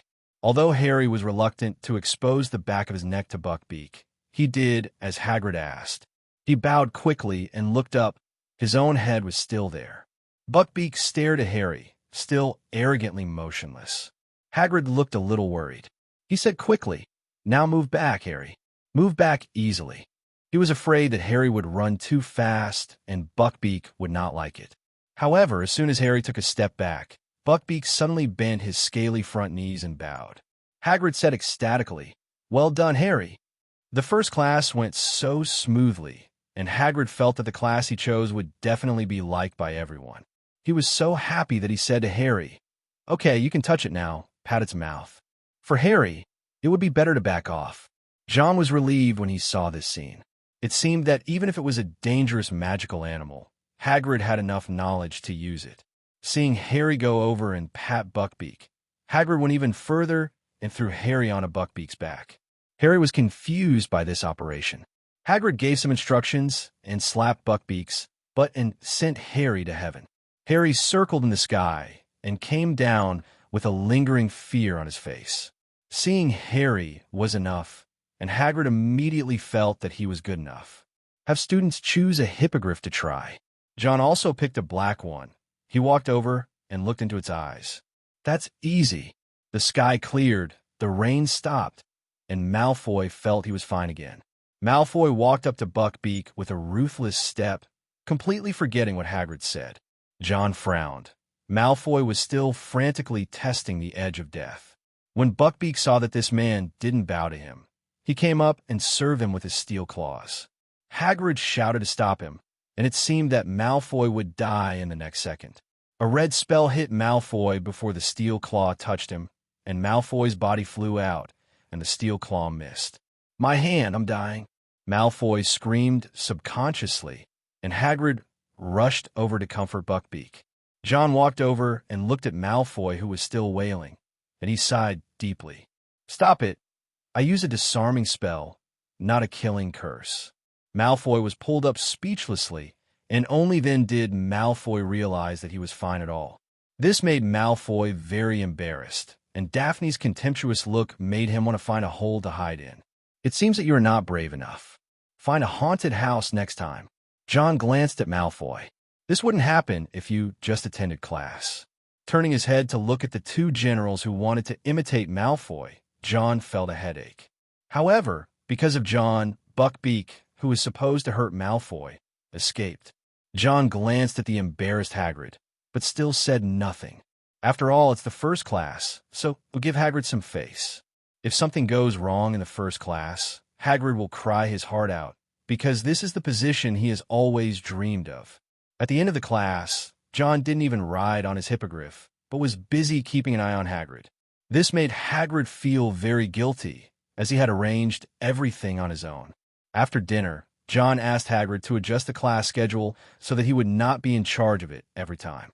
After what happened today, Hagrid also understood the danger of these animals and agreed to change the next course. After finishing the task, John went to the Slytherin's secret room and took away several books. John was madly absorbing knowledge in his dormitory. Tom just threw it to Daphne and asked her to help walk the dog. The third day of school, John heard screams in the auditorium and walked over to take a look. It turned out that the person was reading a newspaper. Sirius appeared near Hogwarts and was discovered by Muggles, but John didn't take it seriously. After all, Dementors are staying in various places, and they can't get in even if you drink the Polyjuice potion. No longer taking it seriously, John found after breakfast that Heinrich had become cautious about drinking. probably because he had a psychological trauma from the garlic essence. In the morning, there is potions class. Professor Snape's mood seemed to have become even worse, but his attitude towards John had improved slightly. At least he wasn't on the same level as a Gryffindor, but a Slytherin student. It is also unclear what Snape went through to have such a transformation. John concocted a shrinking potion, and Professor Snape gave Slytherin 30 extra points. 3 days into the term, Slytherin had already left the other 3 houses far behind. The afternoon class is the least anticipated class in recent years. Defense against the dark arts. After all, with previous experience, the students have no expectations for the new teacher. In the classroom, Lupin walked in.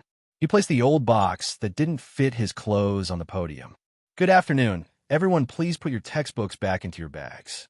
Today we have a practical class, and we only need wands." Practical class. The students looked at John. Besides John, there was also a professor who would attend the practical class. This aroused their interest, and they dropped their books and followed Lupin out of the classroom. Walking down the corridor, they saw Peeves, a mischievous ghost, stuffing gum into a keyhole. Just when Lupin was only 2 steps away, Peeves looked up. When Peeves saw it was Lupin, he opened his mouth and was about to sing. Lupin was an elegant man. He looked at Peeves with a smile. This was also a memory. When he was in school, he had often fought against Peeves. "Lupin, madman." As the words came to his mouth, Peeves saw John and screamed in fear. "No, no, no. John Wick is here. I have to get out of here." Peeves ran away so fast that Lupin found it incredible. Peeves had never been so frightened in his day. Turning his head, he saw John's innocent face. "I remember you were John Wick, and it looked like Peeves was very scared of you." John blinked. He hadn't done anything himself except catch Peeves and try a few spells. Who would have thought that Peeves had such a poor mental state? Seeing John was like seeing a ghost. No, it was like seeing the Dark Lord. With this episode, Lupin remembered what Professor Flitwick had said to him. "Professor Flitwick, if you don't understand anything, you can ask John Wick. He was the Defense Against the Dark Arts assistant last year." The teacher asked the students. Now it seems that this assistant is not simple. Lupin gave John a slightly inquiring look, but didn't take it seriously. After passing through another corridor, they arrived at the staff lounge. There was already a professor in the room, Professor Snape. John stared at Professor Snape oddly. He remembered that his head of house had classes in the afternoon. As soon as Lupin and Snape met, the grudges and hatred from their youth turned into a strong smell of gunpowder. Neville was also insulted by Professor Snape's sharp tongue, and Harry was so angry that he wanted to hit someone. Snape gave Lupin a cold look and deliberately paused beside John as he turned to leave. "Maybe you should find out what it is. Certain people, certain identities." This statement made no sense, and it was just short of telling John that there was something wrong with Professor Lupin. John looked odd. He thought Professor Snape was going to say Lupin was a werewolf. How could I not know about this matter?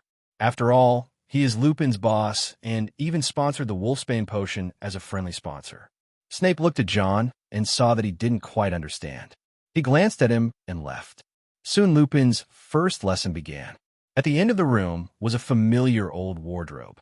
It contained the Boggart John had caught the previous year, and their first lesson is how to deal with Boggart. Suddenly, the old wardrobe began to shake. Lupin thought this familiar scene would scare the children, but he was surprised to see that they were very calm.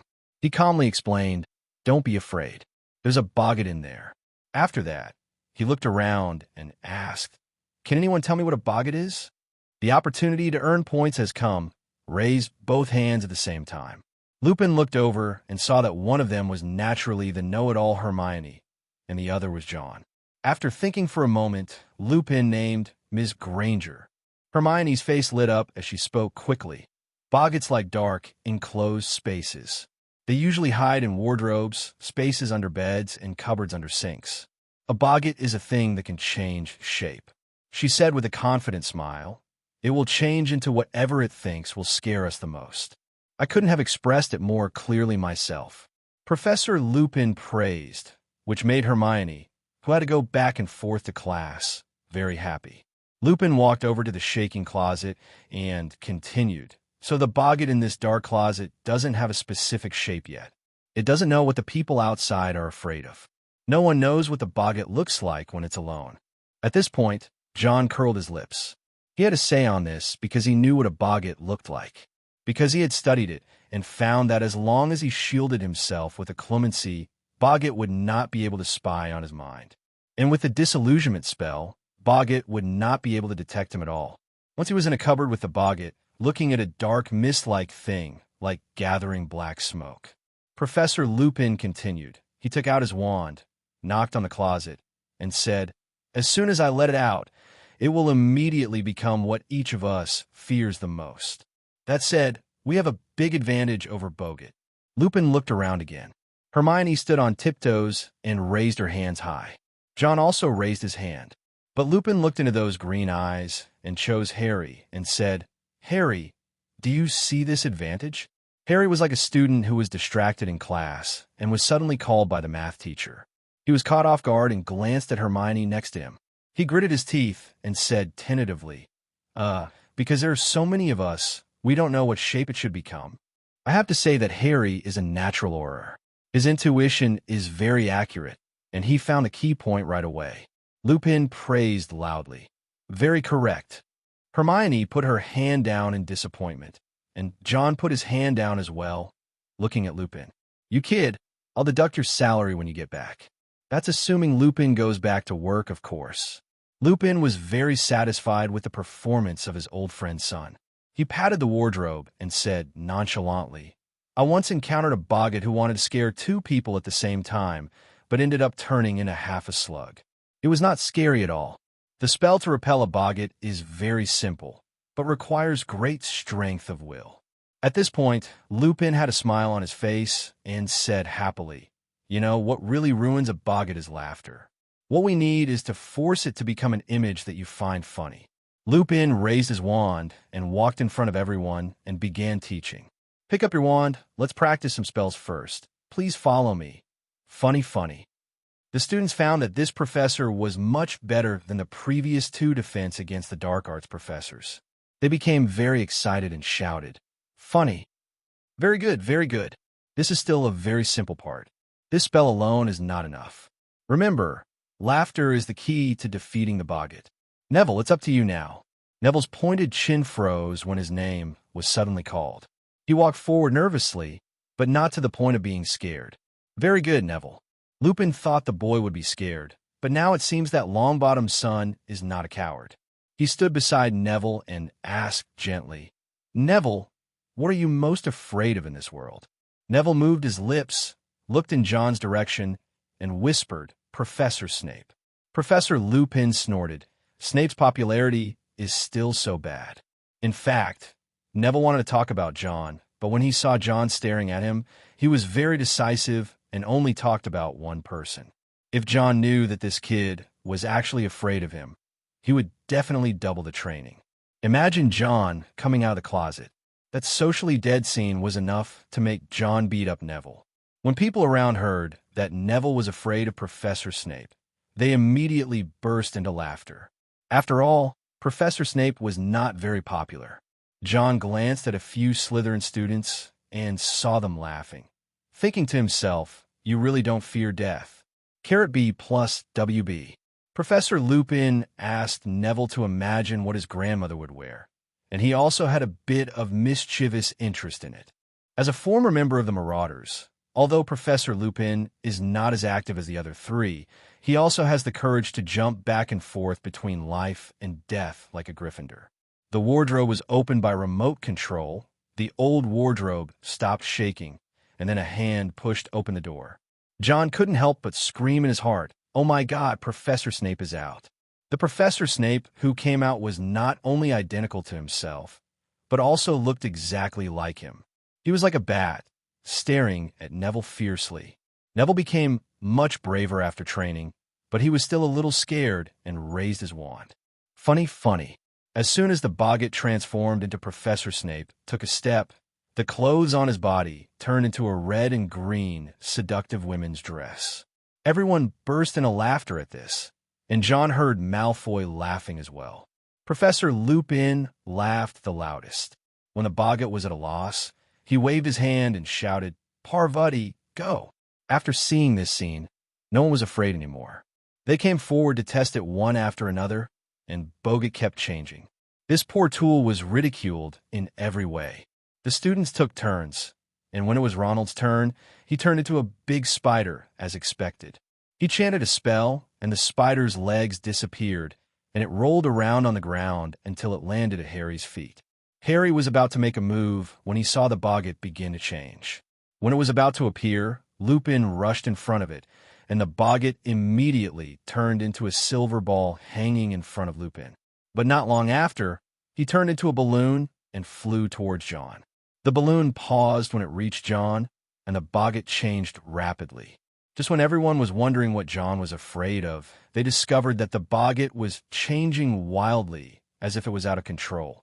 Everything that came before changed, and finally became something that looked like nothing. Everyone, including Professor Lupin, was stunned. Especially Professor Lupin. He had never seen such a Bogut before. An idea suddenly popped into John's mind. What if he imagined the original shape of the Bogut?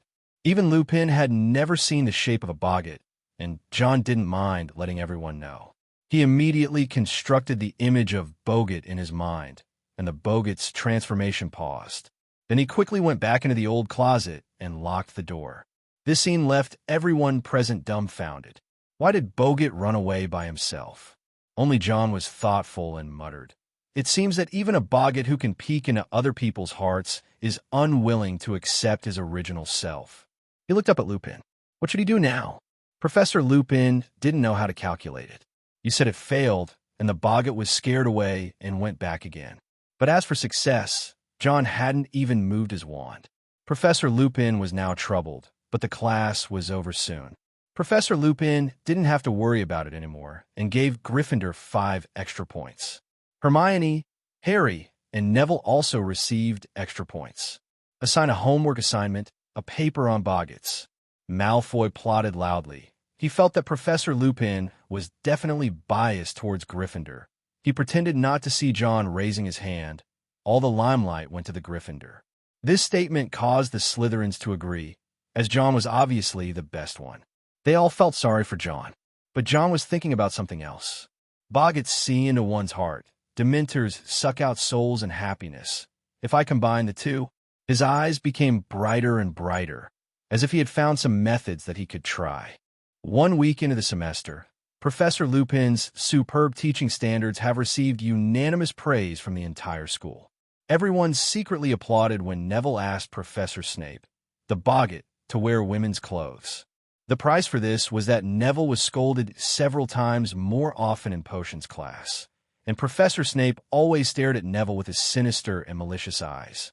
Almost all the extra points I earned in defense against the dark arts were taken away by Professor Snape. John did his homework well, and usually added a lot of points to Slytherin. His excellence was obvious to all, and Professor Snape's attitude towards him became even better. Heinrich was excellent in all subjects, but he was not very popular. He looked down on everyone except John. He exudes an aura that keeps strangers away, and his sickly face makes him look like a vampire. He never hesitates to curse people who say bad things about him. Slytherin's points were deducted because of this, but Slytherin was secretly happy. If a person is bullied, he may feel resentful, but when a group of people are bullied, they will think it is normal. Heinrich was secretly called a Slytherin vampire, and the twins often found ways to secretly add garlic essence to his food. The tension between the two became more and more intense, and once they even fought in a spells class. In a 2-on-1 battle, Heinrich was not at a disadvantage, and in the end it was Professor Flitwick who stepped in to resolve the dispute among the three. Night falls. John left the dormitory quietly. He did not go to the room of requirement, but quietly left the castle. Outside the castle, Dementors roam and patrol. John cast a disillusionment charm on himself. Although Dumbledore said that these things have no effect on Dementors, in fact, Dementors can only sense emotions, especially happiness. Those things are the most delicious food for Dementors. Using the brain occlumency technique, John sealed himself up like a piece of steel plate. Not a single emotion escaped, airtight. He spotted a wandering Dementor. John calculated the route the Dementor would take and set traps along the route. The Dementor hadn't noticed yet and was wandering slowly nearby. John opened his brain just enough to stop the Dementors in their tracks. It smelled emotions. It hadn't had a full meal in a long time since leaving Azkaban, and the Dementors immediately moved towards where John was. Seeing the Dementors approaching, John immediately closed his brain, and the wonderful smell disappeared. The Dementors were a little puzzled, and they kept wandering around unwillingly. Soon, the Dementors arrived at the place where John had set the trap. It was a box that looked intricate and sophisticated, but it was just placed there casually. The Dementors moved closer, seeming to suspect someone was hiding inside. The moment I reached out to touch it, the box opened. A suction force came from an empty box, and the Dementor's body was dragged into the box as if it was sucked by a vacuum cleaner. John stepped forward to close the box. The dozen locks on the box jingled and clicked continuously, locking them all tightly, leaving the Dementors no chance of escape. It worked. With a look of delight on his face, John cast a levitation spell on the box. Carrying the box, he returned to the castle. This is a box he made specially to catch Dementors. After completing his purpose, John went to the Forbidden Forest, where he threw the box into the Slytherin Chamber of Secrets. The secret room had been transformed, and books about the soul were floating in the air. John reached out and brushed past one of them. I quickly flipped through the pages of the book and found the records about Dementors. The structure of the Dementor itself is between the soul and the body. It looks a bit like a ghost, but the ghost is not as powerful as it. Staring at the record about Dementors in the book, John touched the silver skull in the room and fell into deep thought. Bang! He heard a collision sound and looked next to the box where an old cabinet was placed. An idea suddenly popped into his mind. If a boggart encounters a Dementor, what will happen to it? John immediately cast an disillusionment charm on himself, then performed a clemency, waving his hands at the boxes and cupboards. There was a click of a lock coming from the box, and the cupboard was opened with a click as well. Almost at the same time, the Dementors crawled out of the box, and inside the cupboard, a cloud of black smoke quickly twisted and changed, and finally twitched a few times, turning into an extremely unlikable black albatross. When both parties met, they were stunned for a moment. Neither of them had eyes, but it gave people a feeling of staring at each other. Dementors were moving around the room, and boggarts were flapping their wings as if simulating something. Isn't this a simulation of my Patronus? With a slight twitch in the corner of his mouth, John looked at the distorted albatross image of the boggart, seemingly imitating his own Patronus. Coincidentally, the Dementor John caught was actually one of the ones he chased away on the train. Judging from the blurry image of the boggart, the Dementors are also thinking. John didn't want to watch the two things perform this abstraction anymore, so he waved his wand, and the two guys were taken back to their respective places. Closing the box and the cabinet again, John sat on the box, stroking his chin, and said thoughtfully, "It's very blurry, which means that the Dementor's mind is not clear. This feeling is like dementia, or it could be said that there is something wrong with the soul. The only thing that can be confirmed is that both of them have abilities similar to legilimency." The more he thought about it, the more complicated it became. John sighed heavily. Alas, there's still a long way to go. To solve the soul problem of Nagini, we need to continue to study it thoroughly. Getting down from the box, John left the secret room. In the following time, he would go to the secret room every day to study the two things. Time goes by day. September 19th. On this day, Hermione received a gift while having dinner in the hall. The owl that delivered the gift was one that Hermione knew. She exclaimed in amazement, "Basil." Harry and Ronald looked up and saw Basil fluttering its wings and descending precisely into the space between the various plates. Ronald thought of the old owl at home, which would make a scene every time it came over and sometimes even dive into the bowl. Reaching out to touch Basil's head, Hermione saw that Basil had brought a gift. After opening it, there is an exquisite and beautiful glass ball inside, with a starry sky inside. The card fell out, and Ronald picked it up. It was written by John. "Happy birthday to you." Ronald didn't know why, but he felt a little unhappy and said sourly, It's great that he knows your birthday. Hermione glared at them without hesitation and said, I told you about my birthday at the beginning of the school year, but you didn't even listen. Well, Harry and Ronald were a little embarrassed when they thought about it. It seemed to be the case. Harry stared at the glass ball and wondered, this ball is worth a lot of money. How did John get it? As far as Harry knew, John was from a Muggle family. He thought again of the 100 galleons John had lent him. Could a non-wizard family have so many galleons? Harry had some doubts in his heart, but Ronald was more concerned about whether he could borrow Hermione's astronomy homework to copy in the future. After receiving the gift, Hermione went to John in person to thank him. John waved his hand, indicating that there was no need for them to be too polite. By the way, where's your cat? Why didn't you bring it out? John thought the flat-faced cat was quite interesting.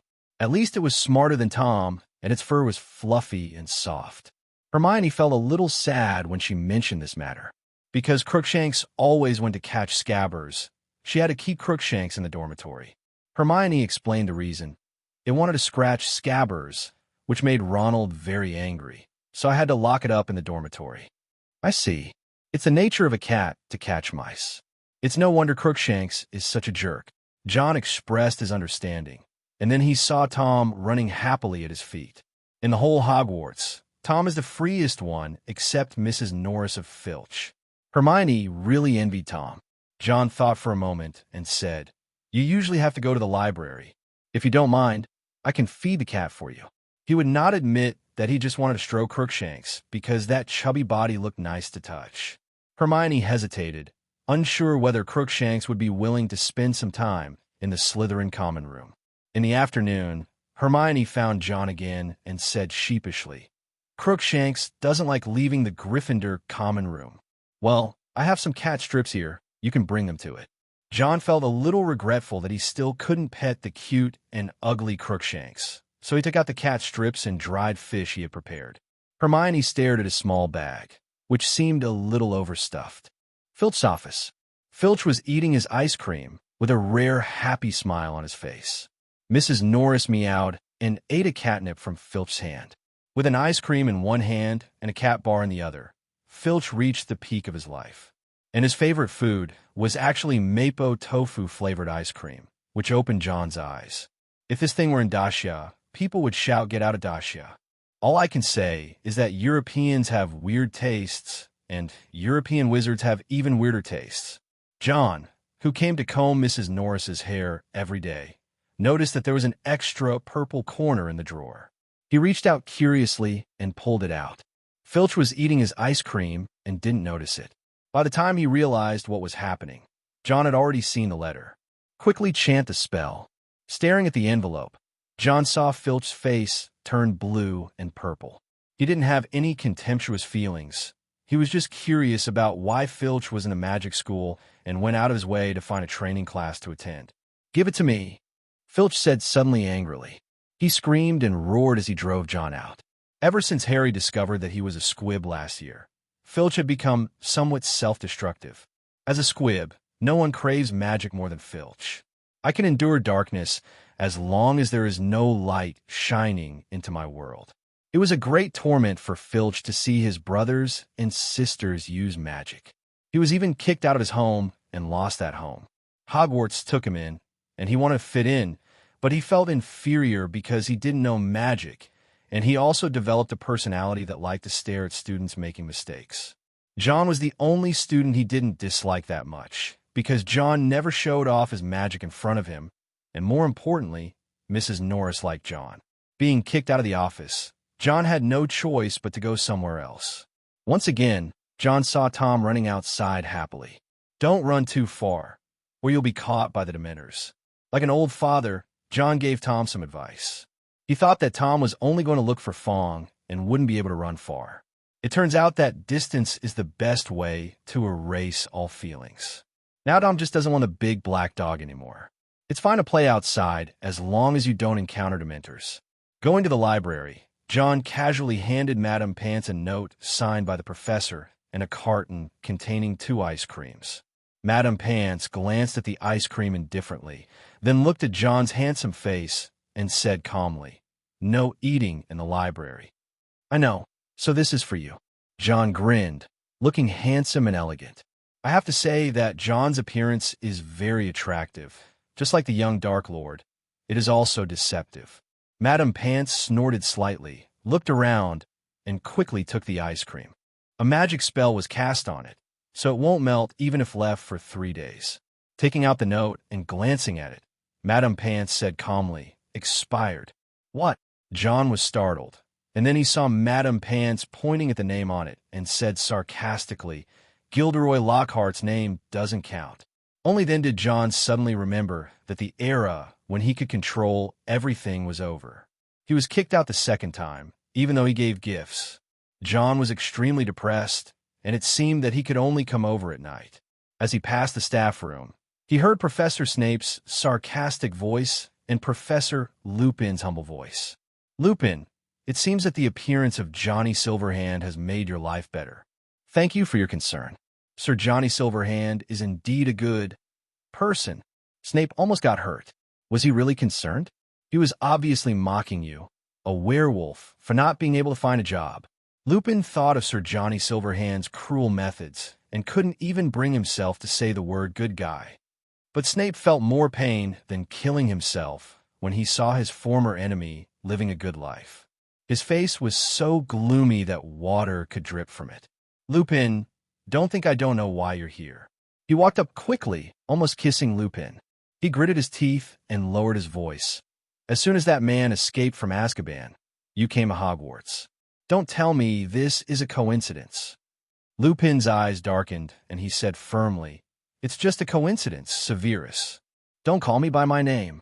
Snape said sinisterly, "I will keep an eye on you.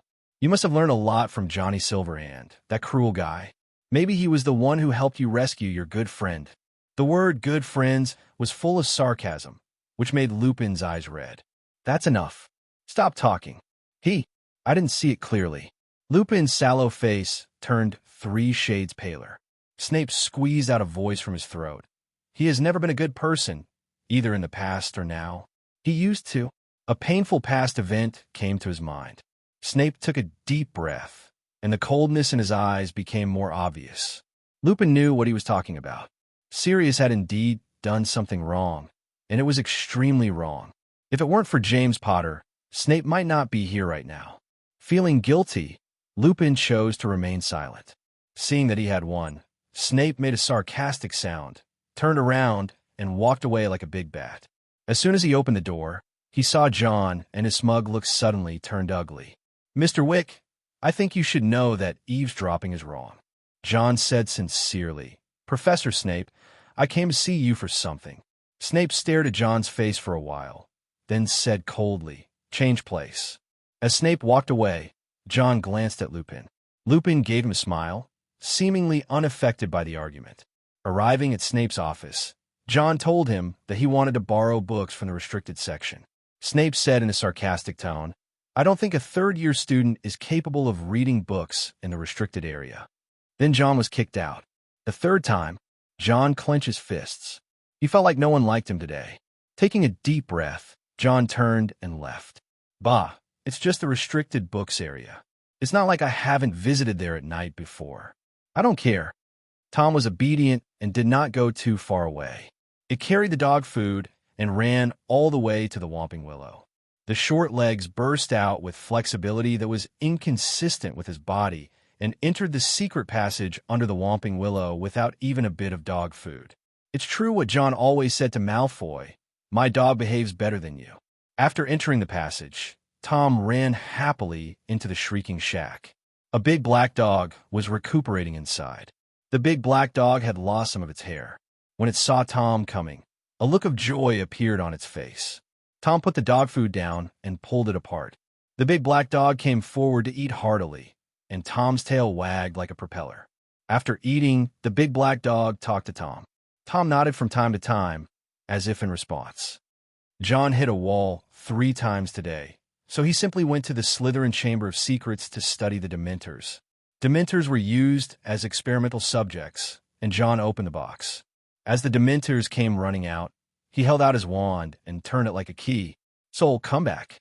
The ghost spell was activated, and the Dementor that had originally come out stiffened. Then it seemed that something was about to come out from under the rag body. John pushed harder, and the Dementor let out a sharp cry.